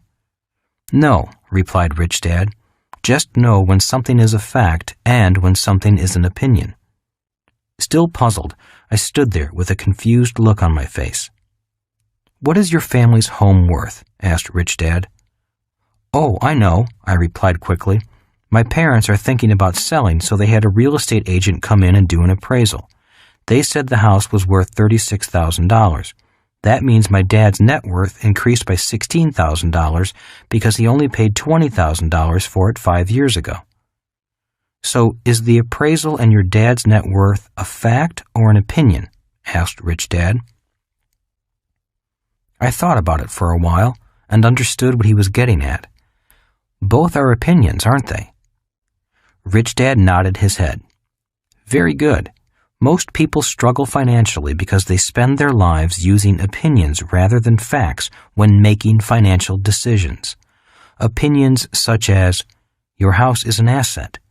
The price of real estate always goes up. Blue chip stocks are your best investment. It takes money to make money. Stocks have always outperformed real estate.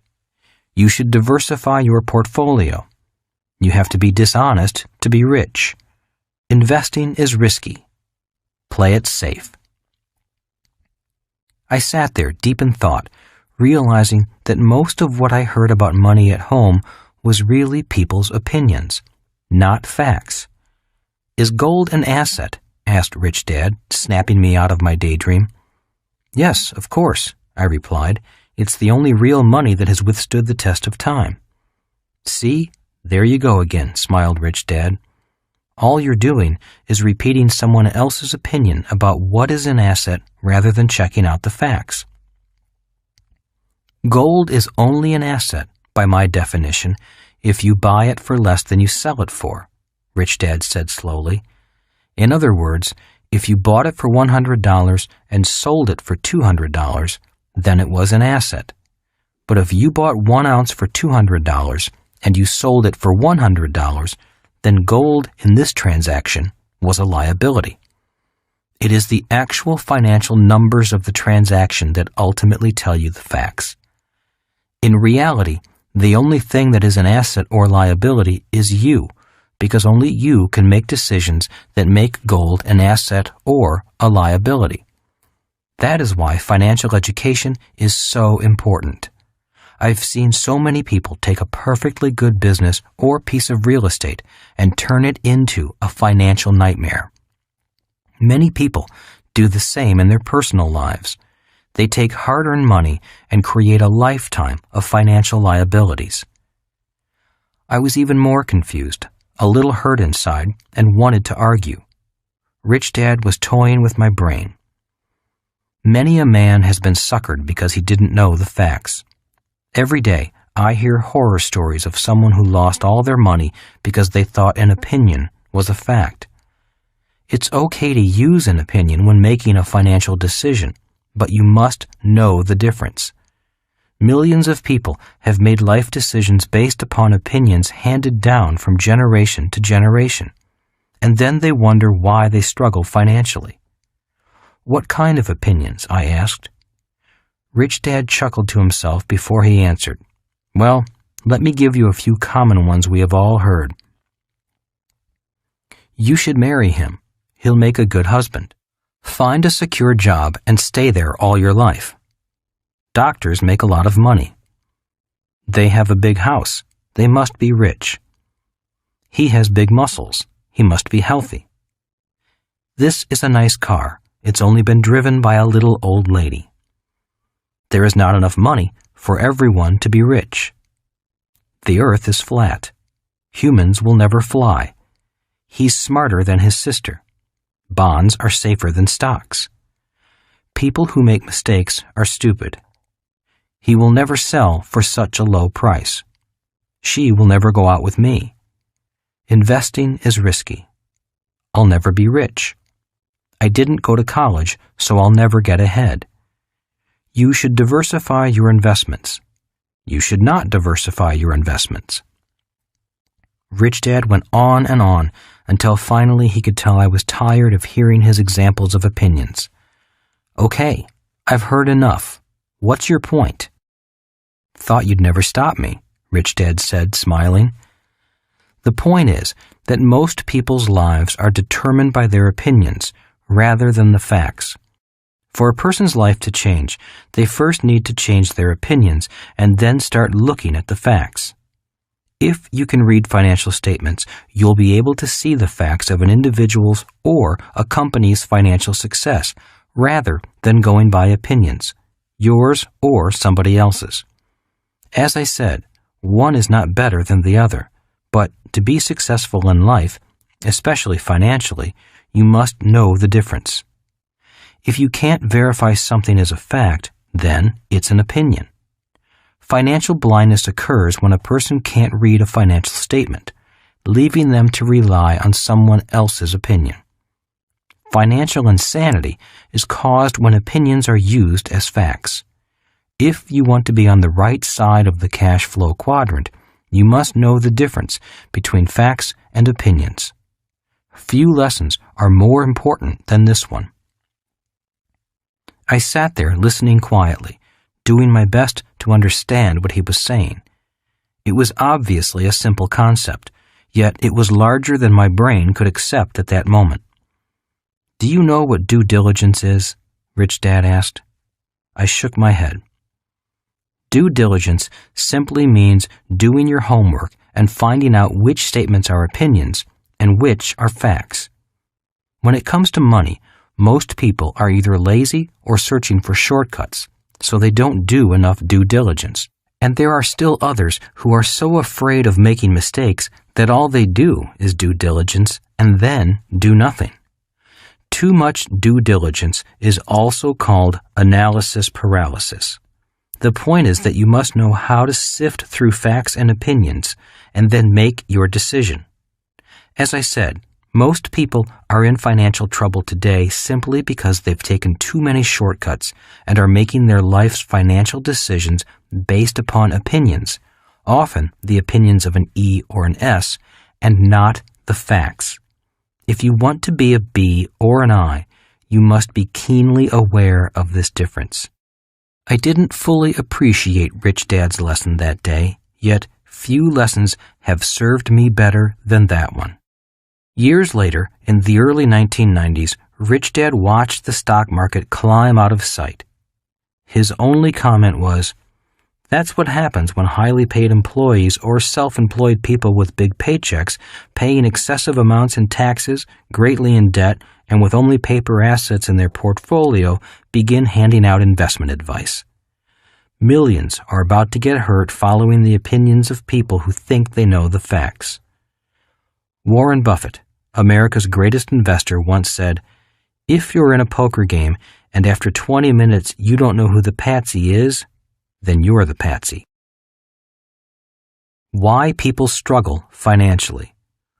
Would you believe that most people will be in debt from the day they leave school until the day they die? It's true. Anytime you hear these words, low down payment, easy monthly payments, or don't worry, the government will give you a tax break for those losses, then you know someone is luring you into the game. If you want to be financially free, you've got to be smarter than that. Most people don't have anyone who is indebted to them. They have no real assets, things that put money in their pocket, and they're often indebted to everyone else. That's why they cling to job security and struggle financially. If it weren't for their job, they'd be broke in a flash. In fact, the average American is less than 3 paychecks away from bankruptcy. They seek a better life and get run over by the game because the deck is stacked against them. They still think their house, car, golf clubs, clothes, vacation home, and other doodads are assets. They believe what someone else tells them because they can't read financial numbers to see the truth for themselves. Most people go to school and learn to be players in the game, but no one explains the rules to them. No one tells them that the name of the game is who is indebted to whom. And because no one tells them that, they are the ones who become indebted to everyone else. Money is an idea. I hope you now understand the basics of the cash flow quadrant and know that money really is an idea that is more clearly seen with your mind than with your eyes. Learning the game of money and how it is played is an important part of your journey to financial freedom. Even more important is who you need to become to move to the right side of the cash flow quadrant. Part 2 of this book focuses on bringing out the best in you and on analyzing the formula be, do, have.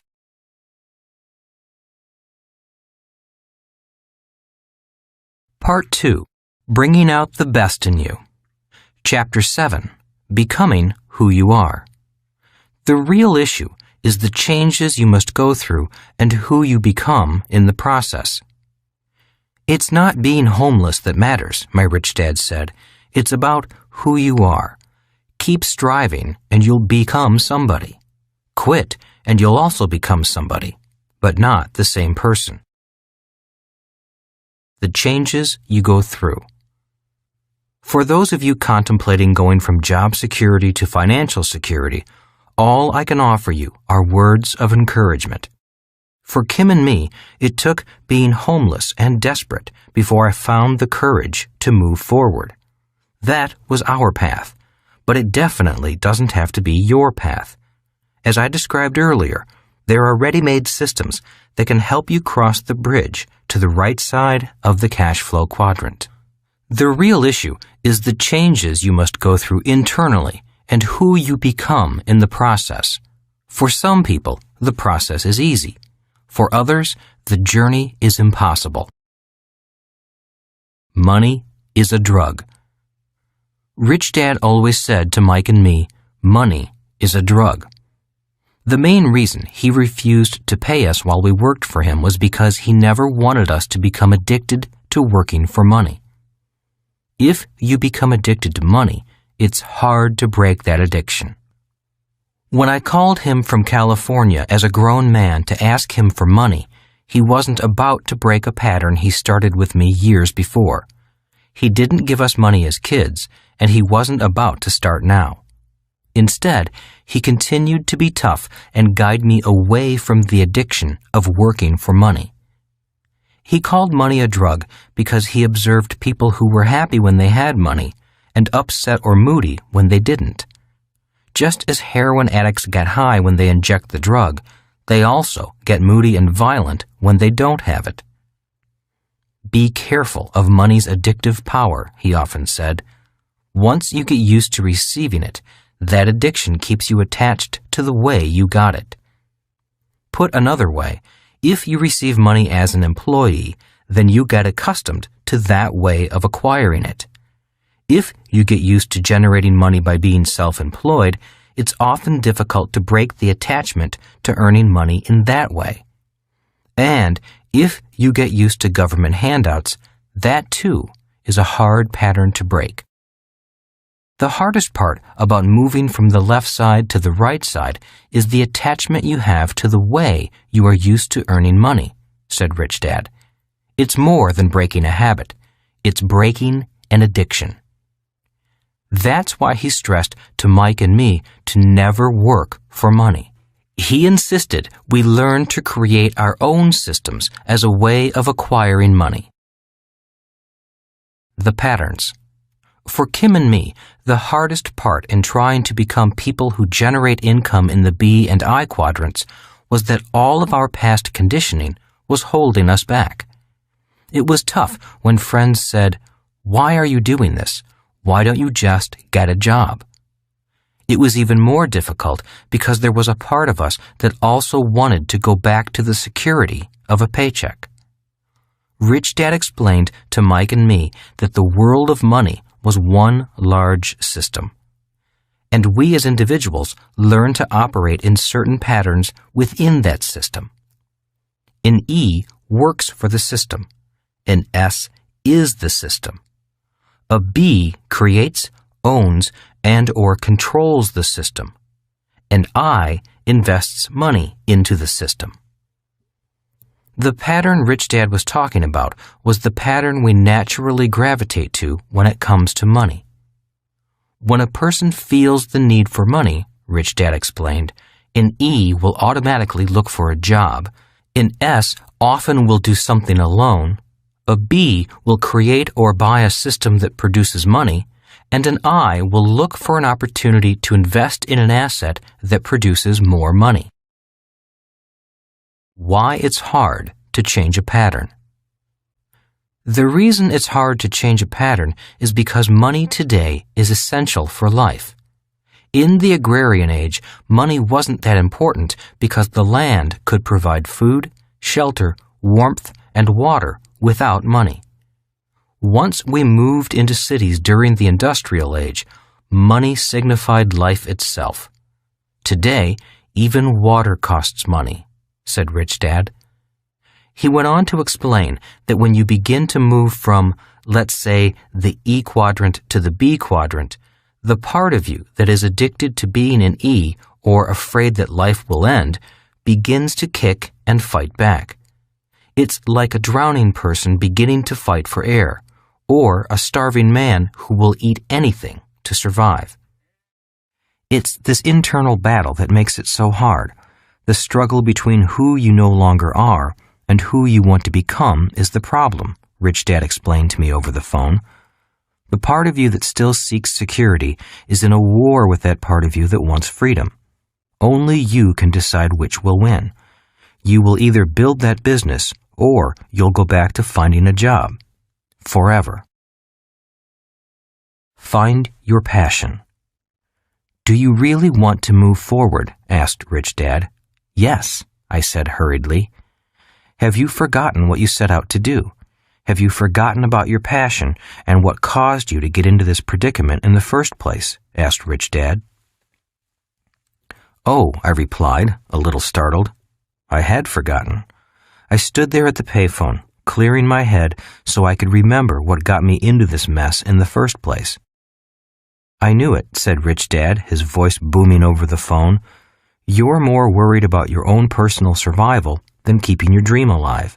Your fear has pushed aside your passion. The best way to keep going is to keep the flame in your heart alive. Always remember what you set out to do, and the trip will be easy. Start worrying more about yourself, and your fear begins to eat away at your soul. Passion builds businesses, not fear. You've come this far. You're close, so don't turn back now. Remember what you set out to do. Keep that memory in your heart and keep the flame going. You can always quit, so why quit now? With that, Rich Dad wished me luck and hung up the phone. He was correct. I had forgotten why I set out on this journey. I had lost my dream and allowed my fears to fill my head as well as my heart. I had forgotten my passion. It was now time to make it happen or go back home and forget about it. I stood there for a while, and again I heard Rich Dad's last words. You can always quit, so why quit now? I decided to delay quitting until I made things happen. Becoming a teacher who owned the system. My fears and lack of success were beating me, and my dream had been pushed aside. My dream was to create a different kind of school system, an educational program for people who want to become entrepreneurs and investors. As I stood there, my mind drifted back to high school.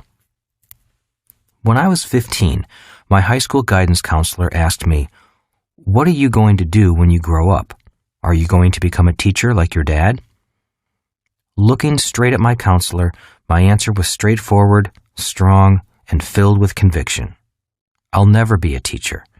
Becoming a teacher is the last thing I would ever do. I didn't just dislike school. I hated it. I absolutely hated being forced to sit and listen to someone I didn't particularly like or respect speak for months on a subject I had no interest in.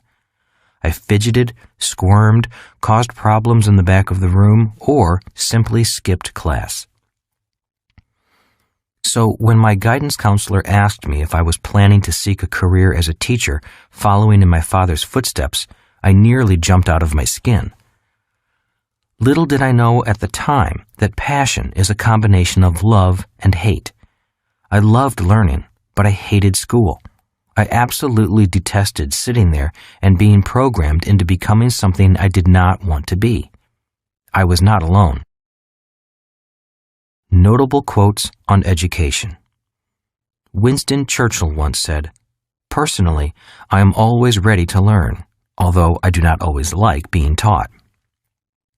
John Updike said, "The founding fathers, in their wisdom, decided that children were an unnatural strain on their parents, so they provided jails called school, equipped with tortures called education." Norman Douglas said, "Education is the state-controlled manufacture of echoes." H.L. Mencken said, "School days, I believe, are the unhappiest in the whole span of human existence. They are full of dull, unintelligible tasks, new and unpleasant ordinances, and brutal violations of common sense and common decency." Galileo said, "You cannot teach a person anything. You can only help him find it within himself." Mark Twain said, "I never let schooling interfere with my education." Albert Einstein said, "There is too much education altogether, especially in American schools." A gift from my educated dad. The person who shared these quotes with me was my highly educated but poor dad. He also despised the school system, although he thrived in it. He became a teacher because he also dreamed of changing the system, but instead, the system crushed him. He took his passion, tried to change the system, and ran into a brick wall. It was a system that too many people were making money in, and no one wanted it changed, although there was a lot of talk about the need for change. Maybe my guidance counselor was psychic, because years later I did indeed follow in my father's footsteps. I just didn't follow him into the same system. I was taking that same passion and creating my own system. When my educated dad learned that Kim and I were struggling financially, doing our best to set up our own educational system, he sent us those quotes. Scribbled across the top of the page of the quotes were these words: "Keep going. Love, Dad." Up until that moment, I never knew how much my educated dad hated the system and what it did to young people. But after this gesture of encouragement, things began to make sense. The passion that was driving me then was the same passion that had driven him years earlier. I was just like my real dad, and I'd unwittingly picked up the torch from him. I was a teacher at the core. Maybe that's why I hated the system so much. In hindsight, I had become both dads. From my rich dad, I learned the secrets of being a capitalist. From my highly educated dad, I inherited the passion for teaching. With this combination, I could now do something about the educational system. I didn't have the desire or ability to change the current system, but I did have the knowledge to create my own system. The years of training begin to pay off. For years, my rich dad groomed me to become a person who created businesses and business systems. The business I set up in 1977 was a manufacturing company. We were one of the first companies to produce the nylon and Velcro surfer wallets that came in bright colors. We followed that product with the Shoe Pocket, a miniature wallet also made of nylon and Velcro that attached to the shoelaces of running shoes. In 1978, jogging was the new craze, and runners always wanted a place to put their keys, money, and ID cards. Our meteoric success was phenomenal, but soon the passion for the product line and the business drifted away. It began to weaken once my little company was pounded by foreign competition.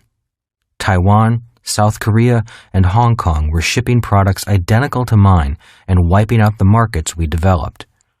Their prices were so low that there was no way we could compete. They were retailing products for less than it cost us to manufacture them. Our little company was faced with a dilemma: fight them or join them. My partners and I realized we couldn't win the battle. The companies flooding the market with cheap products were too strong. A vote was taken, and we decided to join them.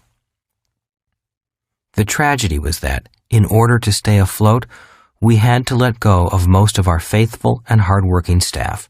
That broke my heart. When I inspected the new factories we contracted with for our manufacturing in Korea and Taiwan, my soul died a little. The working conditions these young workers were forced into were cruel and inhumane. I saw 5 workers stacked one on top of the other in a space where we would only allow 1 worker. My conscience began to bother me deeply, not only for the workers we let go in America, but also for our new workers overseas. Although we had solved the financial problem of foreign competition and began to make a lot of money, my heart was no longer in the business. Consequently, the business began to suffer. Its spirit was gone because my spirit was gone. I no longer wanted to become rich if it meant exploiting so many low-paid workers. I began to think about educating people to become owners of businesses rather than employees of business. At age 32, I was beginning to become a teacher, but I didn't realize it at the time. The business began to decline, not due to a lack of systems, but because of a lack of heart or passion. By the time Kim and I started out on our new business venture, the wallet company was gone. Downsizing coming. In 1983, I was invited to give a talk to the MBA class at the University of Hawaii. I gave them my views on job security. They didn't like what I had to say. In a few years, many of you will lose your jobs or be forced to work for less and less money with less and less security. Because my work caused me to travel the world, I witnessed firsthand the combined power of cheap labor and innovations from technology. I realized that a worker in Asia, Europe, Russia, or South America was really competing with workers in America. I knew the idea of high pay and a safe, secure job for workers and middle managers was an idea whose time had passed. Big companies would soon have to make cuts, both in their number of employees and in the dollars they paid to workers, simply to be able to compete globally. I was never asked back to the University of Hawaii. A few years later, the word downsizing became commonplace. Every time a big company merged with another company, workers became redundant and downsizing occurred. Every time the owners wanted to make their shareholders happy, a downsizing occurred. With each downsizing, I saw the people at the top get richer and richer, and the people at the bottom pay the price. Every time I heard someone say, "I'm sending my child to a good school so he or she can get a good, safe, secure job," I cringed. Being prepared for a job is a good idea for the short term, but it is not enough for the long term. Slowly but surely, I was becoming a teacher. Build a system around your passion. Although my manufacturing company had turned around and was doing well again, my passion was gone. Rich Dad summed up my frustration when he said, "School days are over. It's time to build a system around your heart. Build a system around your passion. Let the manufacturing company go and build what you know you must build. You've learned well from me, but you're still your father's son. You and your dad are teachers deep in your souls." Kim and I packed up everything and moved to California to learn new teaching methods so we could create a business around those methods. Before we could get the business off the ground, we ran out of money and were out on the street. It was that phone call to my rich dad, my wife standing by me, anger at myself, and a rekindling of the passion that got us out of the mess we were in. Soon, we were back to building a company. The company was an educational company using teaching methods that were almost the exact opposite of those used in traditional schools. Instead of asking students to sit still, we encouraged them to be active. Instead of teaching via lecture, we taught by playing games. Instead of being boring, we insisted our teachers be fun. Instead of teachers, we sought out business people who actually started their own companies and could teach using our style of teaching. Instead of grading the students graded the teacher. If the teacher got a lousy grade, the teacher was either put through another intensive training program or asked to leave. Age, educational background, sex, and religious beliefs were not criteria. All we asked for was a sincere desire to learn and to learn quickly. We were eventually able to teach a year's worth of accounting in one day. Although we mainly taught adults, we had many teenagers learning right alongside highly paid, well-educated business executives. Instead of competing on tests, we asked them to cooperate on teams. Then we had the team take a test, competing against other teams taking the same test. Instead of striving for grades, we bet money, with winner take all. The competition and desire to do well as a team was fierce. The teacher did not have to motivate the class. He or she just had to get out of the way once the learning competition began. Instead of quiet at test time, there was yelling, screaming, laughter, and tears. People were excited about learning. They were turned on by learning, and they wanted to learn more. We focused on teaching just two subjects, entrepreneurship and investing, the B and I quadrants. The people who wanted to learn these subjects in our style of education showed up in droves. We did not advertise. Everything spread by word of mouth. The people who showed up were people who wanted to create jobs, not look for jobs. Once I made up my mind not to quit that night at the phone booth, things began to move forward. In less than 5 years, we had a multi-million-dollar business with 11 offices throughout the world. We had built a new system of education, and the market loved it. Our passion had made it happen, because passion and a good system overcame fear and past programming. A teacher can be rich. Whenever I hear teachers say they aren't paid enough, I feel for them. The irony is that they are a product of their own system's programming. They look at being a teacher from the point of view of the E quadrant rather than the B or I quadrant. Remember, you can be anything you want to be in any of the quadrants, even a teacher. We can be anything we want. Most of us have the potential to be successful in all of the quadrants. It all depends on how determined we are to be successful. As my rich dad said, passion builds businesses, not fear. The problem of changing quadrants is often found in our past conditioning. Many of us came from families where the emotion of fear was used as a prime motivator to get us to think and act in a certain way. For example, did you do your homework? If you don't do your homework, you'll flunk out of school and all your friends will laugh at you. If you keep making faces, your face will get stuck in that position. And the classic, If you don't get good grades, you won't get a safe, secure job with benefits. Well, today, many people have gotten good grades, but there are fewer safe, secure jobs and even fewer with benefits like pensions. Many people, even those with good grades, need to mind their own business and not just look for a job where they will mind someone else's business. It's risky on the left side. I have many friends who still seek security through a job. Ironically, the march of technology continues at an ever-increasing pace. To keep up in the job market, each person will need to constantly be trained in the latest technology. If you're going to be re-educated anyway, why not spend some time educating yourself on the skills needed for the right side of the cash flow quadrant? If people could see what I see when I travel the world, they would not be looking for more security. Security is a myth. Learn something new and take on this brave new world. Don't hide from it. It is also risky for self-employed people. If they get sick or injured, their income is directly impacted. As I get older, I meet more self-employed people my age who are physically, mentally, and emotionally burned out from hard work. The more fatigue a person endures, the less secure they become, and the risk of them having an accident also goes up. It is more secure on the right side. The irony is that life is actually more secure on the right side of the cash flow quadrant.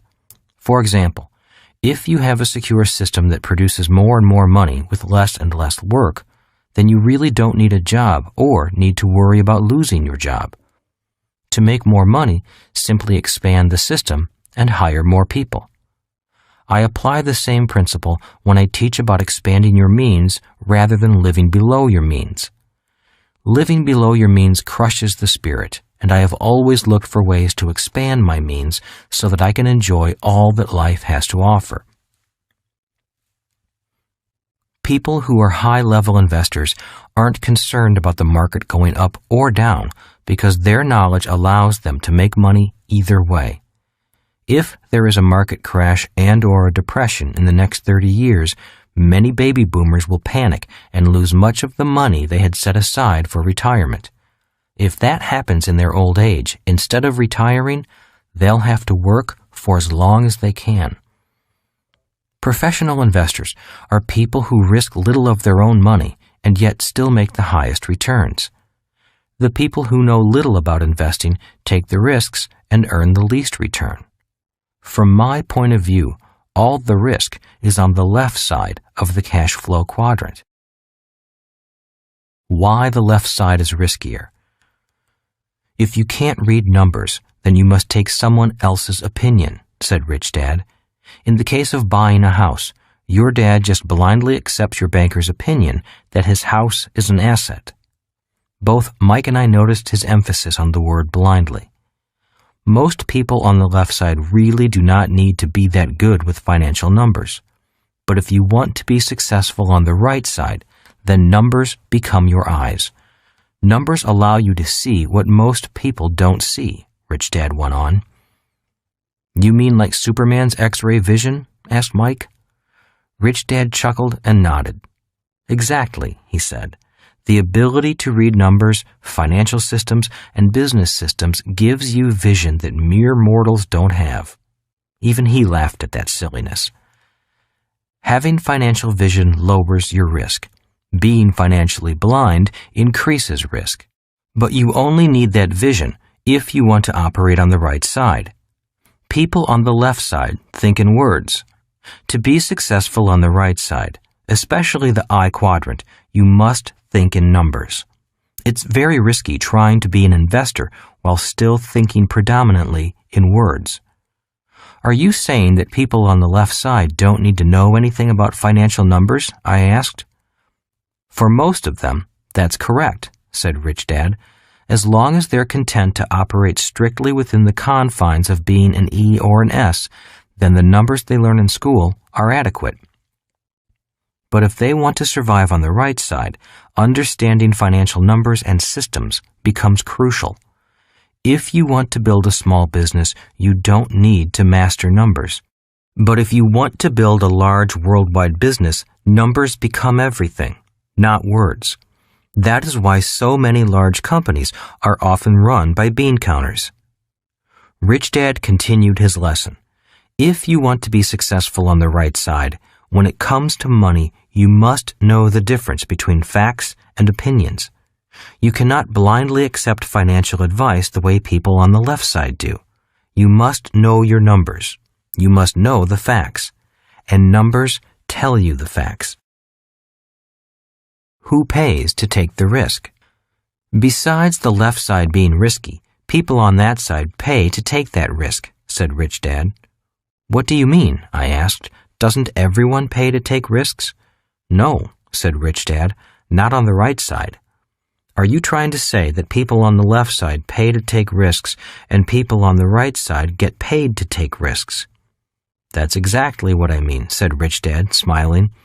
That is the biggest difference between the left side and the right side. That is why the left side is riskier than the right. Can you give me an example? I asked. Sure, said Rich Dad. If you buy shares of stock in a company, who takes the financial risk? You or the company?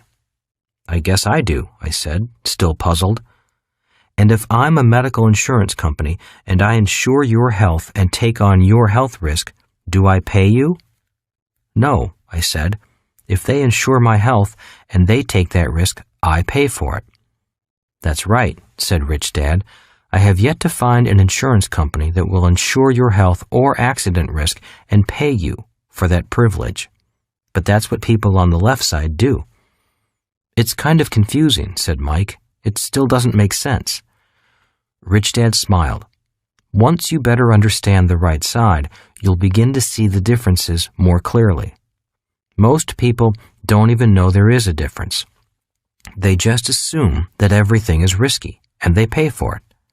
But as the years go on and you become more comfortable with your experience and education on the right side, your vision will improve, and you will begin to see what people on the left side cannot see.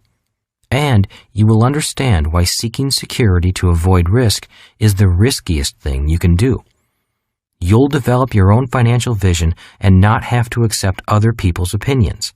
You'll be able to see for yourself and know the difference between financial facts and financial opinions. It was a good day. In fact, it was one of the better lessons I could remember. It was great because it began to open my mind to see things my eyes could not see. Numbers reduce risk. Without those simple lessons from my rich dad, I doubt if I could have taken my passion and built the educational system of my dreams. Without his insistence on financial literacy and accuracy, I know I could not have invested as wisely with so little of my own money and earned such high returns. I always remember that the bigger the project and the faster you want to succeed, the more you need to be accurate. If you want to get rich slowly or just work all your life and let someone else manage your money, then you do not need to be as accurate. The faster you want to get rich, the more accurate with numbers you must be.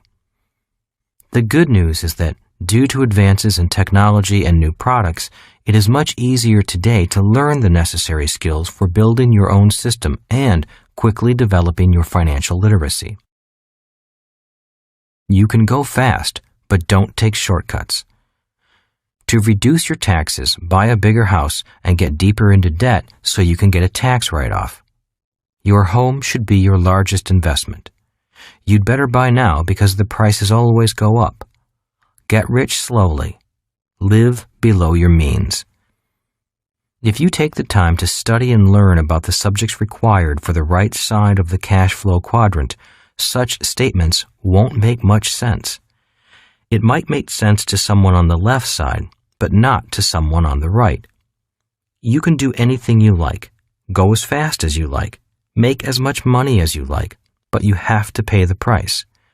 You can go quickly, but remember, there are no shortcuts. This book is not about answers. This book is about looking at financial challenges and objectives from a different point of view. It's not that one point of view is better than another. It's simply smarter to have more than one point of view. In listening to the following chapters, you may begin looking at finances, business, and life from a different point of view. Chapter 8. How do I get rich? If you do what everyone else does, you'll wind up having what everyone else has. When I'm asked, "Where did you learn your formula for getting rich?" I reply, "Playing Monopoly as a kid." Some people think I'm kidding and wait for the punchline. But it is no joke. The formula for getting rich in Monopoly is simple, and it works in real life as well as in the game. 4 greenhouses, 1 red hotel. You may recall that the secret to wealth when playing Monopoly is simply to buy 4 greenhouses and then trade up for a large red hotel. That is all it takes. Kim and I took that same investment formula, applied it to real life, and grew wealthy and financially free. When the real estate market was really bad, we bought as many small houses as we could with the limited money we had. When the market improved, we traded in the 4 greenhouses and bought a large red hotel. We never have to work again because the cash flow from our large red hotel, apartment houses, and mini storage units pays for our lifestyle. It works for hamburgers also. Or if you don't like real estate, all you have to do is make hamburgers. Build a business around that hamburger and franchise it. Within a few years, the increasing cash flow will provide you with more money than you can spend. In reality, that is how simple the path to extraordinary wealth is. In other words, in this high-tech world, the principles of great wealth remain simple and low-tech. I would say that it's merely common sense, but too often, when it comes to the subject of money, common sense is uncommon. For example, it makes no sense to me to give people a tax break to lose money and spend all their lives in debt, or to call your home an asset when it really is a liability that drains cash from you every day, or to have a national government that spends more money than it collects in taxes, or to send a child to school to study so they can get a good job, but not to teach that child anything about money. It is easy to do what rich people do. Doing what rich people do is easy. One of the reasons there are so many wealthy people who didn't do well in school is because the to-do part of becoming wealthy is simple. You don't have to go to school to become rich. The to-do part of becoming rich is definitely not rocket science. There is a classic book I recommend that you read, Think and Grow Rich by Napoleon Hill. I read this book as a youngster, and it greatly influenced the direction of my life. There's a good reason why it's titled Think and Grow Rich and not Work Hard and Grow Rich or Get a Job and Grow Rich.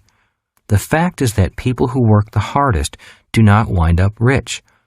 If you want to be rich, you need to think independently rather than go along with the crowd. In my opinion, one great asset of the rich is that they think differently than everyone else.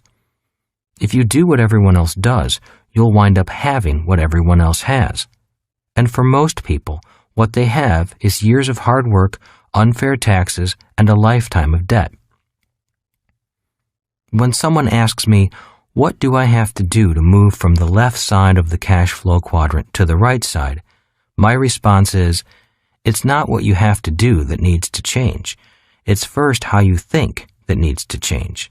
In other words, it's who you have to be in order to do what needs to be done. Do you want to be the kind of person who thinks buying 4 greenhouses and turning them in for 1 red hotel is easy? Or do you want to be the kind of person who thinks buying 4 greenhouses and turning them in for 1 red hotel is hard? Years ago, I took a class on goal setting. It was the mid-1970s, and I really could not believe I was spending $150 and a beautiful Saturday and Sunday to learn how to set goals. I would rather have gone surfing. Instead, I was paying someone to teach me how to set goals. I nearly backed out several times, but what I learned from that class has helped me achieve what I want in life. The instructor put up on the board these 3 words: be, do, have. She explained goals are the have part of these 3 words. Goals such as to have a nice body, or to have the perfect relationship, or to have millions of dollars. Once most people figure out their goal and what they want to have, they begin listing what they have to do in order to achieve the goal. That's why most people have to-do lists. They set their goal and then begin doing. Using the goal of a perfect body, the instructor talked about the approach most people take. What most people do when they want a perfect body is go on a diet and then go to the gym. This lasts for a few weeks, and then most are back to their old diet of French fries and pizza. Instead of going to the gym, they watch baseball on TV. This is an example of doing instead of being. It's not the diet that counts. It's who you have to be to follow the diet that counts. Yet, every year, millions of people seek the perfect diet in order to become thin. They focus on what they have to do rather than who they have to be. A diet won't help if your thoughts do not change. She used golf as another example. Many people buy a new set of golf clubs hoping that they can improve their game, instead of first adopting the attitude, mindset, and beliefs of a good golfer. A lousy golfer with a new set of golf clubs is still a lousy golfer. Then she discussed investments. Many people think that buying stocks or mutual funds will make them rich. But simply buying stocks, mutual funds, real estate, and bonds won't make you rich. Just doing what professional investors do does not guarantee financial success. A person who has a loser mentality will always lose no matter what stock, bond, real estate, or mutual fund they buy. A common goal people have is to find the perfect romantic partner, but according to the instructor, most people go about it all wrong. So many people look everywhere for the perfect person, the person of their dreams. They look for the right person instead of working to become the right person. And when they finally find this perfect person, they then try to change them. The instructor suggested that the answer lies within. To improve your marriage, you don't need to change your partner. It is better to change yourself first. Don't work on the other person. Work on your thoughts about that other person. As she talked about relationships, my mind drifted to the many people I've met over the years who were out to change the world, but weren't getting anywhere. They wanted to change everyone else, but not change themselves. I snapped out of my daydream when she started talking about money.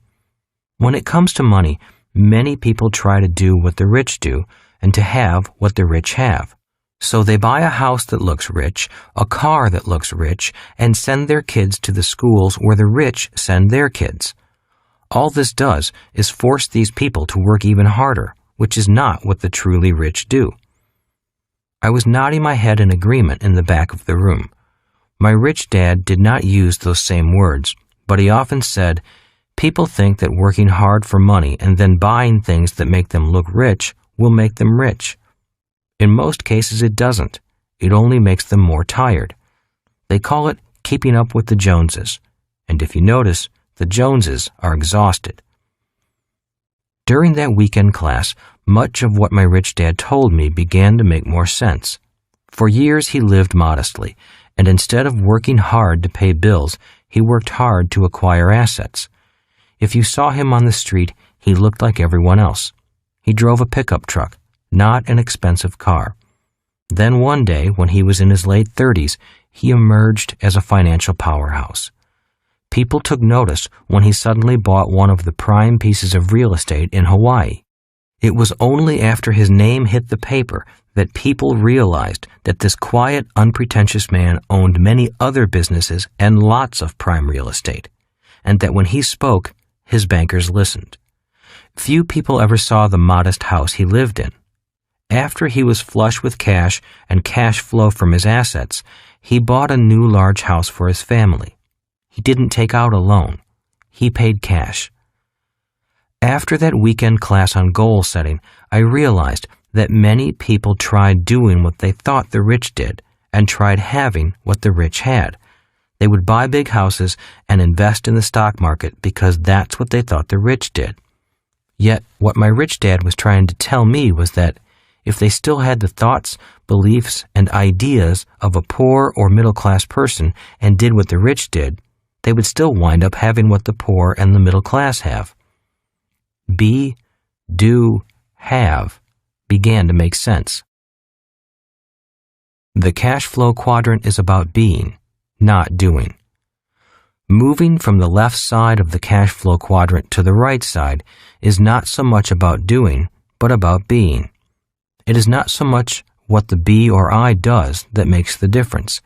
It is how they think and who they are at their core being.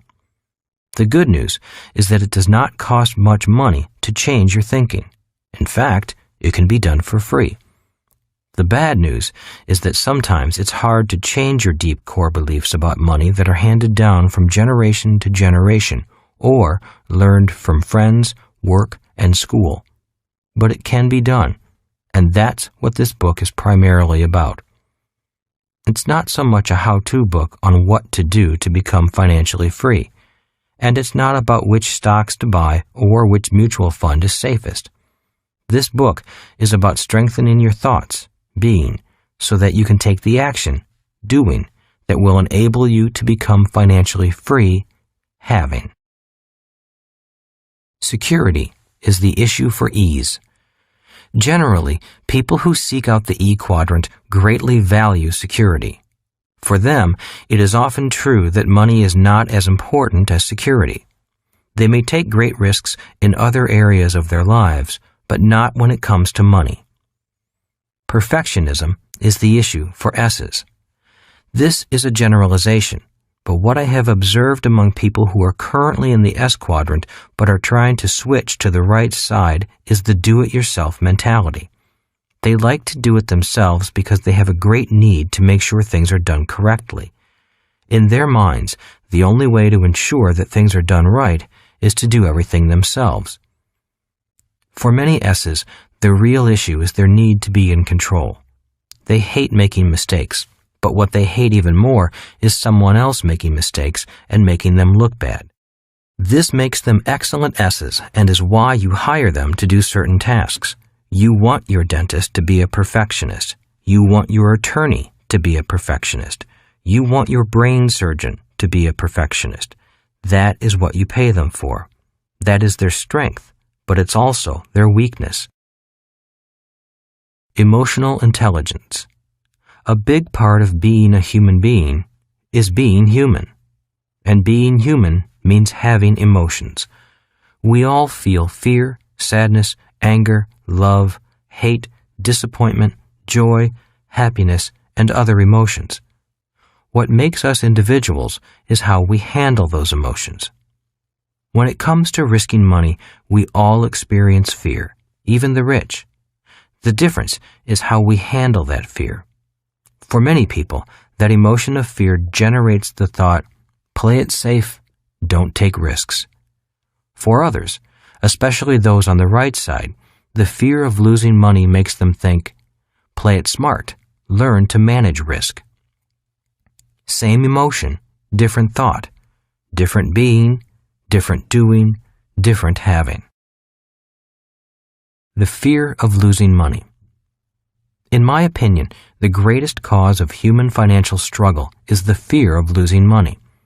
Because of this fear, people often operate too safely, or with too much personal control, or they just give their money to someone they think is an expert and hope and pray that the money will be there when they need it. If fear keeps you prisoner in one of the financial quadrants, I recommend reading Emotional Intelligence by Daniel Goleman. In his book, Goleman explains the age-old puzzle of why people who do well in school do not always do well in the real world. His answer is that your emotional IQ is more powerful than your academic IQ. That is why people who take risks, make mistakes, and recover often do better than people who learned not to make mistakes and are afraid of risk.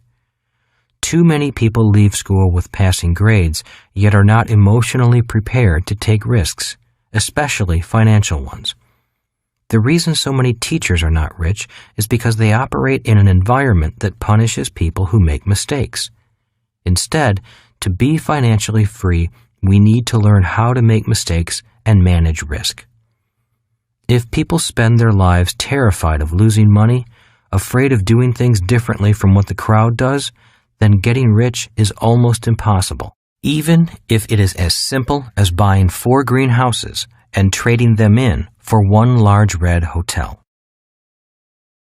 Emotional IQ is stronger.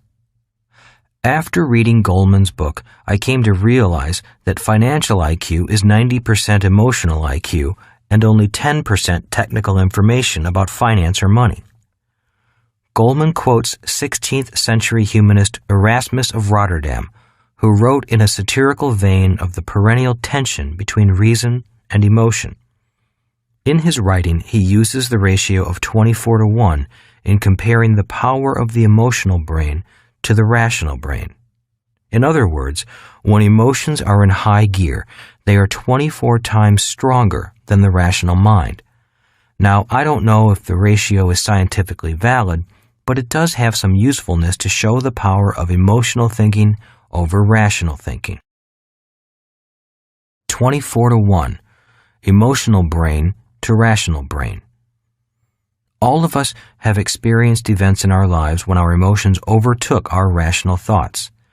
I am certain most of us have said something out of anger that we later wished we had not said, been attracted to someone we knew was not good for us, but still went out with them, or worse, married them, have cried or seen someone cry uncontrollably because of the loss of a loved one, done something intentionally to hurt someone we love because we were hurt, had our heart broken and not gotten over it for a long time. There are times when emotions are more than 24:1. This can be seen in addictions, such as compulsive eating, smoking, sex, shopping, drugs. Phobias, such as fear of snakes, heights, tight places, the dark, strangers. These and other behaviors are often 100% emotionally driven. Rational thought has little power over the emotions when something as strong as addictions and phobias are involved. Snakes phobia. When I was in flight school, I had a friend with a snake phobia. During a class on how to survive in the wild after being shot down, the teacher brought out a harmless garden snake to show us how to eat it. My friend, a grown man, jumped up, screamed, and ran out of the room. He couldn't control himself. Not only was his phobia of snakes strong, but the idea of eating a snake was just too much for his emotions to bear. Money phobia. When it comes to risking money, I've seen people do the same thing. Instead of finding out about the investment, they also jump up, scream, and run out of the room. Money manages to provoke many deep emotional phobias. I have them. You have them. We all have them. Why? Because, like it or not, money is an emotional subject. And because it is an emotional subject, most people cannot think logically about money. If you don't think money is emotional, just watch the stock market. In most markets, there is no logic, only the emotions of greed and fear. Watch a person climb into a new car and smell the leather interior. All the salesperson has to do is whisper these magic words in their ear. Low down payment, easy monthly payments. And all logic goes out the window. Emotional thoughts sound logical. The problem with core emotional thoughts is that they sound logical. When someone in the E quadrant becomes fearful, their logical thought is, play it safe, don't take risks. To someone in the I quadrant, however, that is not logical at all. For people in the S quadrant, when the issue of trusting others to do a good job comes up, their logical thought may go like this: I'll just do it myself. That is why so many S-type businesses are often family businesses. There is a greater sense of trust. For them, blood is definitely thicker than water. Different quadrants, different logic, different thoughts, different actions, different halves, same emotions. What determines what we do is how we individually respond to emotions. I don't feel like it. One way to know if you're thinking emotionally instead of rationally is when you use the word feel in conversation. For example, many people who are run by their emotions say things like, "I don't feel like exercising today." Logically, they know they should exercise. Many people who struggle financially are not able to control how they feel, or they let their feelings dictate their thoughts. I hear them say, "I don't feel like learning about investing. It's too much trouble. Investing doesn't feel right for me. I don't feel like telling my friends about my business. I hate the feeling of being rejected." Parent or child. Those are thoughts generated from emotions, not logic. In pop psychology, it's the battle between the parent and child. The parent usually speaks in shoulds. The parent says something like, "You should be doing your homework." The child speaks about feeling and responds to the parent by saying, "But I don't feel like doing it." Financially, the parent in you would say silently, "You should save more money." But the child in you would reply, "But I really feel like taking a vacation. I'll just put the vacation on my credit card." When are you an adult? When going from the left side to the right side, we need to be adults. We all need to grow up financially. Instead of being parent or child, we need to look at money, work, and investing as adults. And what being an adult means is knowing what you have to do and doing it, even though you may not feel like doing it. Conversations within you. For people contemplating crossing from one quadrant to another, an important part of the process is to be aware and vigilant of your internal dialogue. Always remember that what sounds logical in one quadrant does not necessarily make sense in another. Going from financial security to financial freedom is primarily a process of changing your thinking. It's a process of doing your best to know which thoughts are emotion-based and which are logic-based. If you can keep your emotions in check and go for what you know to be logical, you have a good chance of making the journey. Ignore outside influences. The most important conversation is the one you are having with yourself.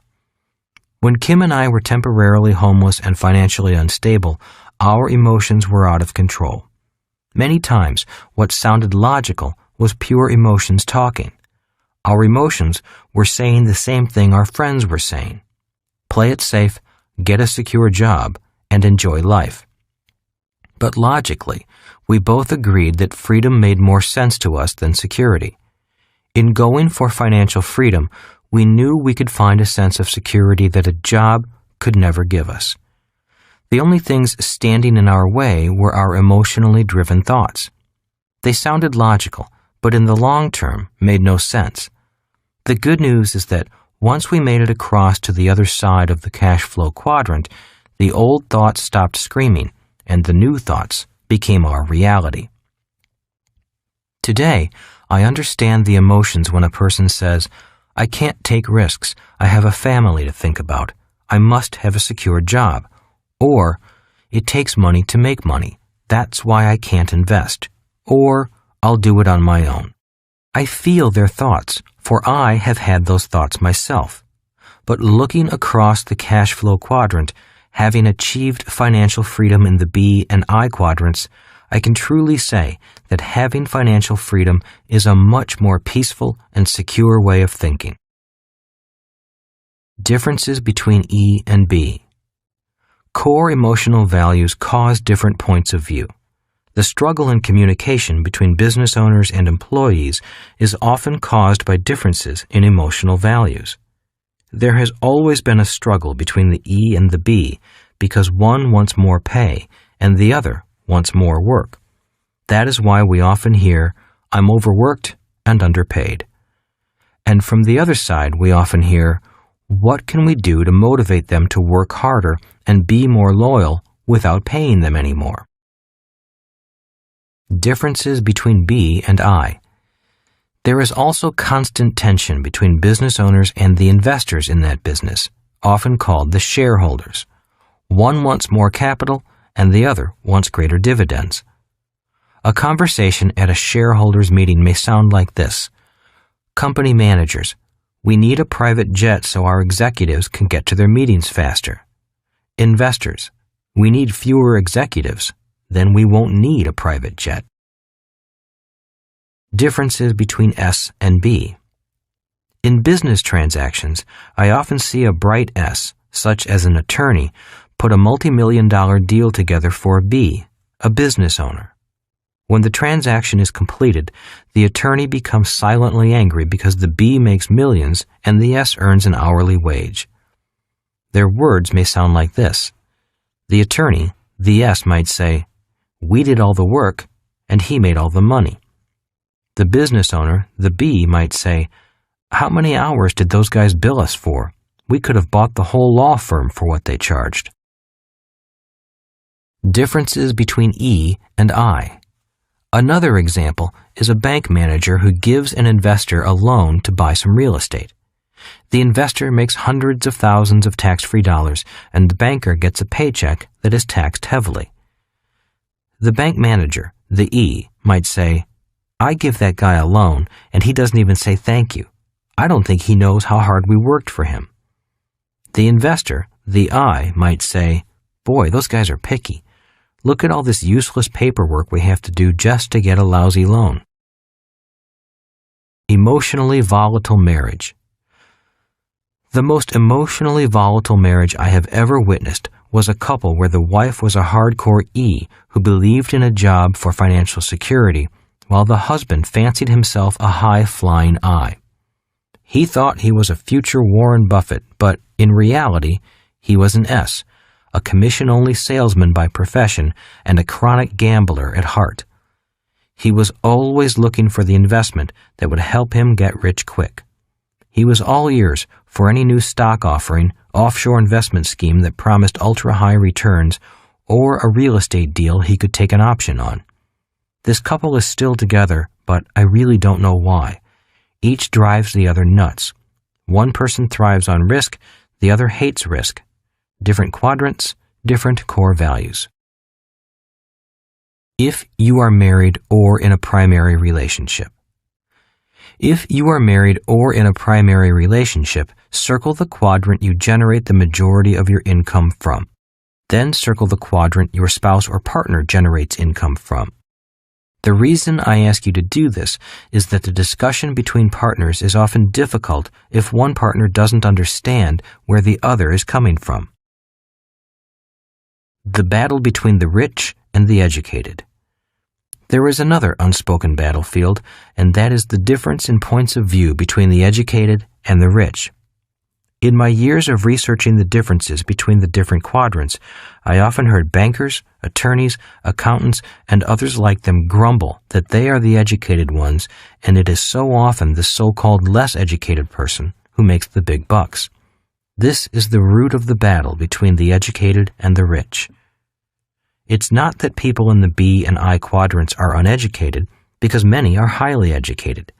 It's just that many B's and I's were not academic whiz kids in school. For those of you who read my book, Rich Dad, Poor Dad, you know it's about the struggle between the educated and the rich.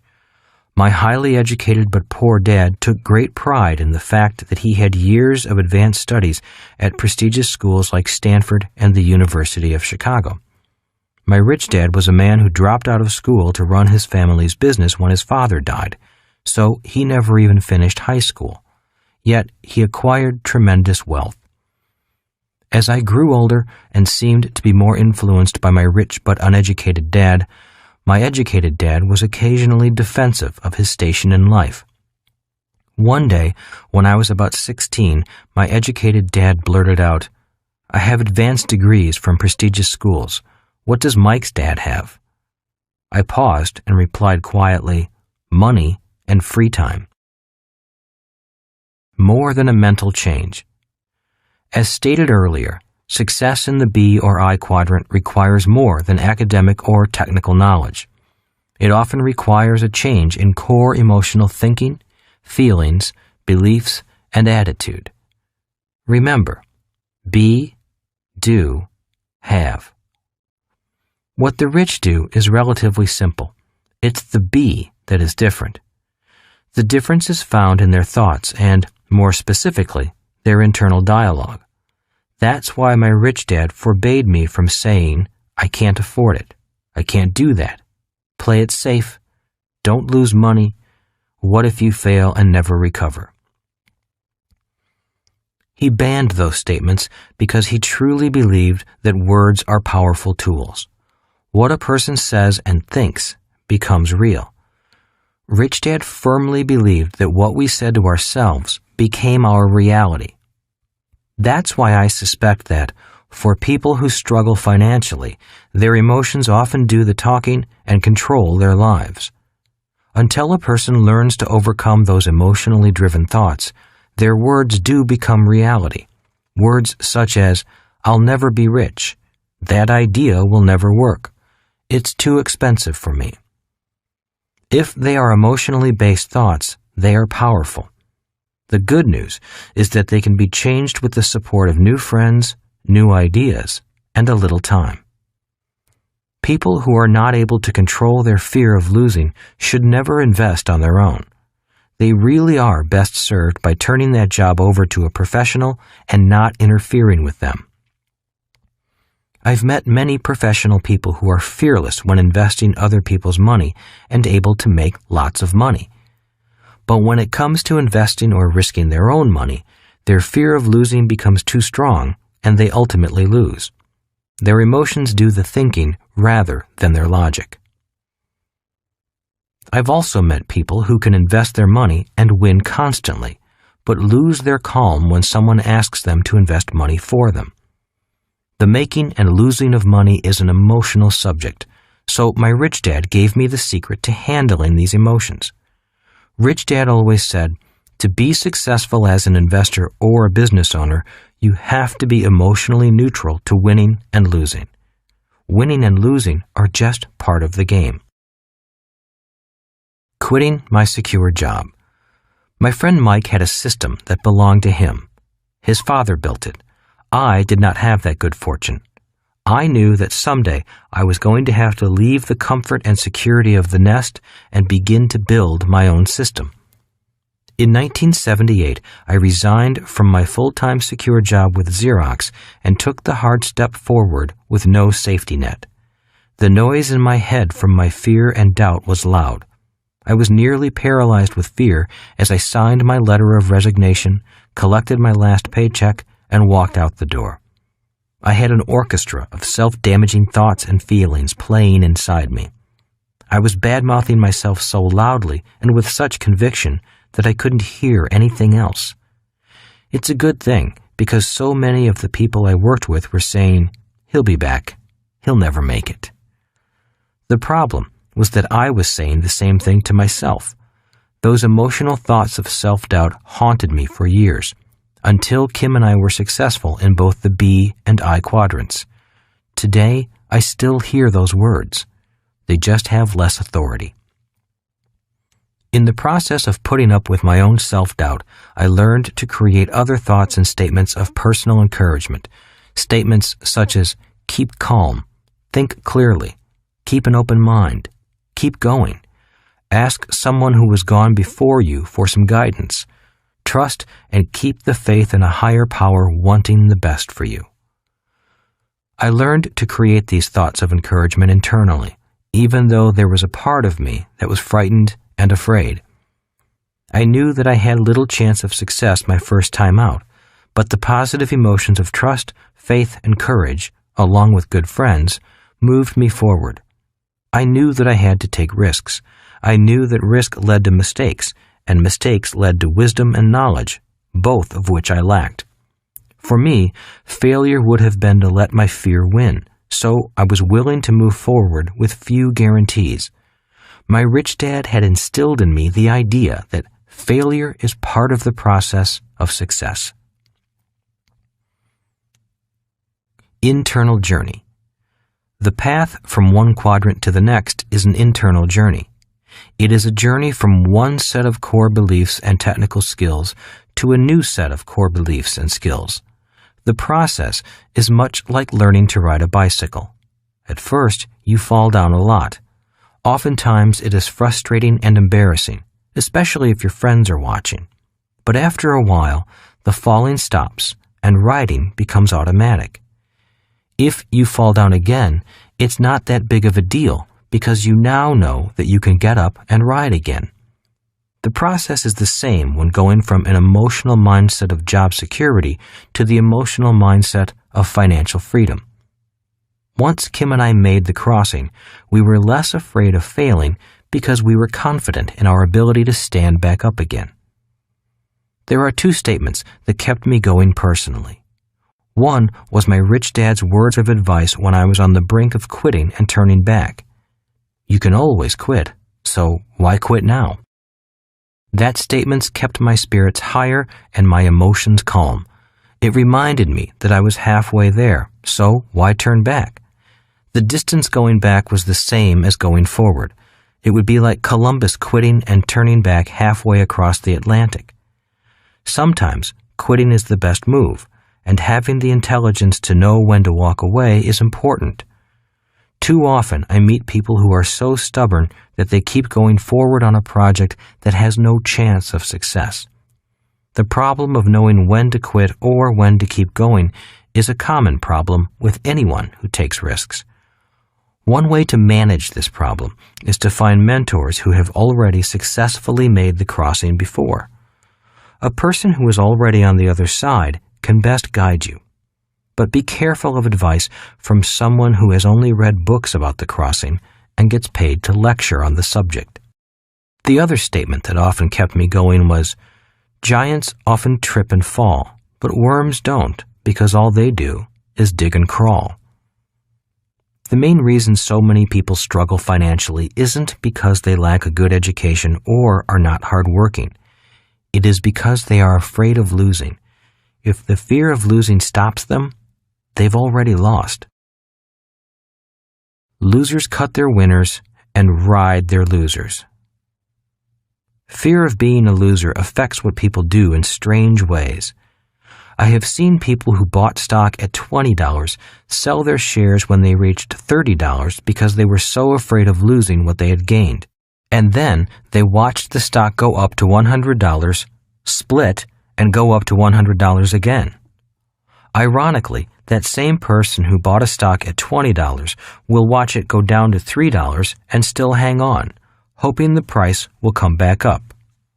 This is an example of a person being so afraid of losing or admitting that they lost that they wind up losing. Winners cut their losers and ride their winners. Winners do things almost exactly the opposite.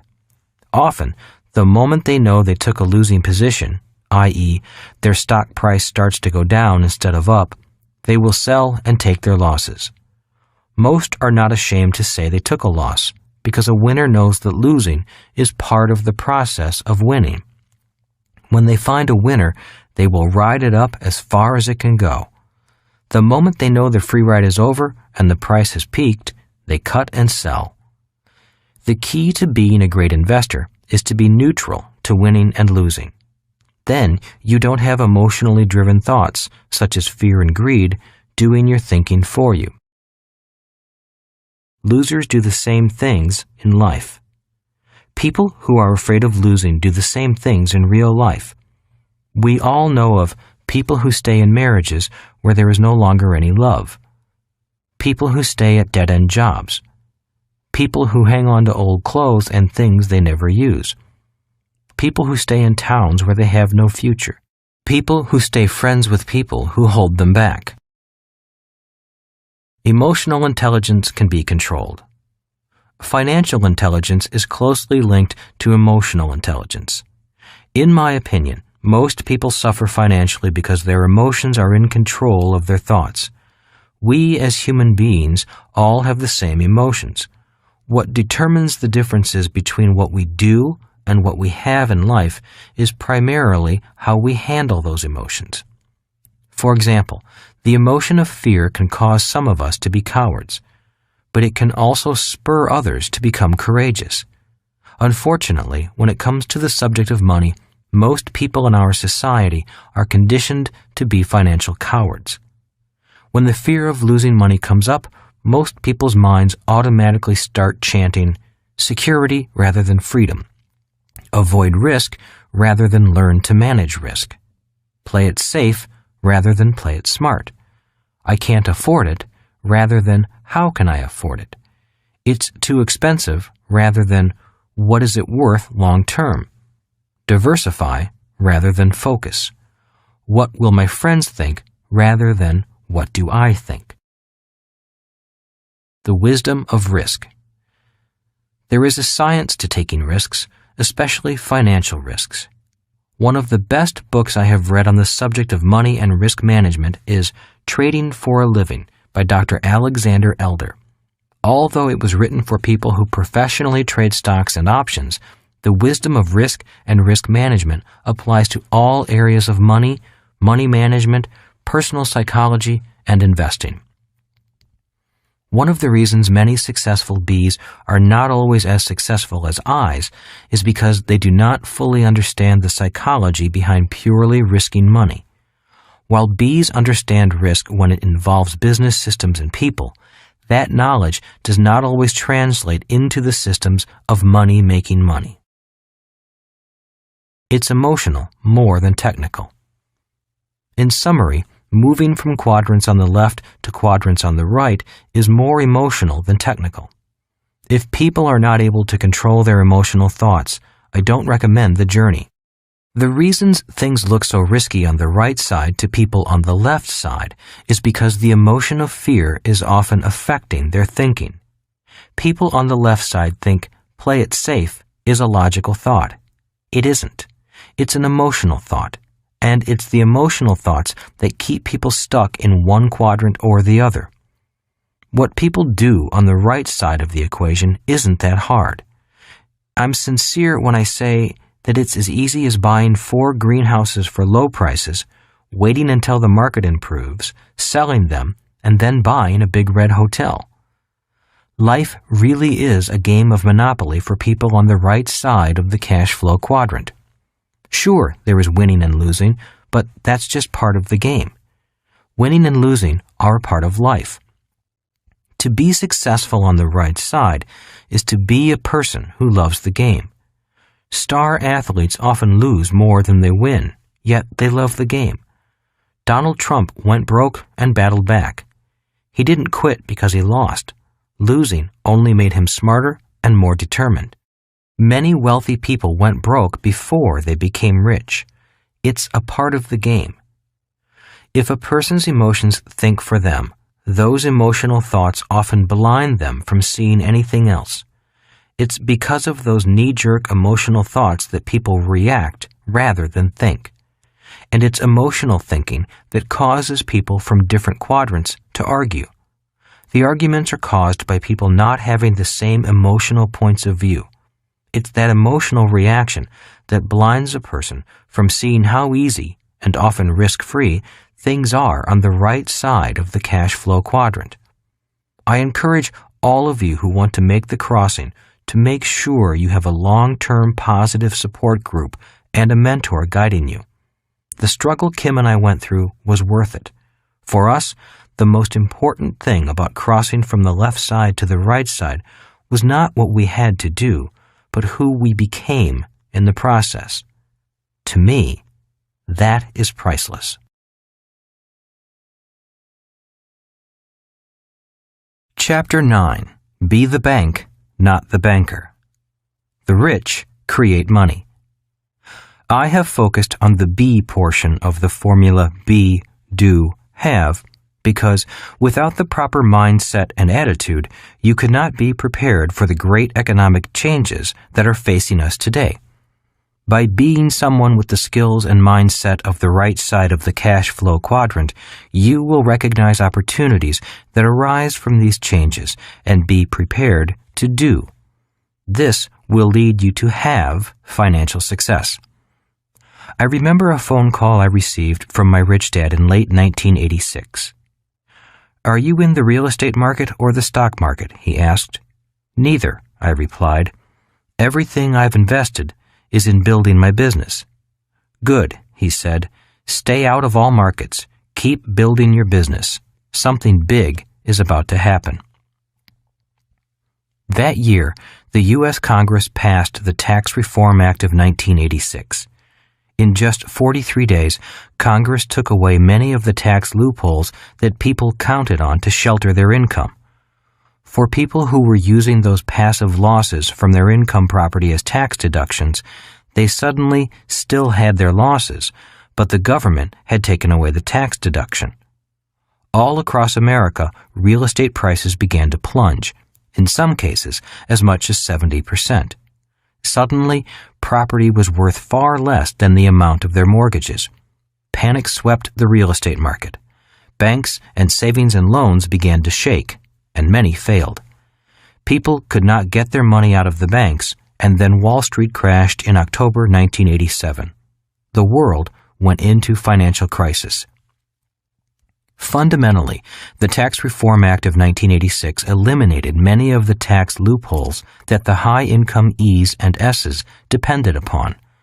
Many of them had invested in real estate properties or limited partnerships in order to utilize any losses to offset their earnings from the E or S quadrants. And while the crash and recession did affect people in the B and I quadrants, many of their tax avoidance mechanisms were left intact. During this period, E's learned a new word: downsizing. They soon realized that when a major layoff was announced, the share price of the stock of the company announcing the layoff went up. Sadly, most did not understand why. There were many S's also struggling to cope with the recession that was caused by decreased business, higher insurance rates, and losses from the real estate and stock markets. As a result, I believe that individuals on the left side of the cash flow quadrant were financially hurt and suffered the most as a direct result of the Tax Reform Act of 1986. Transfer of wealth. While people on the left side were suffering, many people on the B and I side were getting rich, thanks to the government taking away from some people and giving to others. By changing the tax code, all the tax trick reasons for investing were taken away from people who were simply buying real estate to lose money. Many were high-income employees or professionals such as doctors, attorneys, accountants, and small business owners. Prior to this period, they had so much taxable income that their advisors told them to buy real estate to lose money, and then, with any extra money, invest in the stock market. When the government took that loophole away with the Tax Reform Act, one of the most massive transfers of wealth began. In my opinion, much of the wealth was taken away from the E and S side and handed to the B and I side for pennies on the dollar. When the savings and loans, the organizations that issued the bad loans, failed, billions of dollars in deposits were at risk. The money had to be paid back. So, who was left to pay back the billions of dollars lost in savings and real estate foreclosures? Well, the taxpayers, of course, the very people who were already hurting enough as it was. Some of you may remember a governmental agency called the Resolution Trust Corporation, or the RTC as it was commonly known. The RTC was the agency responsible for taking the foreclosures from the real estate crash and transferring them to people who knew how to handle them. For me and many of my friends, it was like a blessing from financial heaven. Remember that money is seen with the mind, not with the eyes.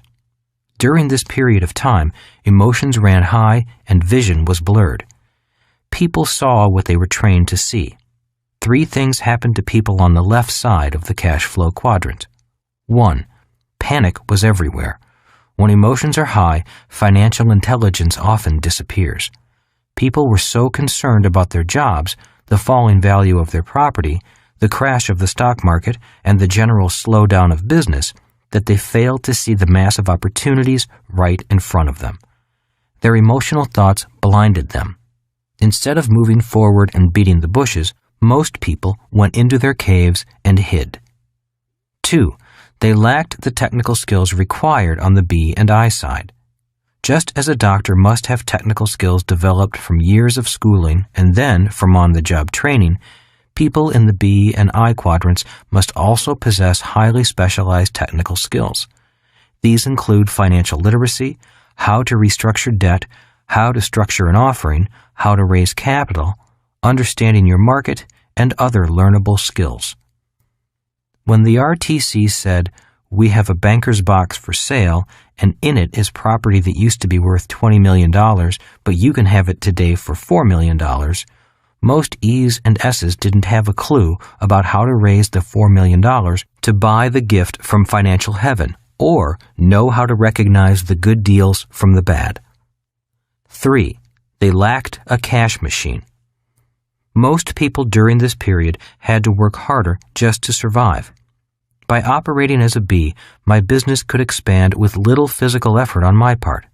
By 1990, my business was up and running and growing. During this period, the business grew from a startup to 11 offices worldwide. The more it expanded, the less physical work I had to do, and the more money came in. The system and the people in the system were working hard. With the extra money and free time, Kim and I were able to spend a lot of time looking at deals, and there were many of them. It was the best of times, it was the worst of times. There's a saying that goes, "It's not what happens in one's life that matters, but it's the meaning one puts on what happens that matters." The period from 1986 to 1996 was, for some people, the worst time of their lives. For others, it was the best of times. When I received that phone call from my rich dad in 1986, I recognized the fantastic opportunity that this economic change presented me. Even though I did not have a lot of extra cash at the time, I was able to create assets by utilizing my skills as a B and an I. Later in this chapter, I will describe in greater detail how I created assets that helped me become financially free. One of the keys to a successful and happy life is to be flexible enough to respond appropriately to whatever change comes your way. Unfortunately, most people are not equipped to handle the fast-breaking economic changes that have happened and continue to happen. However, most people are generally optimistic and have the ability to forget. After 10 to 12 years, they forget, and then things change again. History repeats itself. Today, people have more or less forgotten about the Tax Reform Act of 1986. The E's and S's are working harder than ever. Why? Because their tax loopholes have been taken away. As they have worked harder to get back what they lost, their incomes have gone up and their tax accountant has again started whispering the same old words of wisdom. Go buy a bigger house. Interest on your debt is your best tax deduction. And besides, your home is an asset, and it should be your largest investment. So they look at the easy monthly payments and they get sucked into a higher debt position. In my opinion, a great transfer of wealth is happening, and it may be happening in a very different way than we might expect. This is why my rich dad had me read books on economic history. Economies change, but history repeats. And money continues to flow from the left side to the right side of the cash flow quadrant, just as it always has. Many people are deeply in debt, yet they pour money into the stock market, often through their retirement plans.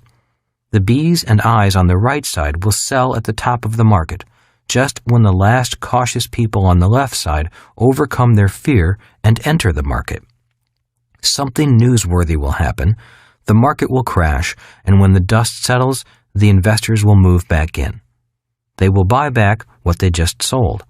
Again, we will have another great transfer of wealth from the left side to the right side of the cash flow quadrant. It will take many years to heal the emotional scars of those who lost money, but the wounds will heal, just as another market is nearing its peak. At about that time, people will begin quoting Yogi Berra, the great New York Yankees baseball player. It's déjà vu all over again. Is it a conspiracy? Often I hear people, especially E's and S's, say that there is some kind of global conspiracy held together by a few ultra-rich families who control the banks. These conspiracy theories have been around for years. Is there a conspiracy? I don't know. Could there be a conspiracy? Anything is possible. I know there are powerful families who control massive sums of money. But does one group control the world? I see it as one group of people on one side with one mindset and another group of people on the other side with a different mindset. They are all playing this one big game of money, but each quadrant is playing from a different point of view and with a different set of rules. The big problem is that the people on the left side are unable to see what the people on the right side are doing. But the people on the right side know exactly what the people on the left side are doing. Witch hunts. Instead of finding out what the people on the right side know, E's and S's often go on witch hunts. Only a few centuries ago, when there was a plague or something bad happened to a community, townspeople would go on a witch hunt. They needed someone to blame for their plight. Well, witch hunts still go on today. Many people look for someone to blame for their financial problems. These people often want to blame the rich for their problems rather than admit that their own lack of information about money often is a fundamental reason for their struggles. Heroes become villains. Every few years, a new financial guru appears and seems to have some new magic formula for wealth. In the late 1970s, it was the Hunt brothers who tried to corner the silver market. The world initially applauded their genius, but almost overnight they were hunted down as criminals because so many people lost money after they followed the brothers' advice. In the late 1980s, it was Michael Milken, the junk bond king. One day, he was a financial genius, but right after the crash, he was tracked down and sent to jail. Individuals change, but history repeats. Today, we have new investment geniuses. They are all over TV, the internet, and financial publications. Some have even attained celebrity status. Warren Buffett is touted as a near god. When he buys something, everybody rushes in and buys what he buys. And when Warren Buffett sells, prices crash. Money follows him freely. If there is a major market correction in the near future, will today's financial heroes be tomorrow's hated villains? Time will tell. In every upcycle of the economy, there are heroes, and in every down period, there are villains. Often, they end up being the same people. People will always need witches to burn or conspiracies to blame for their own financial blindness. History will repeat itself, and again, a great transfer of wealth will take place. When it does, which side of the transfer will you be on? The left side or the right side? In my opinion, people simply fail to realize that they are in this large global game, a virtual casino in the sky, but no one ever told them that they are important players in the game. The game is called Who is Indebted to Whom? Be the bank, not the banker. When I was in my mid-20s, it dawned on me that the name of the game was to be the bank, but that didn't mean to get a job as a banker. My advanced education was about to begin. It was during this period that my rich dad had me look up words like mortgage, real estate, and finance. I was beginning to train my mind to see what my eyes could not. He encouraged me to understand the game, and when I learned the game, I could do what I wanted with what I found. I decided to share my knowledge with anyone who was interested.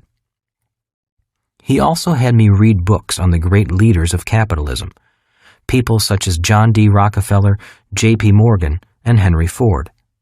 One of the most important books I read was The Worldly Philosophers by Robert Heilbronner. For people who want to operate on the B and I side, his book is a must-read, for it traces the greatest economists of all time, starting with Adam Smith, who wrote The Wealth of Nations. It is fascinating to look into the minds of some of our most important philosophers, the economists. These people interpreted the evolution of modern capitalism over its brief history. In my opinion, if you want to be a leader on the B and I side, a historical view of economic history is important to understanding both our history and our future. After the worldly philosophers, I recommend reading The Creature from Jekyll Island by G. Edward Griffin, Paul Zane Pilzer's Unlimited Wealth, James Dale Davidson's The Sovereign Individual, Robert Preacher's The Crest of the Wave, and Harry Dent's The Great Depression Ahead. While Heilbronner's book gives you insight into where we have come from economically, the other authors give their views on where we are headed. Their contrasting viewpoints have been important. They allowed me to see what my eyes could not. By reading books like these, I have been able to gain insights into the ups and downs, the cycles and trends of the economy. A common theme in all of these books is that one of the biggest changes of all is right around the corner. How to play the bank. After the 1986 Tax Reform Act became law, there were opportunities everywhere. Real estate, stocks, and businesses were available for low prices. While it was devastating for many people on the left side, it was wonderful for me because I could utilize my skills as a B and I to take advantage of the opportunities around me. Instead of being greedy and chasing everything that looked like a good deal, I decided to focus on real estate. Why real estate? For these 5 simple reasons. 1. Pricing. Real estate prices were so low that mortgage payments were far lower than the fair market rent for most properties. These properties made great economic sense, which meant there was little risk. It was like going to a sale at a retail store when everything was 50% off. 2. Financing. The banks would give me a loan on real estate, but not on stocks. Since I wanted to buy as much as I could while the market was depressed, I bought real estate so that what cash I had could be combined with financing through banks. For example, let's say I had $10,000 in savings to invest. If I bought stocks, I could only buy $10,000 worth of stocks. I could have bought on margin and put up only part of the total cost, and the broker company would have loaned me the remainder, but I wasn't financially strong enough to risk a downturn in the market. With $10,000 in real estate and a 90% loan, I could buy a $100,000 property. If both markets went up 10%, I would have made $1,000 in stocks, but $10,000 in real estate. 3. Taxes. If I made $1 million in profit from stocks, I'd have to pay nearly 30% in capital gains tax on my profit. But in real estate, the $1 million profit could be rolled tax-free into the next real estate transaction. On top of that, I could depreciate the property for even greater tax advantages. Important note, an investment must make economic sense outside of the tax benefit for me to invest in it. Any tax benefit only makes the investment more attractive. 4. Cash flow. Rents had not declined even though real estate prices had declined. This put a lot of money in my pocket, paid for the mortgages, and, most importantly, bought me time to wait until real estate prices went up again. When they did, I was able to sell. Although I carried large debt, it never hurt me because the rents were far greater than the cost of carrying the loan. 5. An opportunity to become a bank. Real estate allowed me to become a bank, something I had wanted to do since 1974. The rich create money. In Rich Dad, Poor Dad, I wrote about how the rich create money and often play the role of banker. The following is a simple example that almost anyone can follow. Let's say I find a house worth $100,000 and I get a heck of a deal and only pay $80,000 for it. I pay $10,000 down payment and get a $70,000 mortgage I'm responsible for. I then advertise that the house is available for sale for its appraised price of $100,000. I use these magic words in the ad: house for sale, owner desperate, no bank qualifying, low down payment, easy monthly payments. The phone rings like crazy. The house is sold on what is called a wrap, or a lease purchase contract. In simple terms, I sell the house for a $100,000 IOU. This transaction is then registered with a title and escrow office, which often handles the payments. If the person defaults on the $100,000, I simply foreclose and sell the property to the next person who wants a low down payment, easy monthly payment home to live in. People line up for the opportunity to buy a home on these terms. The net effect is that I have created $30,000 in my asset column for which I am paid interest, just like a bank gets paid interest for the loans it makes. I was beginning to be a bank, and I loved it. Remember that Rich Dad said, "Be careful when you take on debt. If you take on debt personally, make sure it's small. If you take on large debt, make sure someone else is paying for it." In the language of the B and I side, I laid off my risk or hedged my risk to another buyer. That is the game in the world of finance. This type of transaction is done all over the world. Yet, wherever I go, people come up to me and say those magic words. You can't do that here. What most small investors fail to realize is that many large commercial buildings are bought and sold exactly in the manner described above. Sometimes they go through a bank, but many times they do not. It's like saving $30,000 without saving. I previously talked about why the government does not give people a tax advantage for saving money. Well, I doubt if the banks will ever ask the government to do so because your savings are their liability. The United States has a low savings rate simply because banks do not want your money or need your savings to do well. So this example is a way of playing bank and increasing your savings without a great deal of effort. 1. I determine the interest rate for my $30,000. Often, it's 10% interest. Most banks pay you less than 5% on your savings today. So, even if I did use my own $10,000 as a down payment, which I try not to do, the interest on it is often better than the bank would pay me. 2. It's like creating $20,000, $30,000 less the $10,000 down payment, that didn't exist before, just like the bank creates an asset and then charges interest on it. 3. This $20,000 was created tax-free. For the average person in the E quadrant, it would take nearly $40,000 of wages to be able to set aside $20,000. Income earned as an employee is a 50-50 proposition, with the government taking its 50% through withholding tax before you ever see it. 4. All property taxes, maintenance, and management fees are now the responsibility of the buyer because I sold the property. And there is more. Many creative things can be done on the B and I side to create money from nothing, just by playing the role of the bank. A transaction like this may take a week to a month to put together. The question is, how long would it take for most people to earn an additional $40,000 so they can save $20,000 after taxes and other expenses? The income stream is sheltered. In Rich Dad, Poor Dad, I briefly covered why the rich use corporations.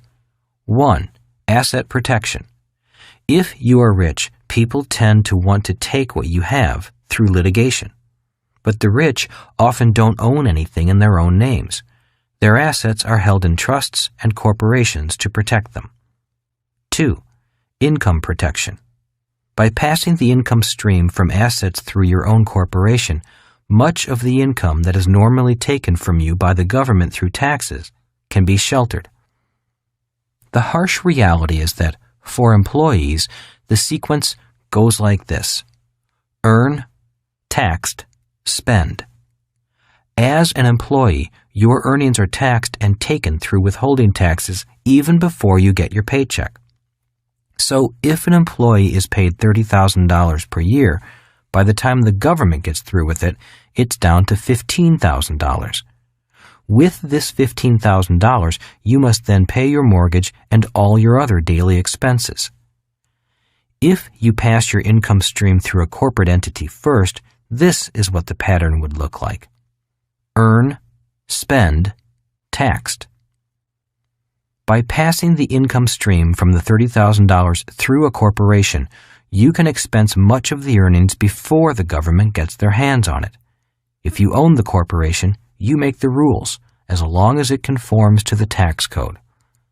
For example, if you make the rules, you can write into the bylaws of your company that child care is part of your employment package. The company may pay $400 per month for child care out of pre-tax dollars.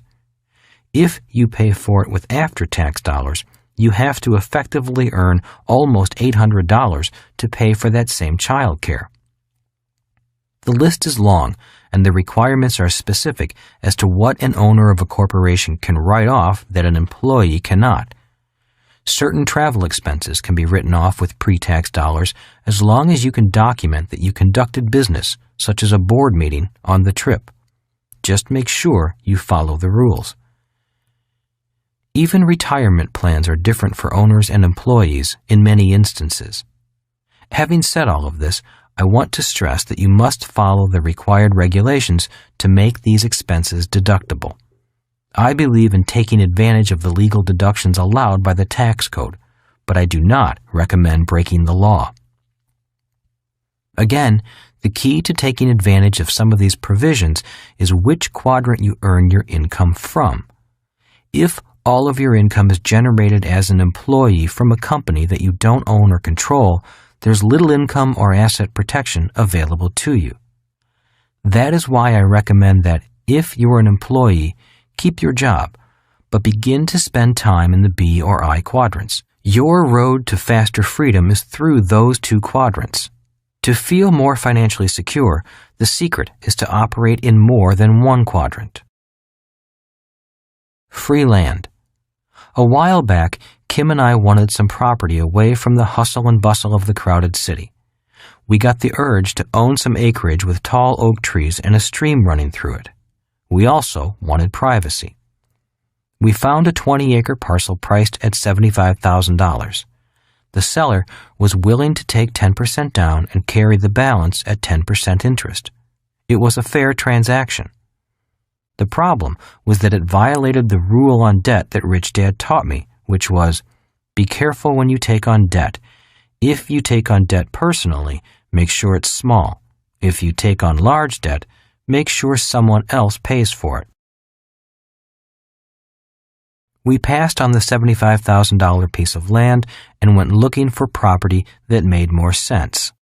And remember Rich Dad's rule. If you take on debt and risk, then you should be paid. Well, in this transaction, I would have taken on both the debt and the risk, and I was the one paying for it. About a month later, we found a piece of land for $115,000 that was even more beautiful. It was 87 acres of tall oak trees with a stream, and it had a house. I offered the seller full price if he would give me my terms, which he did. To make a long story short, we spent a few dollars fixing the house and sold the house and 30 acres for $215,000, using the same idea of low down payment, easy monthly payments. We kept 57 acres for ourselves. The new owner was thrilled because it was a beautiful home and he was able to buy it for almost nothing down. As an aside, he also bought it through his company for use as a corporate retreat for his employees, which allowed him to depreciate the purchase price as a company asset, deduct the maintenance costs, and deduct the interest payments.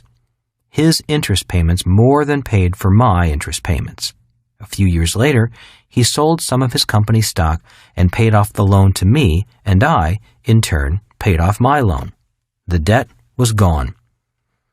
With the extra $100,000 profit I made, I was able to pay the taxes from the gain of the land and the house. The net result was zero debt, $15,000 profit after taxes, and 57 acres of gorgeous land. It was like being paid for getting what you want. The IPO. An initial public offering, IPO, or taking a private company public through a stock offering, is based on the same principles as the transaction described in the previous section. While the words, the market, and the players are different, the basic underlying principles remain the same. When my organization forms a company to take public, we often create value out of thin air, even though we try to base it on an accurate opinion of the fair market value. We take the offering to the public market, and instead of this equity being sold to one person, it is sold to thousands of people as shares of a company. The value of experience. I recommend people start in the B quadrant before proceeding to the I quadrant. Regardless of whether the investment is in real estate, a business, stocks, or bonds, there is an underlying comprehensive business sense that is essential to being a sound investor. Some people have this comprehensive sense, but many do not, primarily because school trains us to be highly specialized, not comprehensively trained. For those thinking about moving to the B or I quadrants, I recommend starting small and taking your time. Do bigger deals as your confidence and experience grow. Remember, the only difference between an $80,000 deal and an $800,000 deal is a zero. The process of going through a small deal is much the same as going through a much larger, multi-million-dollar public offering. It is only a matter of more people, more zeros, and more fun. Once a person gains experience and a good reputation, it takes less and less money to create bigger and bigger investments. Many times, it takes no money to make a lot of money. Why? Experience is valuable. As stated earlier, if you know how to make money with money, people and money will flock to you. Start small and take your time. Experience is more important than money. It is simple and easy. In theory, the numbers and transactions on the right side of the cash flow quadrant are simple, regardless of whether we're talking about stocks, bonds, real estate, or businesses. To be financially well off simply means being able to think differently, to think from different quadrants, and to have the courage to do things differently. To me, one of the hardest things a person who is new to this way of thinking has to go through is the countless number of people who will tell you, you can't do that. If you can overcome that kind of limited thinking and seek out people who say to you, yes, I know how to do that, I'd be happy to teach you, your life will be much easier. The laws. I started this chapter with the Tax Reform Act of 1986. While that was a significant rule change, it won't be the last. I only used the Tax Reform Act as an example of how powerful some rules and laws can be. If a person is to be successful in the B or I quadrant, he or she needs to be aware of market forces and any changes in the law that affect those market forces. Today in America, there are thousands upon thousands of pages of tax law. That's just for the IRS alone. The federal law comes to more than 1.2 million pages of laws. It could take the average reader 23,000 years to read the entire U.S. IRS code. Every year, more laws are created, repealed, or amended. It would be more than a full-time job just to keep up with the amendments. Every time someone tells me that's against the law, I reply by asking them if they have read every line of code in America. If they say yes, I leave slowly, backing up toward the door. Never turn your back on someone who thinks they know every law. To be successful on the right side requires seeing 5% with your eyes and 95% with your mind. Understanding the laws and market forces is vital for financial success. Great transfers of wealth often occur when laws and markets change. So it is important to pay attention if you want to have those changes work in your favor and not against you.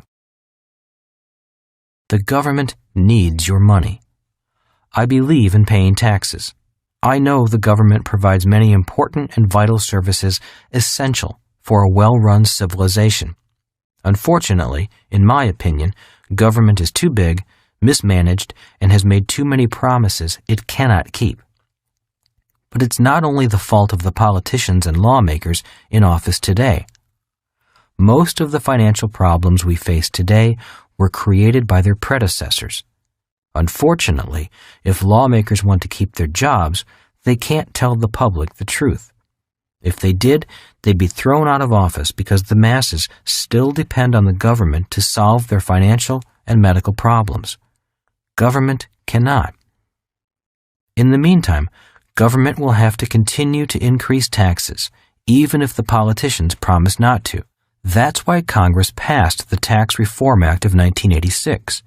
It needed to plug a tax loophole in order to collect more in taxes.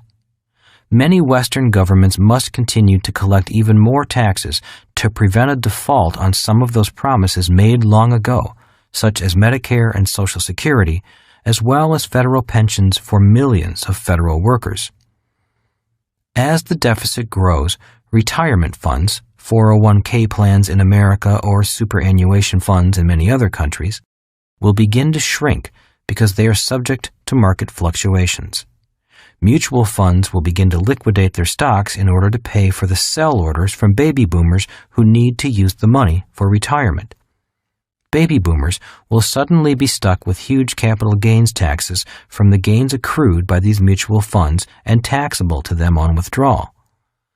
The capital gains will come from selling these overvalued stocks at higher prices, which the funds pass on to its members.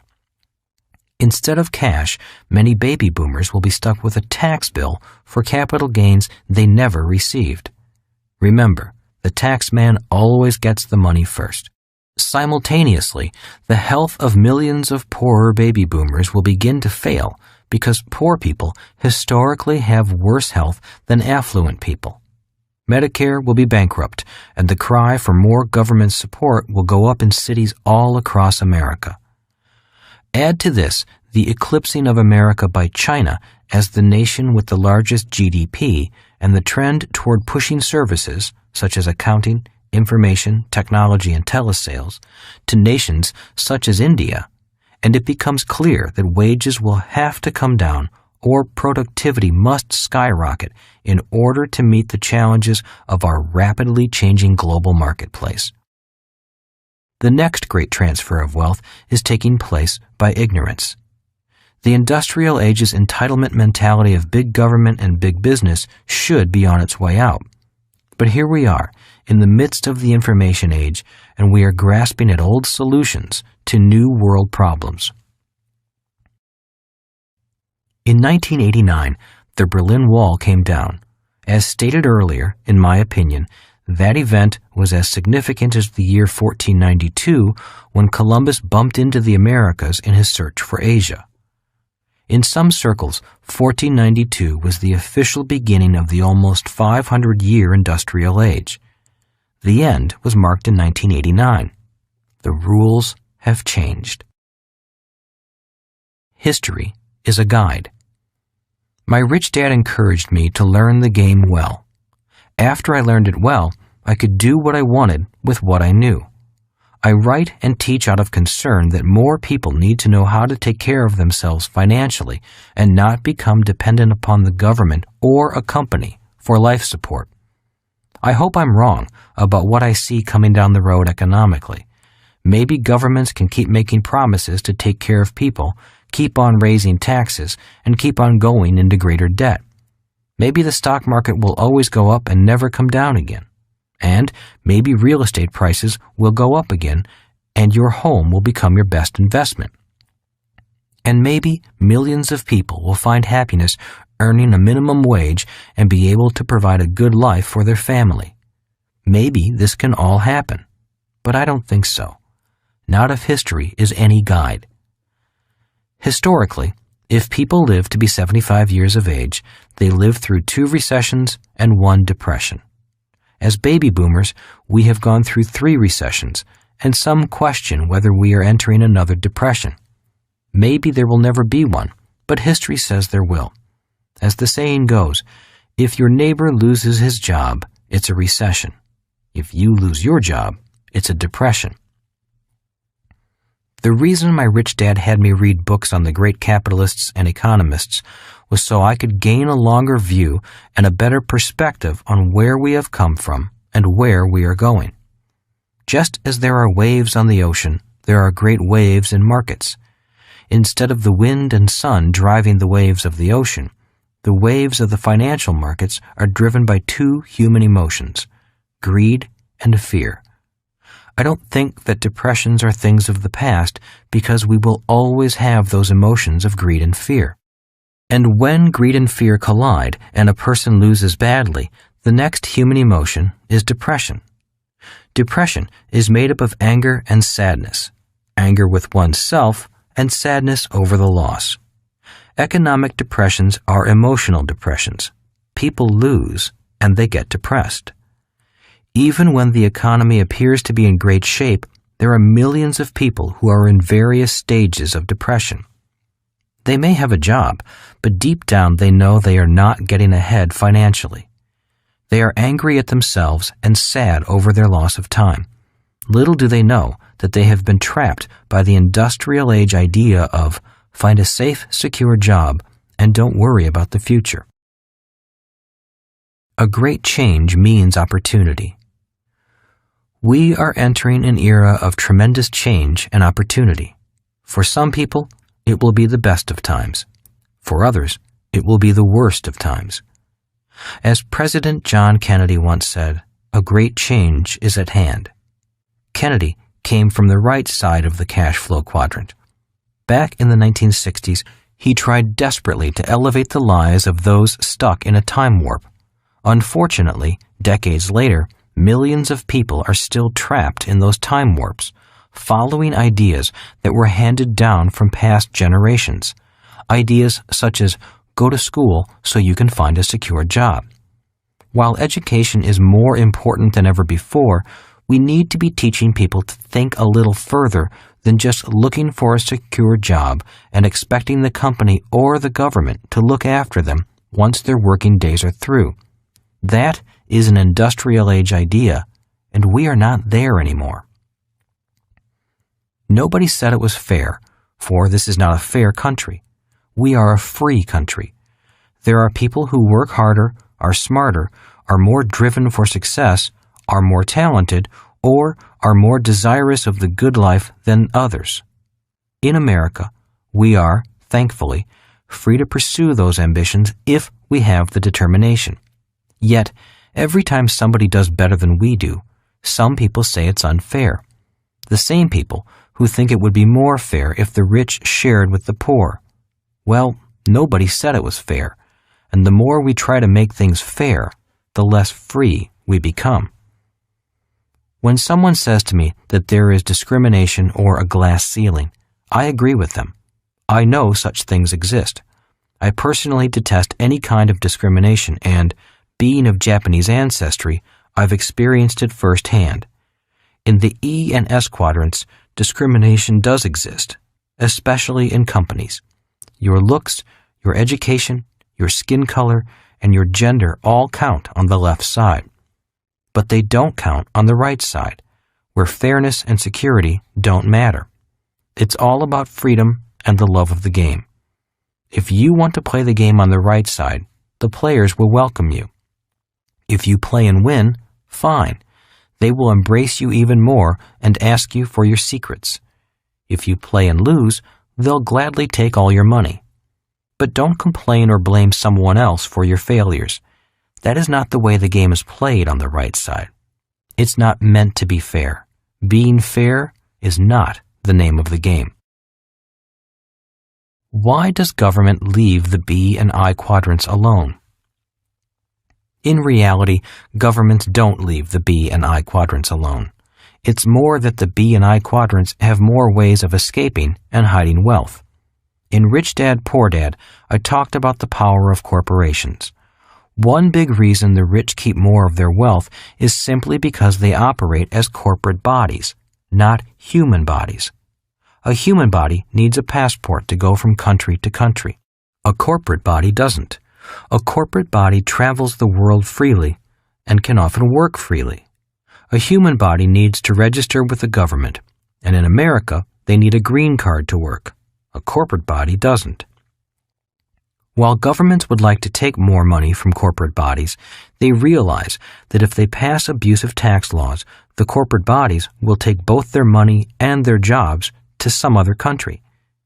In the industrial age, people talked about offshore as a country. The rich have always sought tax havens where their money would be treated kindly. Today, offshore is not a country. It's cyberspace. Money, being an idea and invisible, can now hide in the invisible electronic realm.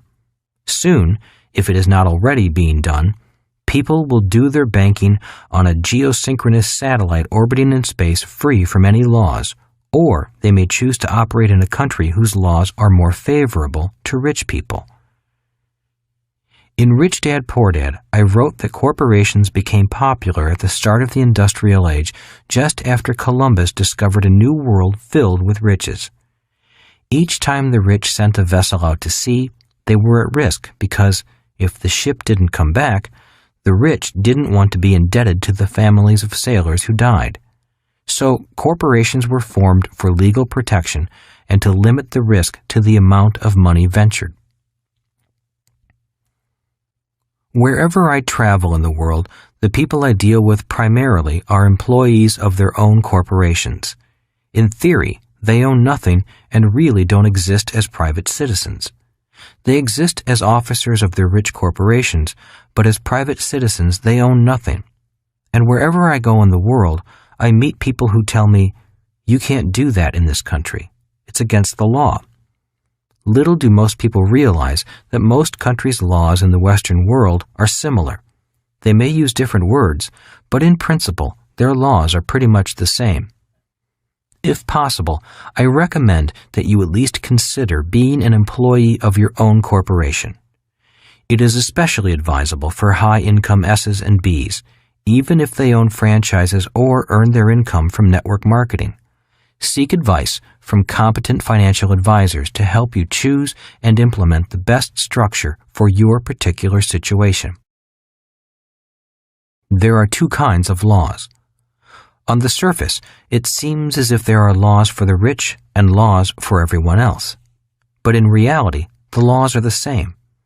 The only difference is that the rich use the laws to their advantage, while the poor and middle classes do not. That is the fundamental difference. I strongly suggest hiring smart advisors, obeying the law, and making lots of money legally. Your legal advisors will serve as your early warning system for upcoming changes in the law. And when laws change, wealth changes hands. Two choices.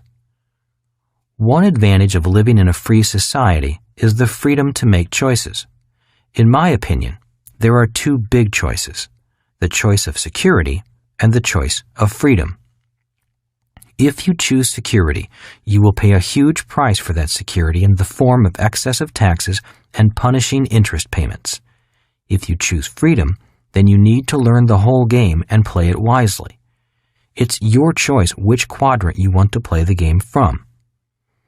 Part 1 of this book defined the specifics of the Cashflow Quadrant, while Part 2 focused on developing the mindset and attitude of someone who chooses the right side of the B and I quadrants.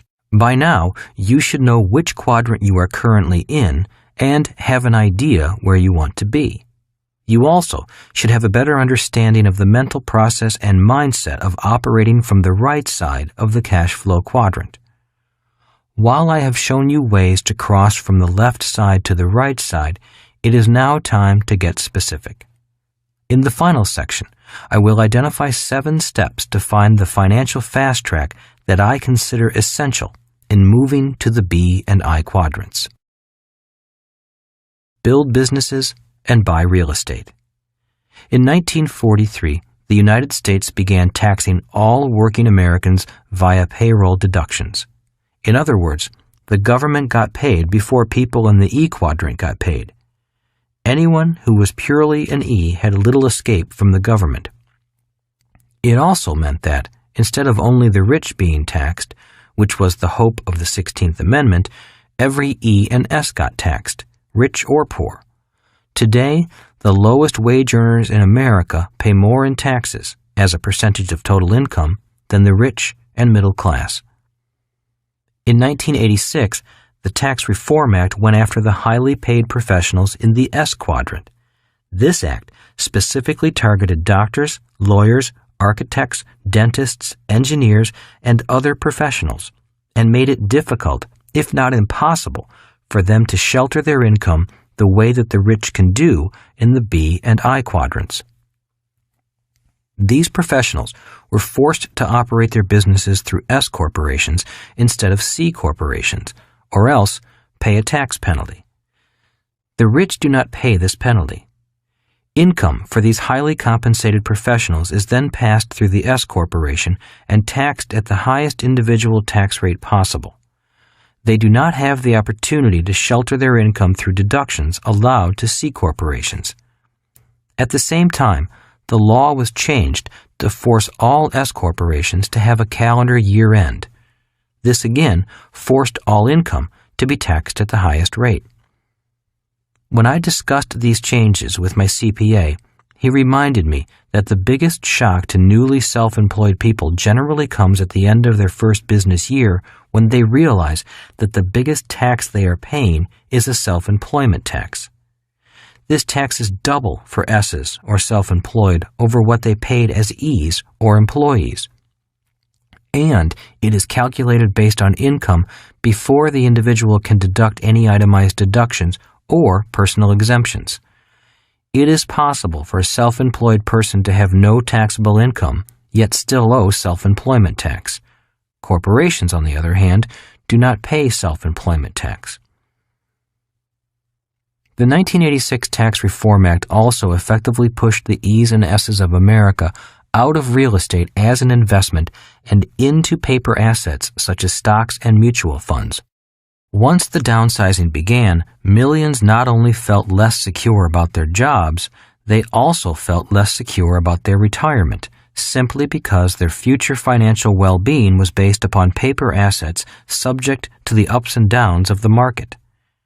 The 1986 Tax Reform Act also appears to have had the intention of shutting down the smaller community banks in America and shifting all banking to large national banks.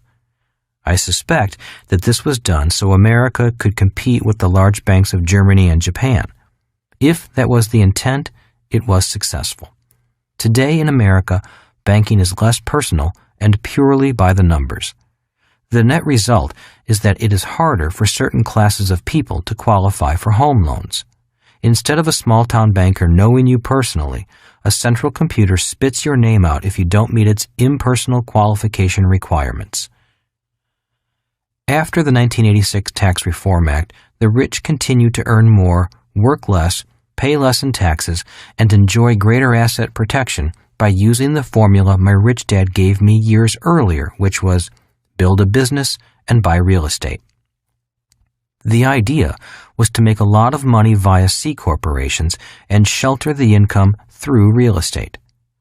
While millions upon millions of Americans work, pay more and more in taxes, and then pour billions each month into mutual funds, the rich are quietly selling shares of their C corporations, making them even richer and then buying billions in investment real estate. A share of a C corporation allows the buyer to share in the risk of owning the company. A share of stock does not allow the shareholder the advantages that owning a C corporation and investing in real estate offer.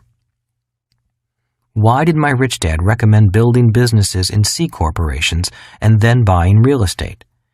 Because the tax laws reward people who operate that way. But this subject is beyond the scope of this book. Just remember the words of immensely wealthy people such as Ray Kroc, founder of McDonald's. My business is not hamburgers. My business is real estate. Or remember the words of my rich dad who drummed into my head, build businesses and buy real estate. In other words, I needed to seek my fortune on the right side of the cash flow quadrant to take full advantage of the tax laws. In 1990, President George H.W. Bush raised taxes after promising, read my lips, no new taxes. In 1992, President Bill Clinton signed into law one of the largest tax increases in recent history. Tax increases continue into the 21st century. Again, these tax increases affect the E's and S's, but the B's and I's are, for the most part, not affected. As we progress further and further into the information age, we all need to continue to gather information from different quadrants. In the information age, quality information is our most important asset. As Eric Hoffer once said, in times of change, learners inherit the earth, while the learned find themselves beautifully equipped to deal with a world that no longer exists.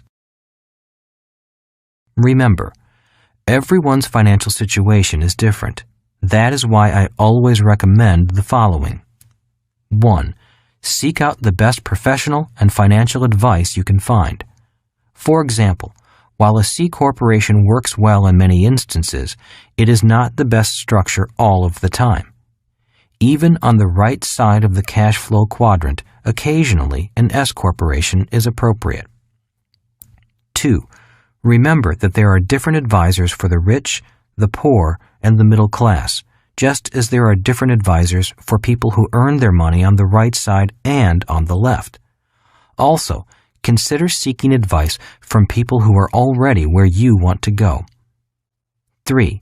Never do business or investing for tax reasons. A tax break is an extra bonus for doing things the way the government wants. It should be a bonus, not the reason. If you are not a U.S. citizen, this advice remains the same. Our laws may be different, yet the principles of seeking competent advice remain the same. People on the right side operate very similarly throughout the world. Part 3. How to become a successful B and I. Chapter 10. Take baby steps. You've got to walk before you can run. Most of us have heard the saying, a journey of 1,000 miles begins with a single step. Instead, I would say, a journey of 1,000 miles begins with a baby step. I emphasize this because I have seen too many people attempt to take a great leap forward instead of starting with baby steps. We have all seen people who are completely out of shape and suddenly decide to lose 20 pounds.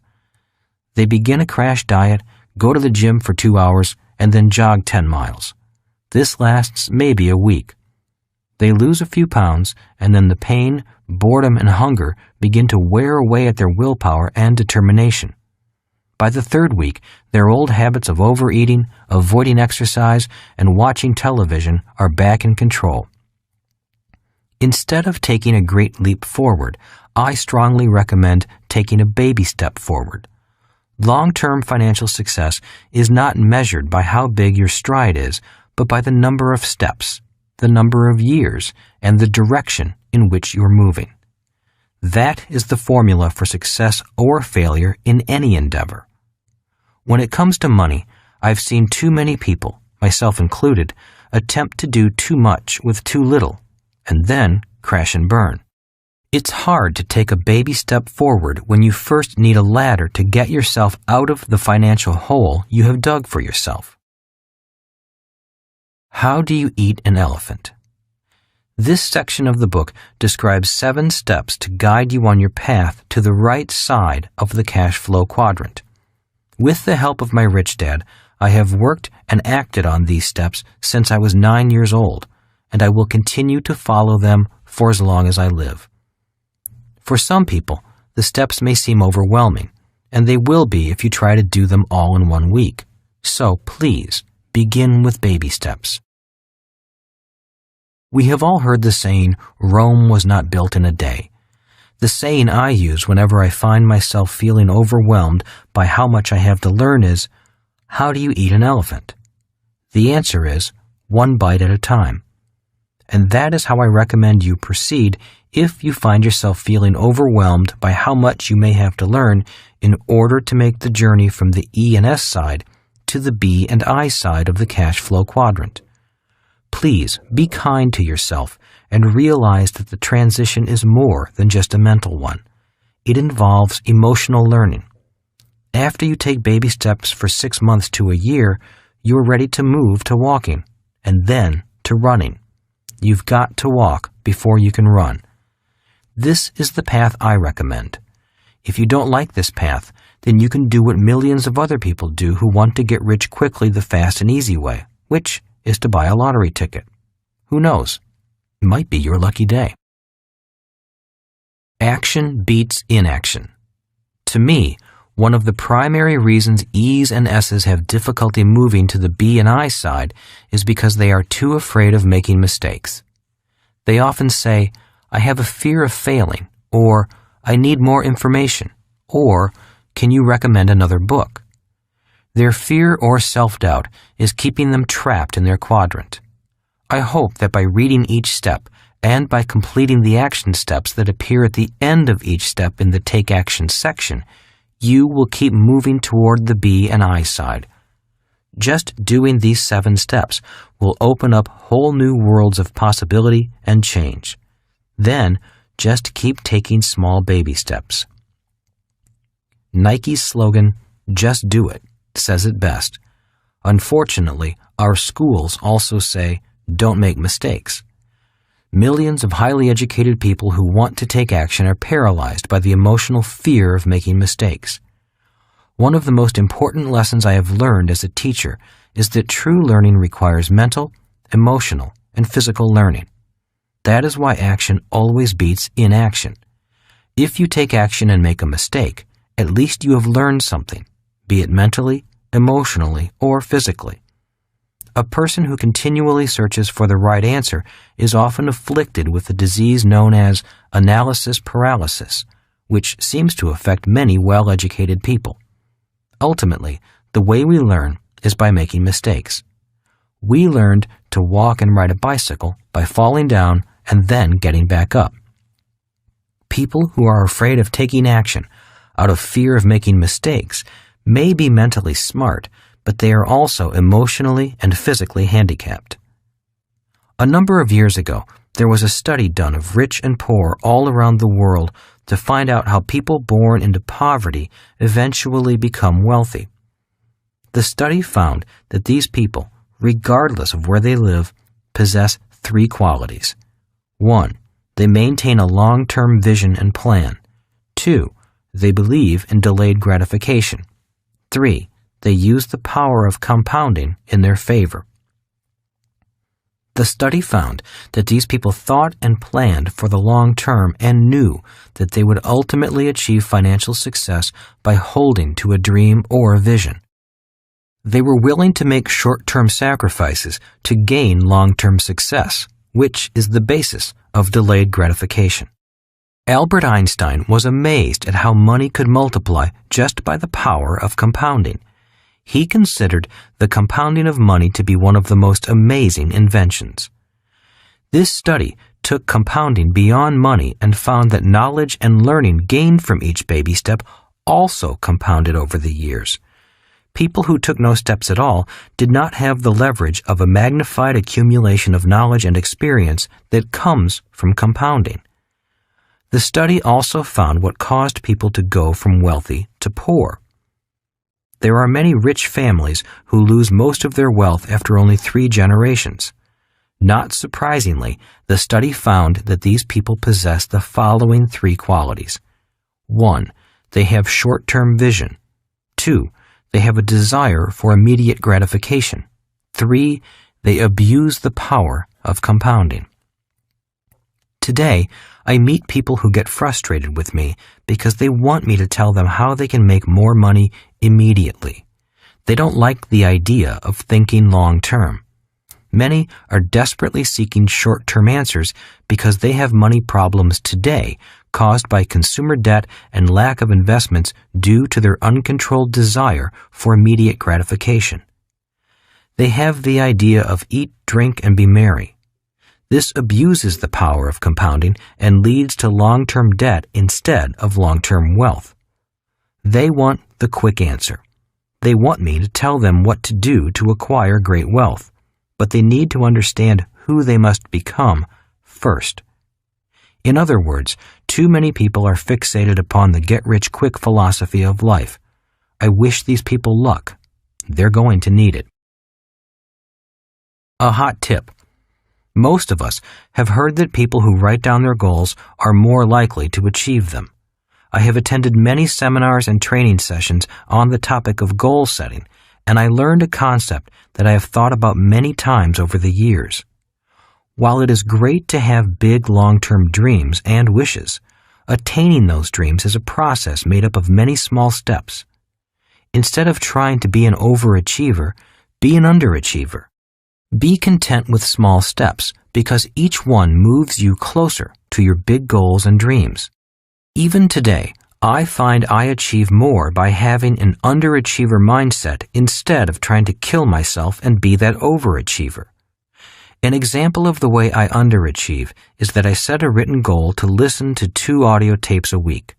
I may listen to the same one 2 or more times if it's good, but it still counts toward my weekly goal. Kim and I also have a written goal to attend at least 2 seminars a year on subjects about the B and I quadrants. We go on vacations with people who are experts on subjects found in the B and I quadrants. We learn a lot while playing, resting, and dining out. We achieve more with a lot less stress. Those are ways of underachieving and yet still moving toward big, bold dreams. The key to making any investment is setting a big goal and approaching it systematically, taking baby steps first and then gradually increasing the size of your investments as your learning and experience increase. You will want to push yourself beyond your comfort zone, but gradually. That is how Kim and I did it. There is nothing wrong with having smaller goals that lead up to the ultimate goal of financial freedom. The same thing applies to getting into good physical shape. I work out with a tough trainer who pushes me to achieve smaller goals on a daily or weekly basis. They increase in intensity as my abilities improve, and together they lead up to achieving my big goal. So, dream big, daring dreams and then underachieve a little bit each day.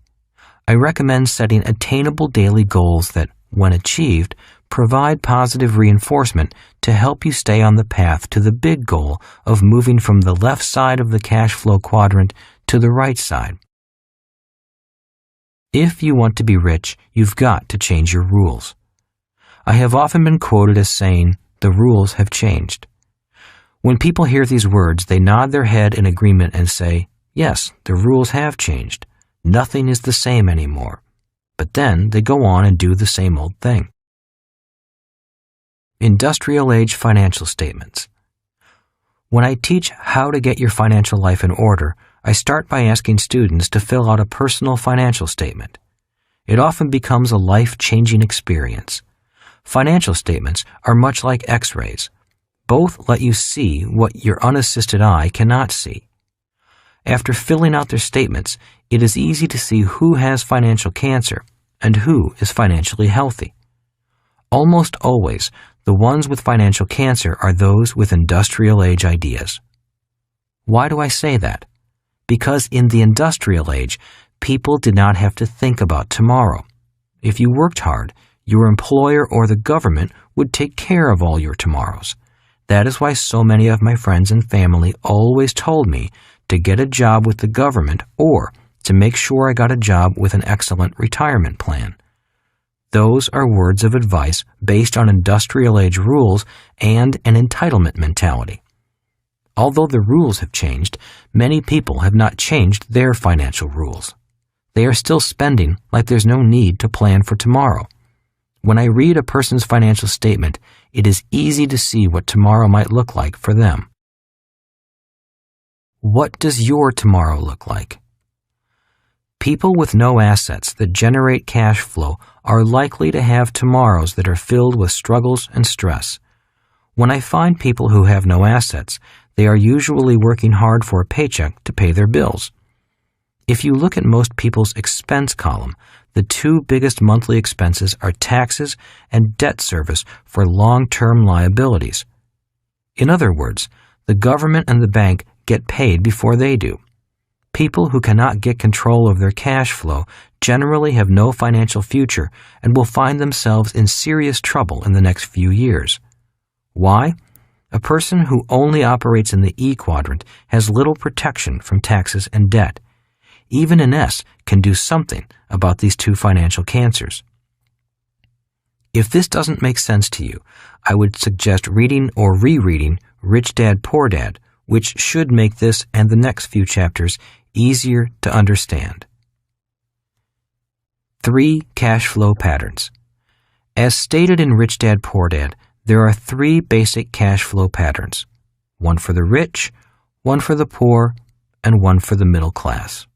The middle class cash flow pattern is considered typical and smart by our society. After all, the people who have this pattern probably have high-paying jobs, nice homes, cars, and credit cards. This is what my rich dad called the working class dream.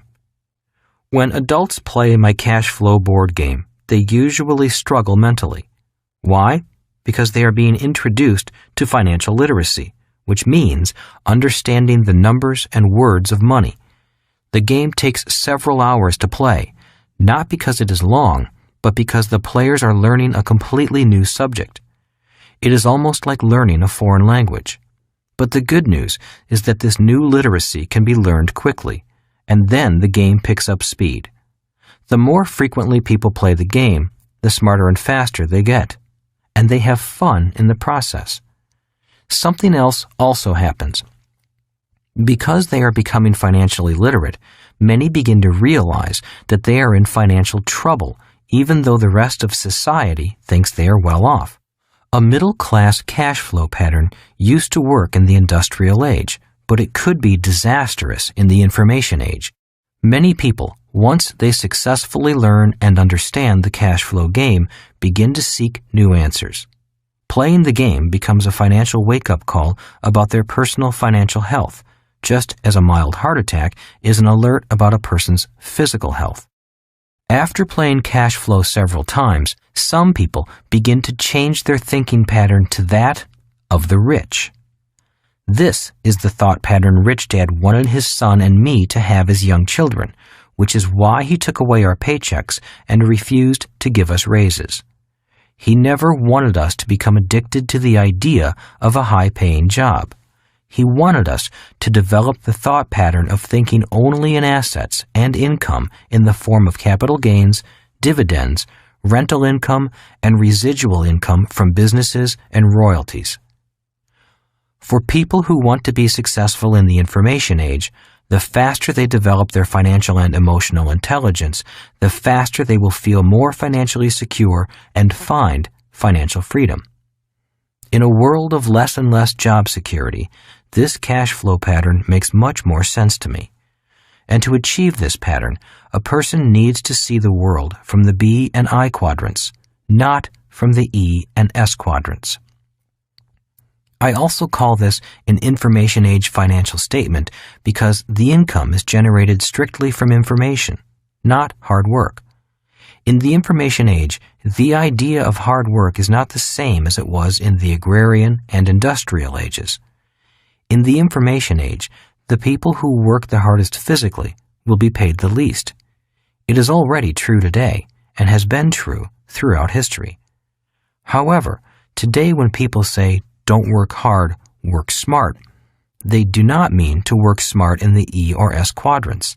They actually mean to work smart in the B or I quadrants.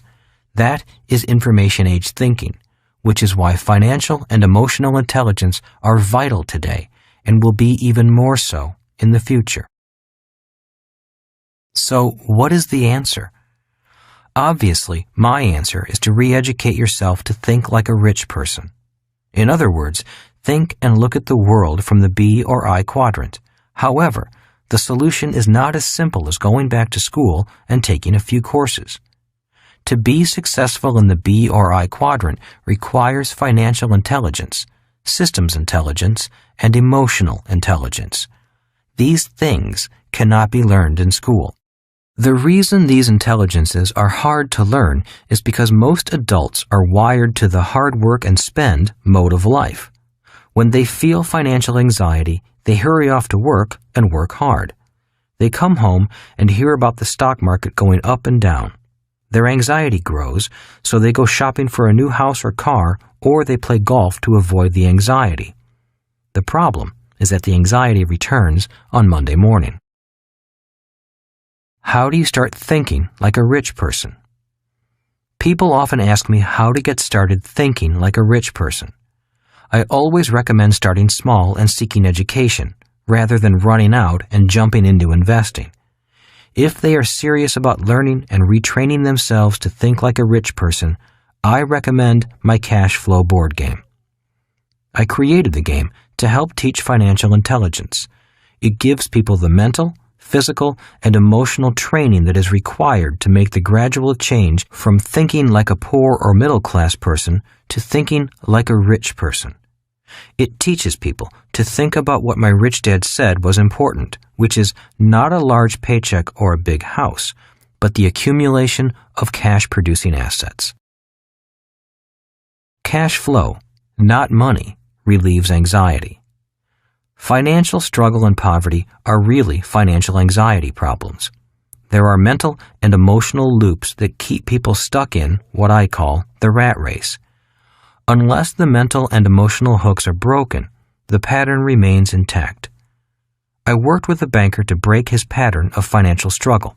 While I'm certainly not a therapist, I have had experience breaking my own financial habits instilled by my family. The banker made a good living, but was always in some sort of financial trouble. He had a beautiful family, 3 cars, a big house, and a vacation home. To the world, he looked like a prosperous banker. But when I looked at his financial statement, I discovered he had a financial cancer that would be terminal in a few years if he did not change his ways. The first time he and his wife played cash flow, he struggled and fidgeted almost uncontrollably. His mind wandered, and he could not seem to grasp the game. After 4 hours of play, he was still stuck. Everyone else had completed the game, but he was still in the rat race. As we put the game away, I asked him what was going on. His only answer was that the game was too hard, too slow, and too boring. I reminded him about what I had told him before the game started. Games reflect behavior. In other words, a game is like a mirror that allows you to look at yourself. That statement angered him, so I backed off and asked if he was still committed to getting his financial life in order. He said he was, so I invited him and his wife, who loved the game, to come play again with an investment group I was coaching. A week later, he reluctantly showed up. This time, a few lights began to go on inside his head. For him, the accounting part was easy, so he was naturally neat and tidy with his numbers, which is important for the game to be valuable. But now he was beginning to understand the world of business and investing. He could finally see with his mind his own life's patterns and what he was doing to cause his own financial struggle. After 4 hours, he still did not finish the game, but he was beginning to learn. As he left this time, he invited himself back. By the 3rd meeting, he was a new man. He was now in control of the game, his accounting, and his investments. His confidence soared, and this time he successfully exited the rat race and was on the fast track. When he left, he purchased a game and said, "I'm going to teach my kids." By the 4th meeting, he told me his personal expenses were down. He had changed his spending habits and was being more careful with his credit cards, and he was taking an active interest in learning to invest and build his asset column. His thinking was now on track to make him an information-age thinker.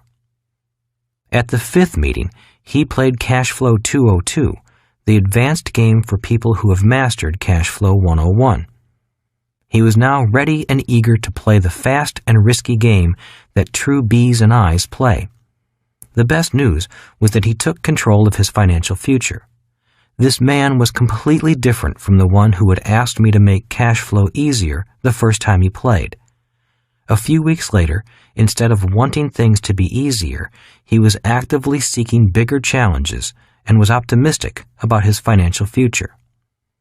He had re-educated himself, not only mentally, but also emotionally, through the power of the repetitive learning process that comes from a game. In my opinion, games are a superior teaching tool because they require the player to become fully engaged in the learning process while having fun. Playing a game involves a person mentally, emotionally, and physically. The 7 steps to finding your financial fast track. Chapter 11. Step 1. It's time to mind your own business. We are programmed to mind everyone else's business and ignore our own. Have you been working hard and making everyone else rich? Starting early in life, most people are programmed to mind other people's businesses and make other people rich. It begins innocently enough with words of advice like these. Go to school and get good grades so you can find a safe, secure job with good pay and excellent benefits. Work hard so you can buy the home of your dreams. After all, your home is an asset and your most important investment. Having a large mortgage is good because the government gives you a tax deduction for your interest payments. Buy now, pay later, or low down payment, easy monthly payments, or come in and save money. People who blindly follow these words of advice often become 1. Employees, making their bosses and owners rich. 2. Debtors, making banks and money lenders rich. 3. Taxpayers, making the government rich. 4. Consumers, making many other businesses rich. Instead of finding their own financial fast track, they help everyone else find theirs. Instead of minding their own business, they work all their lives minding everyone else's. Take action. For many people, their financial statements are not a pretty picture, simply because they've been misled into minding everyone else's business instead of minding their own business. To change all that, I suggest following these action steps. 1. Fill out your own personal financial statement. In order to get where you want to go, you need to know where you are. This is your first step to take control of your life and spend more time minding your own business. 2. Set financial goals. Set a long-term financial goal for where you want to be in 5 years and a smaller, short-term financial goal for where you want to be in 1 year. Set goals that are realistic and attainable. A. My 5-year financial goals are 1. I want to increase cash flow, i.e. passive income you earn without you having to work for it, from my assets to blank dollars per month. 2. I want to have the following investment vehicles in my asset column. For example, real estate, stocks, businesses, commodities. B. My 1-year financial goals are 1. I want to decrease my debt by blank dollars. 2. I want to increase cash flow from my assets to blank dollars per month. C. Using my 5-year goals, I will complete my financial statement again to show how it will look 5 years from today. Now that you know where you are financially today and have set your goals, you need to get control of your cash flow so that you can achieve your goals. Chapter 12. Step 2. Take control of your cash flow. People who cannot control their cash flow work for those who can. Many people believe that simply making more money will solve their money problems, but in most cases, it only causes bigger ones. The primary reason most people have money problems is that they were never schooled in the science of cash flow management. They were taught how to read, write, drive cars, and swim, but not how to manage their cash flow. Without this training, they wind up having money problems and then work harder with the belief that more money will solve the problem. As my rich dad often said, more money will not solve the problem if cash flow management is the problem. The most important skill. After your commitment to mind your own business, the next step as the CEO of the business of your life is to take control of your cash flow. If you do not, making more money will not make you richer. In fact, more money makes most people poorer because they often increase their spending and get deeper into debt every time they get a pay raise. Who is smarter, you or your banker? The majority of people do not prepare personal financial statements. At most, they try to balance their checkbooks each month. So congratulate yourself, because you're already ahead of most of your colleagues, simply by completing your financial statement and setting goals for yourself. As CEO of your life, you can learn to be smarter than most people, even your banker. Most people believe that keeping 2 sets of books is illegal, and that is true in some instances. But if you truly understand the world of finances, there must always be 2 sets of books. Once you realize this, you will be as smart, and maybe smarter, than your banker. As CEO of your life, always remember these simple words from my rich dad, who often said, "For every liability you have, you are somebody else's asset." That is the real 2 sets of books accounting. For every liability, such as a mortgage, car loan, school loan, and credit card, you are an employee of the people lending the money. You are working hard to make someone else rich. Good debt and bad debt. Rich Dad often cautioned me about good debt and bad debt. He would often say, every time you owe someone money, you become an employee of their money. If you take out a 30-year loan, you've become a 30-year employee, and they do not give you a gold watch when the debt is retired. Rich Dad did borrow money, but he did his best to not become the person who paid for his loans. He would explain to Mike and me that good debt was debt someone else paid for you. Bad debt was debt that you paid for with your own sweat and blood. That is why he loved rental properties. He encouraged me to buy rental real estate because the bank gives you the loan, but your tenant pays for it. Income and expense. Not only do the 2 sets of books apply to assets and liabilities, but they also apply to income and expenses. The more complete verbal lesson from my rich dad was this. For most every liability, there must be an asset, but they don't appear on the same set of financial statements. For every expense, there must also be income, and again, they do not appear on the same set of financial statements. The financial fast track and the rat race. The concept of 2 sets of books can be used to show you the financial fast track and the rat race. There are many different types of financial fast tracks. One of the most common is the track between a creditor and a debtor. The creditor will often say, "Because of your good credit, we'd like to offer you a bill consolidation loan," or "Would you like to open a line of credit just in case you need some extra money in the future?" Do you know the difference? The path of money flowing between the 2 sets of books is what Rich Dad called the financial fast track and the financial rat race. For one to exist, so must the other. Hence, there must be at minimum 2 financial statements. The questions are, which statement is yours? Which statement do you want to have? This is why Rich Dad constantly told me, making more money will not solve your problems if cash flow management is the problem. The people who understand the power of financial numbers have power over those who do not. That is why step 2 to finding your own financial fast track is take control of your cash flow. You need to sit down and map out a plan to get control of your spending and minimize your debt and liabilities. Live within your means before you start to expand your means.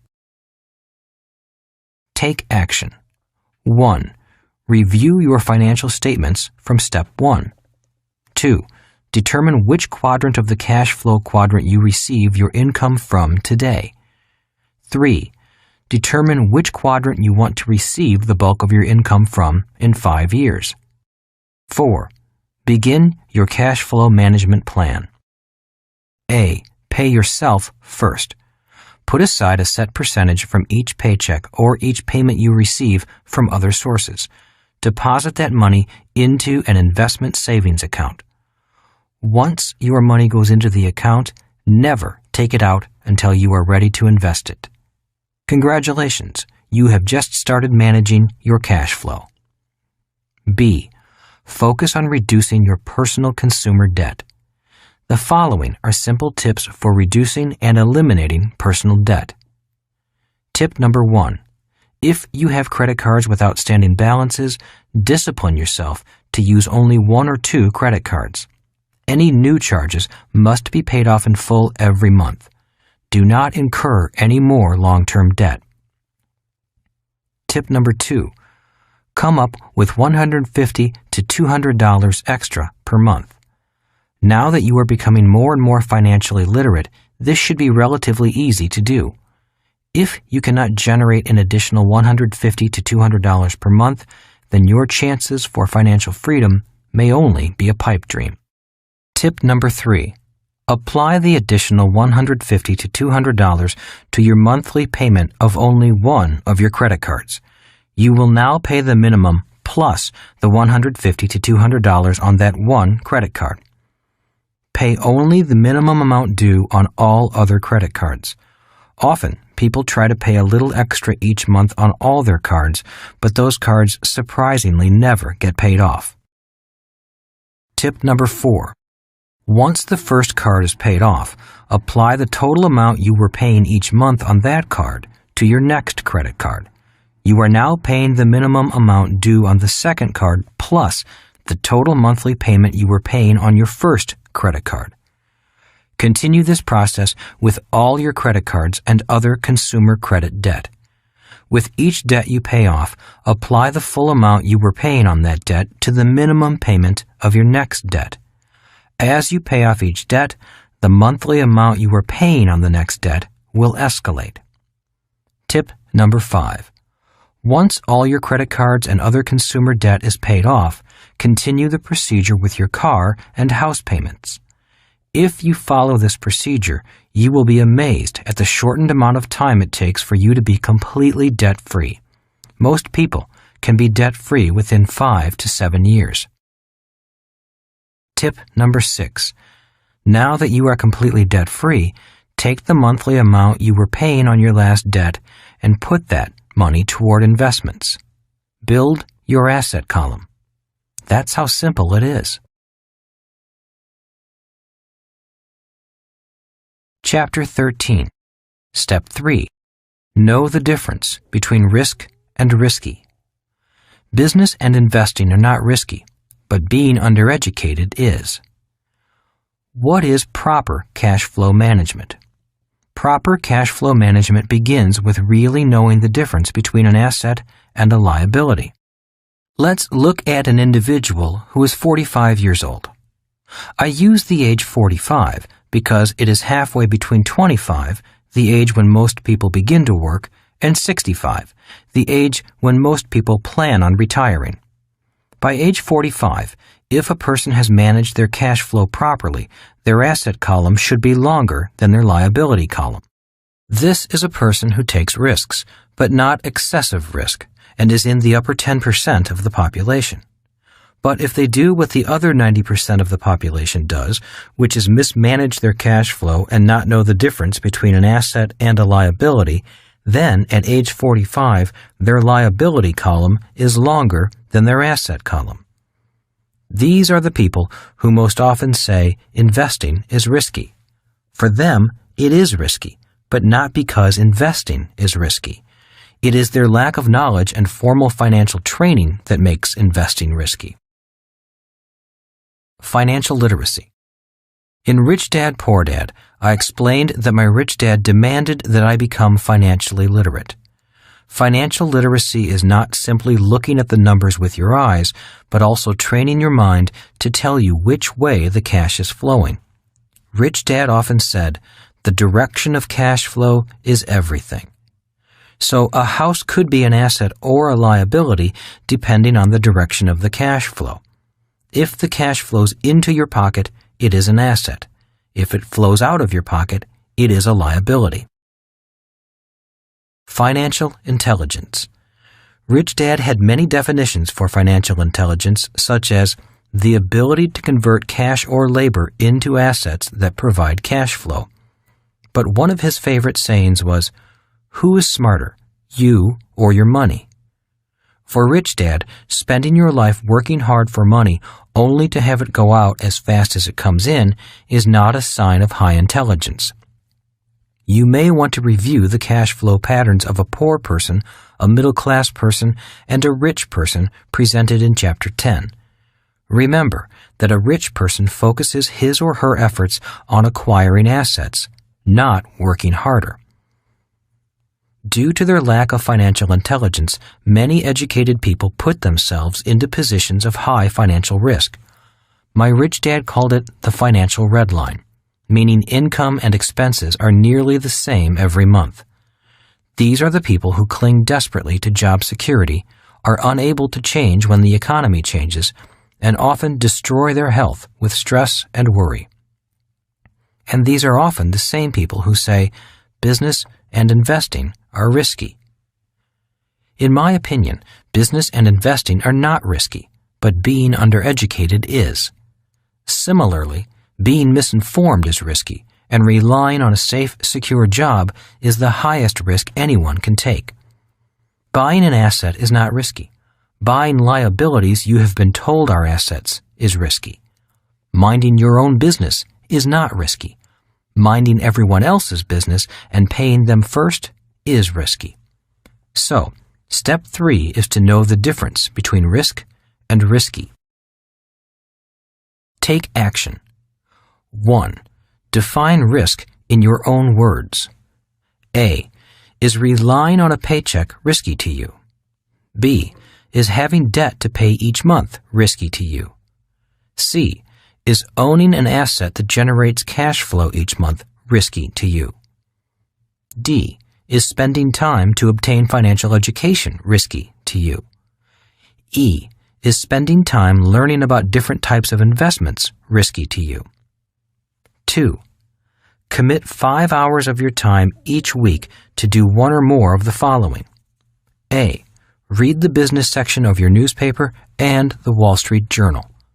B. Listen to the financial news on television or radio. C. Read financial websites, magazines, and newsletters. D. Play the cash flow game and visit a local cash flow club. E. Attend educational seminars on investing and financial education. F. Consider hiring a coach to help you work through the process of becoming financially free. Chapter 14. Step 4. Decide what kind of investor you want to be. Start small and learn to solve problems. Have you ever wondered why some investors make more money with a lot less risk than others? Most people struggle financially because they avoid financial problems. One of the biggest secrets my rich dad taught me was this: if you want to acquire great wealth quickly, take on great financial problems.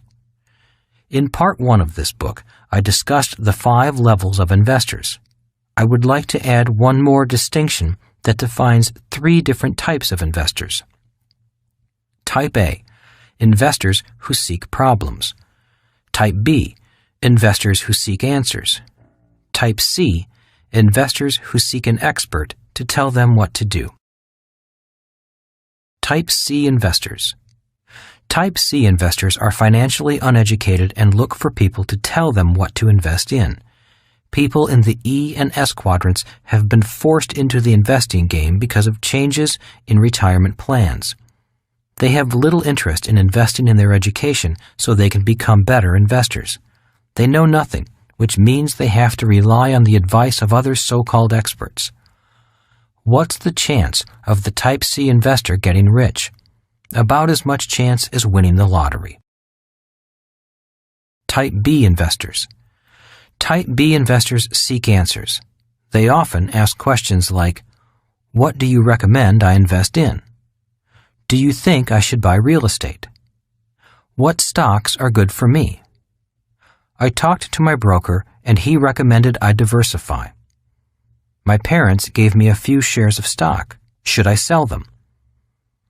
Type B investors should interview several tax advisors, attorneys, stockbrokers, and real estate agents. Choose carefully and start implementing their advice. They should find advisors who practice what they preach and run fast from anyone who is selling investment advice and getting rich on commissions and fees alone. Type B investors should look for investment advisors who make money investing in the same investments they are selling. I often find that many high-income E's and S's fall into the Type B investor category because they are busy and have little time to look for investment opportunities or learn about the right side of the cash flow quadrant. Hence, they want somebody to give them the answers instead of gaining knowledge for themselves. This group often buys what the Type A investor calls retail investments, which are investments that have been packaged for sale to the masses. Type A investors. Type A investors look for problems. In particular, they look for problems caused by those who get into financial trouble. Investors who are good at solving problems expect to make returns of 25% to infinity on their money. They are typically level 5 investors with strong financial foundations. They possess the skills necessary to succeed as business owners and investors, and they use those skills to solve problems caused by people who lack such skills. For example, when I first started investing with only $18,000, I focused on small condominiums and houses that were in foreclosure because of problems created by investors who did not manage their cash flow well and ran out of money. After a few years, I was still looking for problems, but this time the numbers were bigger. Several years ago, I was working on acquiring a $30 million mining company in Peru. While the problem and numbers were bigger, the process was the same. How to get on the fast track faster. If you start small and learn to solve problems, you will gain immense wealth as you become better and better at solving problems. For those who wish to acquire assets faster, I again emphasize the need to first learn the skills of the B and I quadrants. I recommend learning how to build a business first because it provides vital educational experience, improves personal skills, provides cash flow to soften the ups and downs of the marketplace, and provides free time. It is the cash flow from my business that bought me the free time to begin looking for financial problems to solve. Can you be all three types of investors? In reality, I operate as all three types of investors. I am a Type C investor when it comes to mutual funds. When I am asked, "What mutual funds do you recommend?" I tell the person, "I have no idea."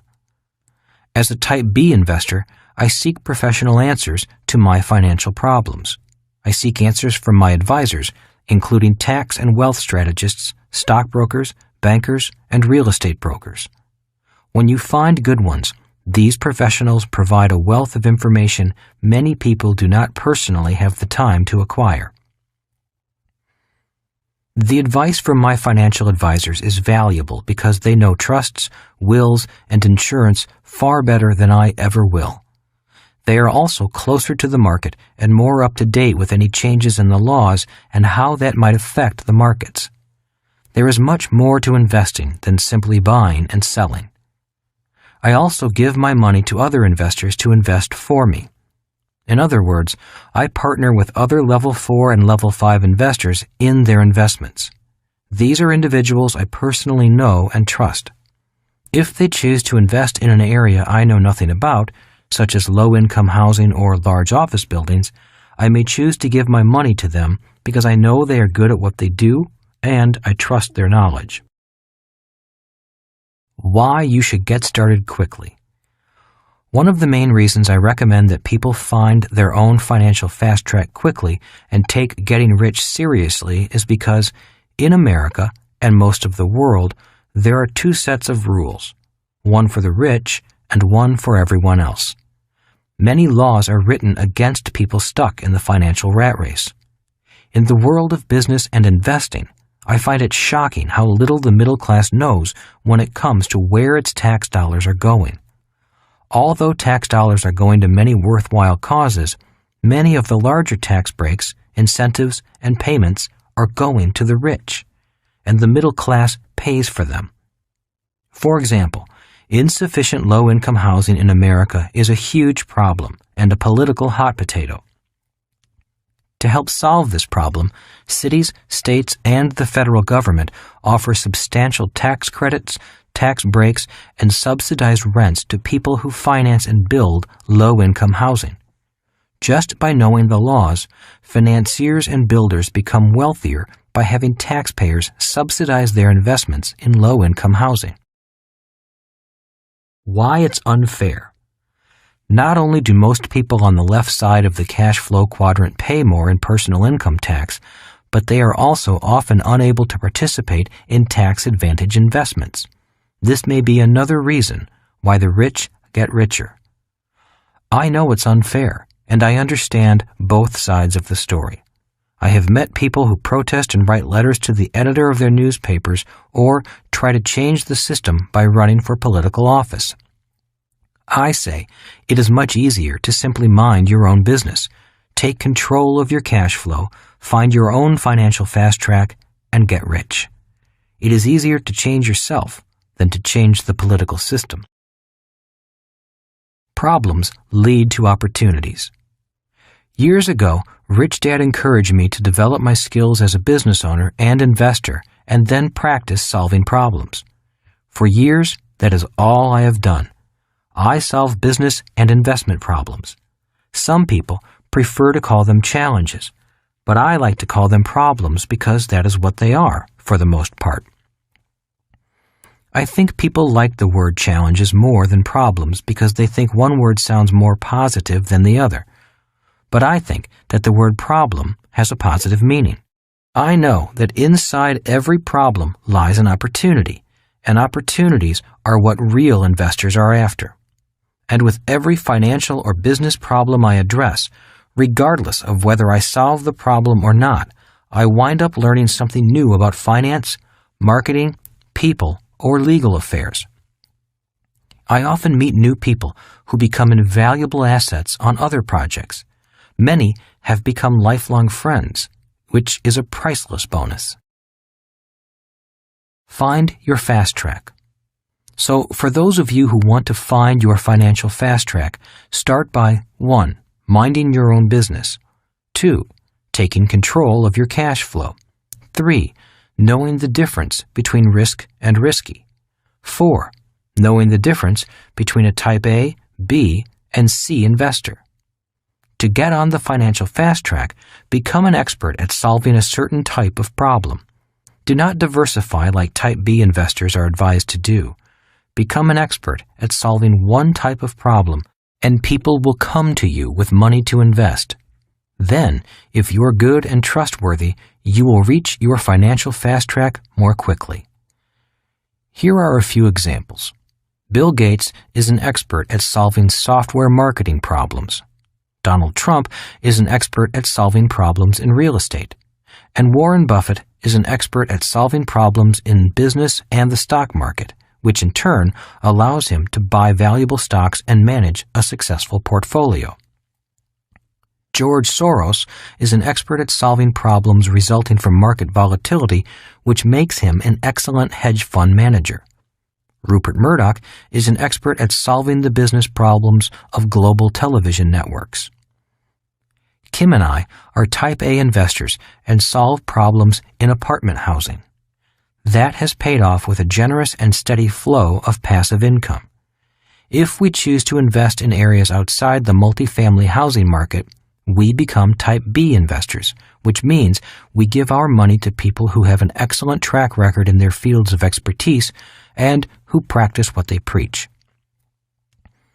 I have one focused objective, and that is to mind my own business. Although Kim and I do work for charities and help other people in their efforts, we never lose sight of the importance of minding our own business and continually adding to our asset column. So, to become rich quicker, become a student of the skills needed by a business owner and investor.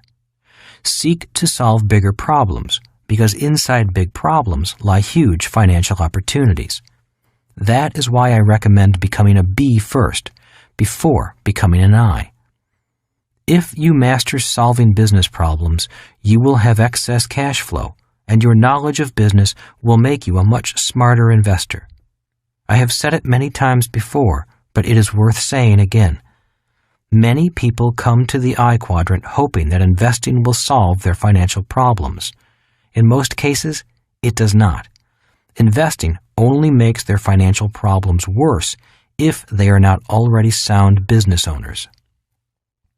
There is no scarcity of financial problems. In fact, there is one right around the corner from you, waiting to be solved. Take action. 1. Get educated in investing. Once again, I recommend you become proficient as a level 4 investor before trying to become a level 5 investor. Start small and continue your education. Each week, do at least 2 of the following. A. Attend financial seminars and classes. I attribute much of my success to a real estate course I took as a young man that cost me $385. It has earned me millions over the years because I took action. B. Look for sale signs in your area. Call on 3 or 4 per week and ask the agent to tell you about the property. Ask questions like, is it an investment property? Is it rented? What is the current rent? What is the vacancy rate? What are the average rents in that area? What are the maintenance costs? Is there deferred maintenance? Will the owner finance? What types of financing terms are available? Practice calculating the monthly cash flow statement for each property and then go over it with the real estate agent to see what you forgot. Each property is a unique business system and should be viewed as an individual business system. C. Meet with several stockbrokers and listen to the companies they recommend for stock buys. Research those companies and consider opening a trading account and making some small investments. D. Subscribe to investment newsletters and study them. E. Continue to read, attend seminars, watch financial TV programs, and play cash flow. 2. Get educated in business. A. Meet with several business brokers to see what existing businesses are for sale in your area. It is amazing how much terminology you can learn by just asking questions and listening. B. Attend a network marketing seminar to learn about its business system. I recommend researching at least 3 different network marketing companies. C. Attend business opportunity conventions or trade expos in your area to see what franchises or business systems are available. D. Subscribe to business newspapers, magazines, and other types of communications. Chapter 15. Step 5. Seek mentors. A mentor is someone who tells you what is important and what is not important. Who guides you to places you have never been to before? A mentor is someone who tells you what is important and what is not important. Mentors tell us what is important. The following financial statement from the Cashflow board game was created to be a mentor. It trains people to think like my rich dad thought and points out what he considered to be financially important. My highly educated but poor dad thought that a job with a high salary was important and that buying your dream home was important. He also believed in paying bills first and living below your means. My rich dad taught me to focus on passive income and spend my time acquiring assets that provide passive or long-term residual income. He did not believe in living below your means. To his son and me, he often said, instead of living below your means, focus on expanding your means. To do that, he recommended that we focus on building the asset column and increasing our passive income from capital gains, dividends, residual income from businesses, rental income from real estate, and royalties. Both dads served as strong mentors for me as I grew up. The fact that I chose to follow the financial advice of my rich dad did not lessen the impact that my poor dad had on me. I would not be who I am today without the strong influence of both of these men. Reverse role models. Just as there are mentors who are excellent role models, there are people who are bad role models. In most instances, we all have both types in our lives. For example, I have a friend who has made more than $800 million in his lifetime, but today he's bankrupt. I have had other friends ask me why I continue to spend time with him. The answer to that question is because he is both an excellent role model and an excellent reverse role model. I can learn from both role models. One teaches me what to do, while the other serves as an example of what not to do. Spiritual role models. Both of my dads were spiritual men, but when it came to money and spirituality, they had different points of view. For instance, they interpreted the meaning behind "the love of money is the root of all evil" differently. My highly educated but poor dad felt any desire to have more money or to improve your financial position was wrong. On the other hand, rich dad believed that temptation, greed, and financial ignorance were wrong. In other words, rich dad did not think money by itself was evil. He did believe that working all your life as a slave to money was evil, and to be in financial slavery to personal debt was evil. My rich dad often had a way of converting religious teachings into financial lessons, and I would like to share one of those lessons with you now. The power of temptation. Rich dad believed that individuals who worked hard, were chronically in debt, and lived beyond their means were poor role models for their children because they gave into temptation and greed. He would often draw a diagram of a balance sheet and say, "And lead us not into temptation," as he pointed to the longer liability column. Rich dad believed that many financial problems came from the desire to possess items that had little value. When credit cards arrived, he foresaw that millions of people would go into debt which would eventually control their lives. We see people going into tremendous personal debt for homes, furnishings, clothes, vacations, and cars because they lack control over that human emotion called temptation. Today, people work harder and harder to buy things they think are assets, but their spending habits will never allow them to acquire real assets. Rich dad would then point to a longer asset column and say, "But deliver us from evil." This was rich dad's way of saying that delaying gratification, a sign of emotional intelligence, minding your own business, and building your asset column first would help you avoid the degradation of the human spirit caused by temptation, lack of financial education, and the influence of financially poor role models. For those of you seeking your own personal fast track, I can only caution you to be careful about the people you surround yourself with. Ask yourself, are they good role models? If not, I suggest you spend more time with people who are heading in the same direction you are. If you cannot find them at work, look for them in investment clubs, network marketing groups, and other business associations. Find someone who's been there. Choose your mentors wisely. Be careful from whom you take advice. If you want to go somewhere, it is best to find someone who has already taken the journey. For example, if you decide to climb Mount Everest next year, obviously you would seek advice from someone who had climbed the mountain before. However, when it comes to climbing financial mountains, most people get advice from people who are stuck in financial swamps. It is hard to find mentors who are B's and I's. Most people giving advice about those quadrants and about money are people who actually come from the E and S quadrants. Rich Dad encouraged me to always have a coach or a mentor. He constantly said, "Professionals have coaches. Amateurs do not." For example, I play golf and I take lessons, but I do not have a full-time golf coach. This is probably why I pay money to play golf instead of getting paid to play. But when it comes to the game of business and investing, I do have coaches, several of them. Why? Because I get paid to play those games. So choose your teachers and mentors wisely. It is one of the most important things you can do. Take action. 1. Seek mentors.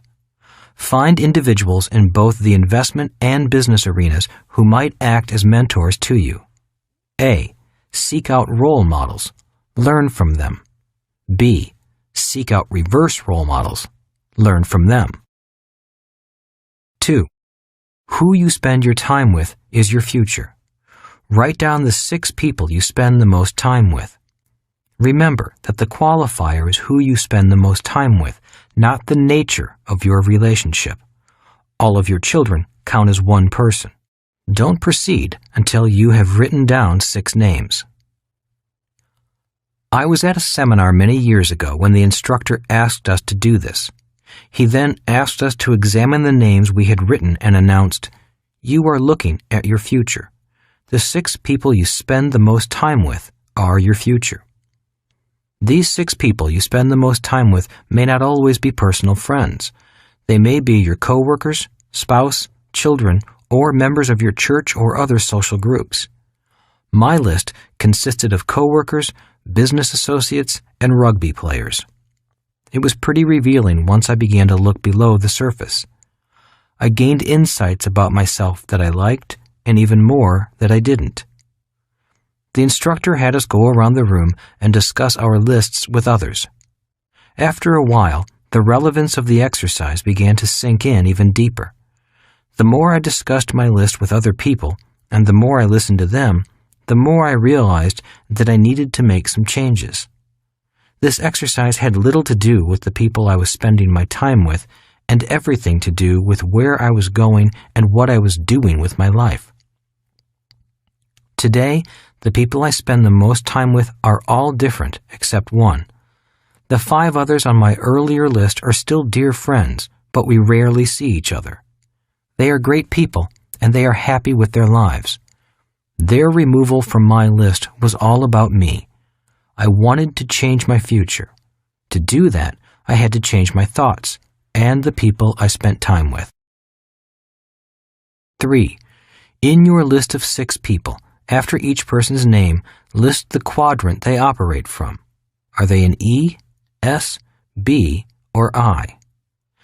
If they are unemployed or retired, list the quadrant they earned their income from when they worked. Leave a blank for young children and students. A reminder, the quadrant reflects the way that person generates the majority of their income. A person can have more than one designation. For example, my wife Kim would have a B and an I next to her name since she generates income from each. My list would have Kim at the top since she and I spend almost all of our time together. 4. The next step is to list each person's level as an investor. Please refer to Chapter 5 and the 5 levels of investors. Kim is a level 5 investor. If you do not know a person's investor level, do your best and take an educated guess. I have had mixed reviews from people about this exercise. Some people got very angry. I have been told, "How dare you ask me to classify the people around me?" So, if this exercise has caused any emotional upset, please accept my apologies. It is not intended to upset anyone, but is designed to shine some light on an individual's life. It does for some, but not for everyone. When I did this exercise years ago, I realized I was playing it safe and hiding. I was not happy where I was, and I used the people I worked with as the excuse for why I was not making progress in my life. There were two people in particular with whom I argued constantly, blaming them for holding our company back. My daily routine at work was to find their faults, point those flaws out to them, and then blame them for the problems we had as an organization. After completing this exercise, I realized that the two people I was always bumping heads with were very happy where they were. I was the one who wanted to change. Instead of changing myself, I was pressuring them to change. After doing this exercise, I realized that I was projecting my personal expectations onto others. I wanted them to do what I did not want to do. I thought they should want and have the same things I did. Clearly, they were not healthy relationships. Once I realized this, I was able to take steps to change myself. 5. Take a look at the cash flow quadrant and place the initials of the people you spend time with in the appropriate quadrant. Then put your initials in the quadrant you are in at present. Next, put your initials in the quadrant you want to operate from in the future. If the initials are all primarily in the same quadrant, chances are you are a happy person because you are surrounded by like-minded people. If they are not all in the same quadrant, you may want to consider some changes in your life. Chapter 16. Step 6. Make disappointment your strength. Inside every disappointment lies a priceless gem of wisdom. When I left the Marine Corps, Rich Dad recommended that I get a job that taught me how to sell. He knew I was shy and that learning to sell was the last thing in the world I wanted to do. For 2 years, I was the worst salesman in my company. I could not sell a life preserver to a drowning man. My shyness was painful, not only for me, but also to the customers I was trying to sell to. For those 2 years, I was often on probation and always on the verge of being fired. I often blamed the economy, the product I was trying to sell, or even the customers for my lack of success. But Rich Dad told me, when people are lame, they love to blame. He meant that the emotional pain from the disappointment is so strong that a person pushes the pain onto someone else through blame. In order to learn to sell, I had to face the pain of disappointment. But in the process of learning to sell, I found a priceless lesson: how to turn disappointment into an asset rather than a liability. Whenever I meet people who are afraid to try something new, in most cases the reason lies in their fear of being disappointed. They are afraid they might make a mistake or get rejected. If you are ready to start your journey to the financial fast track, I offer you the same words of advice and encouragement that Rich Dad offered me when I was learning something new. Be prepared to be disappointed. He meant this in a positive, not negative sense. He believed that if you are prepared for disappointment, you can turn that disappointment into an asset. Most people turn disappointment into a liability, a long-term one. You notice this when they say, "I'll never do that again," or "I should have known I would fail." Just as inside every problem lies an opportunity, inside every disappointment lies a priceless gem of wisdom. Whenever I hear someone say, "I'll never do that again," I know I am listening to someone who has stopped learning. They are letting disappointment stop them. Disappointment has erected a protective wall around them instead of a foundation from which to grow. Rich Dad helped me learn how to deal with deep emotional disappointments. He would say, "The reason there are few self-made rich people is because few people can tolerate disappointment.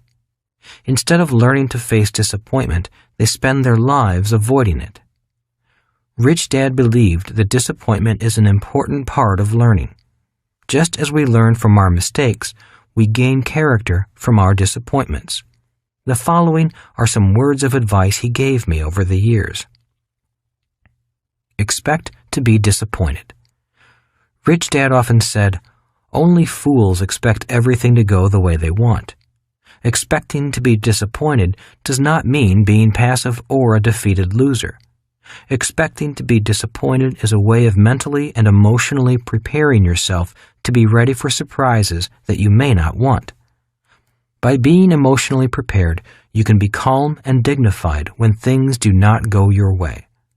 When you are calm, you think better. Over the years, I have met many people with great new business ideas. Their excitement lasts about a month, and then disappointment begins to wear them down. Soon, their excitement is diminished, and all you hear them say is, "That was a good idea, but it didn't work." It's not the idea that didn't work. It was disappointment that worked harder. They allowed their impatience to turn into disappointment, and then they allowed the disappointment to defeat them. Many times this impatience is because they did not receive immediate financial reward. Business owners and investors may wait years to see cash flow from a business or investment, but they go into it with the knowledge that success may take time. They also know that when success is achieved, the financial reward will be well worth the wait. Have a mentor standing by. Like those emergency numbers for fire and police that we always have handy, who is on your list of trusted and knowledgeable contacts? For me, my financial mentors take center stage. They are only a phone call away if I have a financial emergency.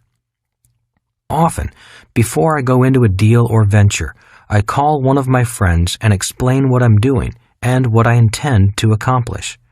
I also ask them to stand by in case I find myself in over my head, which is often. I was once negotiating for a large piece of real estate with a seller who was playing hardball and changing the terms at the closing. He knew I wanted the property, and he was doing his best to get more money from me at the last minute. Having a hot temper, my emotions went out of control. But instead of blowing the deal by yelling and shouting, which is my normal inclination, I simply asked if I could use the phone to call my partner. I talked to my 3 friends who were standing by. After getting their advice on how to handle the situation, I calmed down and learned 3 new ways to negotiate that I had not known before. The deal never went through, but I still use those negotiation techniques today. Techniques I would never have learned if I had not tried to do the deal. That knowledge is priceless. The point is, we can never know everything beforehand, and we often only learn things when we need to learn them. That is why I recommend that you try new things and expect disappointment, but always have a mentor standing by to coach you through the experience. Many people never start projects simply because they don't have all the answers. You will never have all the answers, but begin anyway. One of my friends always says, "Many people will not head down the street until all the lights are green." That is why they don't go anywhere. Be kind to yourself. One of the most painful aspects about making a mistake or failing at something is not what other people say about us, but how hard we are on ourselves. Most people who make a mistake beat themselves up far more than anyone else would.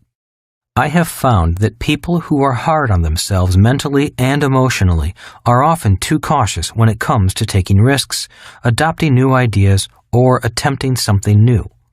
It is hard to learn anything new if you punish yourself for your personal disappointments. Tell the truth. One of the worst punishments I ever received as a child was the day I accidentally broke my sister's front tooth. She ran home to tell my dad, and I ran to hide. After my father found me, he was very angry. He scolded me. "The reason I'm punishing you isn't because you broke your sister's tooth, but because you ran away." Financially, there have been many times I could have run from my mistakes, but running away is taking the easy way out. In short, we all make mistakes. We all feel upset and disappointed when things don't go our way. The difference lies in how we process that disappointment. Rich Dad said, "The size of your success is measured by the strength of your desire, the size of your dream, and how you handle disappointment along the way." In the next few years, we will have financial changes that will test our courage. As Bob Dylan sang, "The times they are a-changin'." The people who are most in control of their emotions, who do not let their emotions hold them back, and who have the emotional maturity to learn new financial skills will flourish in the years ahead. The future belongs to those who can change with the times and use personal disappointments as building blocks for the future. Take action. 1. Make mistakes. That is why I recommend starting with baby steps. Remember that losing is part of winning. E's and S's are trained to think that making mistakes is not acceptable. B's and I's know that making mistakes is how they learn. 2. Start small. If you find an investment you want to invest in, put a little money down. It is amazing how quickly your intelligence grows when you have money on the line. Don't bet the ranch, your mortgage payment, or your retirement. Simply put a little money down, pay attention, and learn. 3. The key is to take action. Reading, watching, and listening are all crucial to your education, but you must also start doing. Make offers on small real estate deals that will generate positive cash flow. Join a network marketing company and learn about it from the inside. Invest in stock after researching the company. Seek advice from your mentor or financial or tax advisor if you need it. As Nike says, just do it. Chapter 17. Step 7. The Power of Faith. The only person who determines the thoughts you choose to believe about yourself is you. In my senior year of high school, Rich Dad's son, Mike, and I were lined up in front of a small group of students made up primarily of the leaders of our class. Our guidance counselor turned to Mike and me and declared, "The two of you will never amount to anything." Some of our classmates laughed as the counselor continued, "From now on, I am not going to waste any more time on either of you. I am only going to spend my time with these students who are the class leaders. You two are the class clowns with bad grades, and you will never amount to anything. Now get out of here." Biggest favor of all. That counselor did Mike and me a huge favor. While her words hurt us deeply, they also inspired both of us to strive even harder. Her words carried us through college and into our own businesses. High school reunion. A few years ago, Mike and I went to our high school reunion. Always an interesting experience. It was nice to visit with people we had spent 3 years with during a period of time when none of us really knew who we were. It was also interesting to see that most of the so-called senior leaders had not become successful in the years after high school. Mike and I were not academic whiz kids. We were not class leaders, financial geniuses, or athletic stars. For the most part, we were slow to average learners and students. In my opinion, we were not as naturally gifted as our fathers. But it was those stinging words from that guidance counselor, coupled with the snickering from our classmates, that gave us the fire to plod along, to learn from our mistakes, and to keep going in both good times and bad times. Just because you did not do well in school, were not popular, are not good in math, are rich or poor, or have other reasons to sell yourself short, none of it matters in the long run. Those so-called shortcomings only count if you think they count. For those of you who are considering embarking on your own financial fast track, you may have some doubts about your abilities. All I can say is, trust that you have everything you need right now to be successful financially. All it takes to bring out your natural God-given gifts is your desire, determination, and a deep faith that you have a genius and a gift that is unique. Look in the mirror and listen to the words. A mirror reflects back more than just a visual image. It often reflects back our thoughts. How often have we seen people look in the mirror and say such things as, "Oh, I look horrible"? Have I put on that much weight? I'm really getting old. Or, my, I am damn good looking. I am God's gift to women. Thoughts are reflections. Mirrors reflect back much more than just what the eyes see. Mirrors also reflect back our thoughts and our opinions of ourselves. These thoughts or opinions are much more important than our outward appearance. Many of us have met people who are beautiful on the outside, but believe that they are ugly, or people who are greatly loved by others, but cannot love themselves. Our deepest thoughts are often reflections of our souls. Thoughts are a reflection of our love for ourselves, our egos, our dislike of ourselves, how we treat ourselves, and our overall self-opinion. Money doesn't stay with people who don't trust themselves. Personal truths are often spoken in moments of peak emotion. After explaining the Cashflow Quadrant to an individual or a group, I give them a moment to decide their next step. First, they decide which quadrant they are in right now. Next, I ask them which quadrant they would like to move to, if they need to move. Some people look at me and say, I'm happy exactly where I am. Others say, I'm not happy, but I am not willing to change or move at this time. And then there are people who are unhappy where they are and know they need to do something immediately. People in this category often speak most clearly about their personal truths. They use words that reflect their opinions of themselves, words that reflect their soul.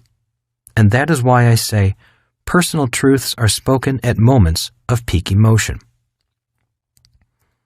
At these moments of truth, I often hear, I can't do that. I can't move from S to B. Are you crazy? I have a wife and 3 kids to feed. I can't do that. I can't wait 5 years before I get another paycheck. Invest? You want me to lose all my money, don't you? I don't have any money to invest. I need more information before I do anything. I tried that before. It doesn't work. I don't need to know how to read financial statements. I can get by. I don't have to worry. I'm still young. I'm not smart enough. I would do it if I could find the right people to do it with me. My husband would never go for it. My wife would never understand. What would my friends say? I'm too old. I'm too young. It's not worth it. I'm not worth it. All words are mirrors. Personal truths are spoken at moments of peak emotion. All words are mirrors, for they reflect back some insight as to what people think about themselves, even though they may be speaking about someone else. My best advice. For those of you who are ready to move from one quadrant to another, the most important advice I know to give you is to be very aware of your words. Be especially aware of the words that come from your heart, your stomach, and your soul. If you are going to make a change, you must be aware of the thoughts and words generated by your emotions. If you are not aware when your emotions are doing your thinking, you will never survive the journey. You will always hold yourself back. If you say, my spouse will never understand, you are really saying more about yourself. You may be using your spouse as an excuse for your own inaction, or you might actually be saying, I don't have the courage or communication skills to convey these new ideas. All words are mirrors that provide opportunities for you to look into your soul. Or, if you say, I can't stop working and start my own business, I have a mortgage and a family to think about, you might really be saying, I'm tired. I don't want to do anything more, or I really don't want to learn anything more. These are personal truths. Personal truths are also personal lies. These are truths, and they are also lies. If you lie to yourself, your journey will never be completed. My best advice is to listen to your doubts, fears, and limiting thoughts, and then dig deeper for the real truth. For example, if you say, I'm tired and I don't want to learn something new, that may be a truth, but it is also a lie. The real truth may be, if I don't learn something new, I'll be even more tired. And even deeper than that, the truth is, I love learning new things. I would love to learn something new and get excited about life again. Maybe whole new worlds would open to me. Once you can get to that point of the deeper truth, you may find a part of you that is powerful enough to help you change. Our journey. Before Kim and I could move forward, we had to be willing to live with the opinions and criticisms we each had about ourselves. We had to be willing to live with doubts, but not let them stop us. Occasionally, the pressure would get to the boiling point, and our self-criticisms would flare up. I would blame her for my doubts, and she would blame me for hers. But we both knew, before starting out on this journey, that the only thing we had to ultimately face was our own personal doubts, criticisms, and inadequacies. Our real job as husband and wife, business partners, and soulmates along this journey was to keep reminding each other that each of us was much more powerful than our individual doubts, pettiness, and inadequacies. In that process, we learned to trust ourselves more. The ultimate goal for us was more than to simply get rich. It was to learn to be trustworthy with ourselves as well as with money. Remember that the only person who determines the thoughts you choose to believe about yourself is you. So the reward from the journey is not only the freedom that money buys, but the trust you gain in yourself. My best advice is to prepare daily to be bigger than your smallness. In my opinion, the reason most people stop and turn back from their dreams is because the tiny person found inside each of us wields more power than our bigger person. Even though you may not be good at everything, take time developing what you need to learn and your world will change rapidly. Never run from what you know you need to learn. Face your fears and doubts, and new worlds will open to you. Take action. Believe in yourself and start today. Chapter 18. In summary. Begin building pipelines of cash flow to support you and your family. Kim and I used these 7 steps to move from being homeless to becoming financially free in a few short years. These 7 steps helped us find our own financial fast track, and we continue to use them today. I trust they can assist you in charting your own course to financial freedom.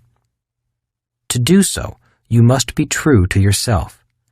If you are not yet a long-term investor, get yourself there as fast as you can.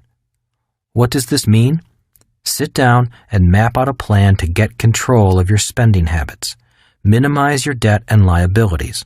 Live within your means and then expand your means.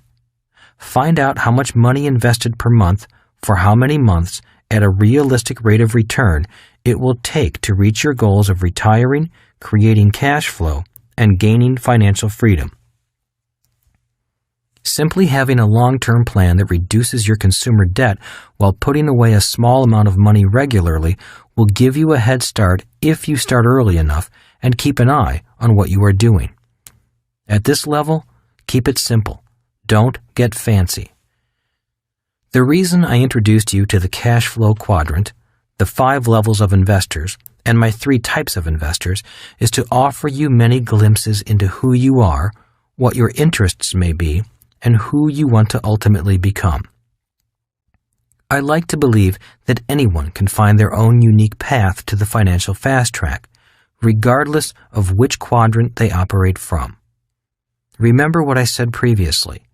Your boss's job is to give you a job. It's your job to make yourself rich.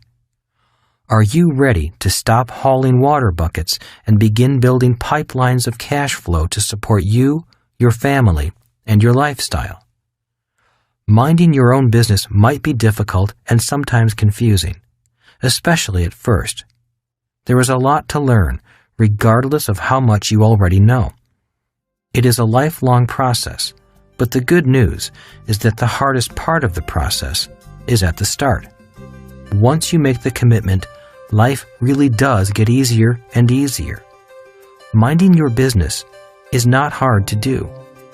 It's just common sense. We hope you have enjoyed our presentation of Rich Dad's Cashflow Quadrant, Guide to Financial Freedom by Robert T. Kiyosaki. Copyright 2012 by Cashflow Technologies, Incorporated. Performed by Timothy Wheeler. Directed by Michael Naramore. Performance copyright 2012 by Brilliance Audio. All rights reserved. For more information about titles available from Rich Dad on Brilliance Audio, please call the following toll-free number: 1-800-222-3225, or visit this website, www.richdadonbrillianceaudio.com. No part of this recording may be played for an audience or reproduced in any form. It may not be streamed, downloaded, broadcast, or copied without written permission. Address all inquiries to Brilliance Audio, P.O. Box 887, Grand Haven, Michigan 49417.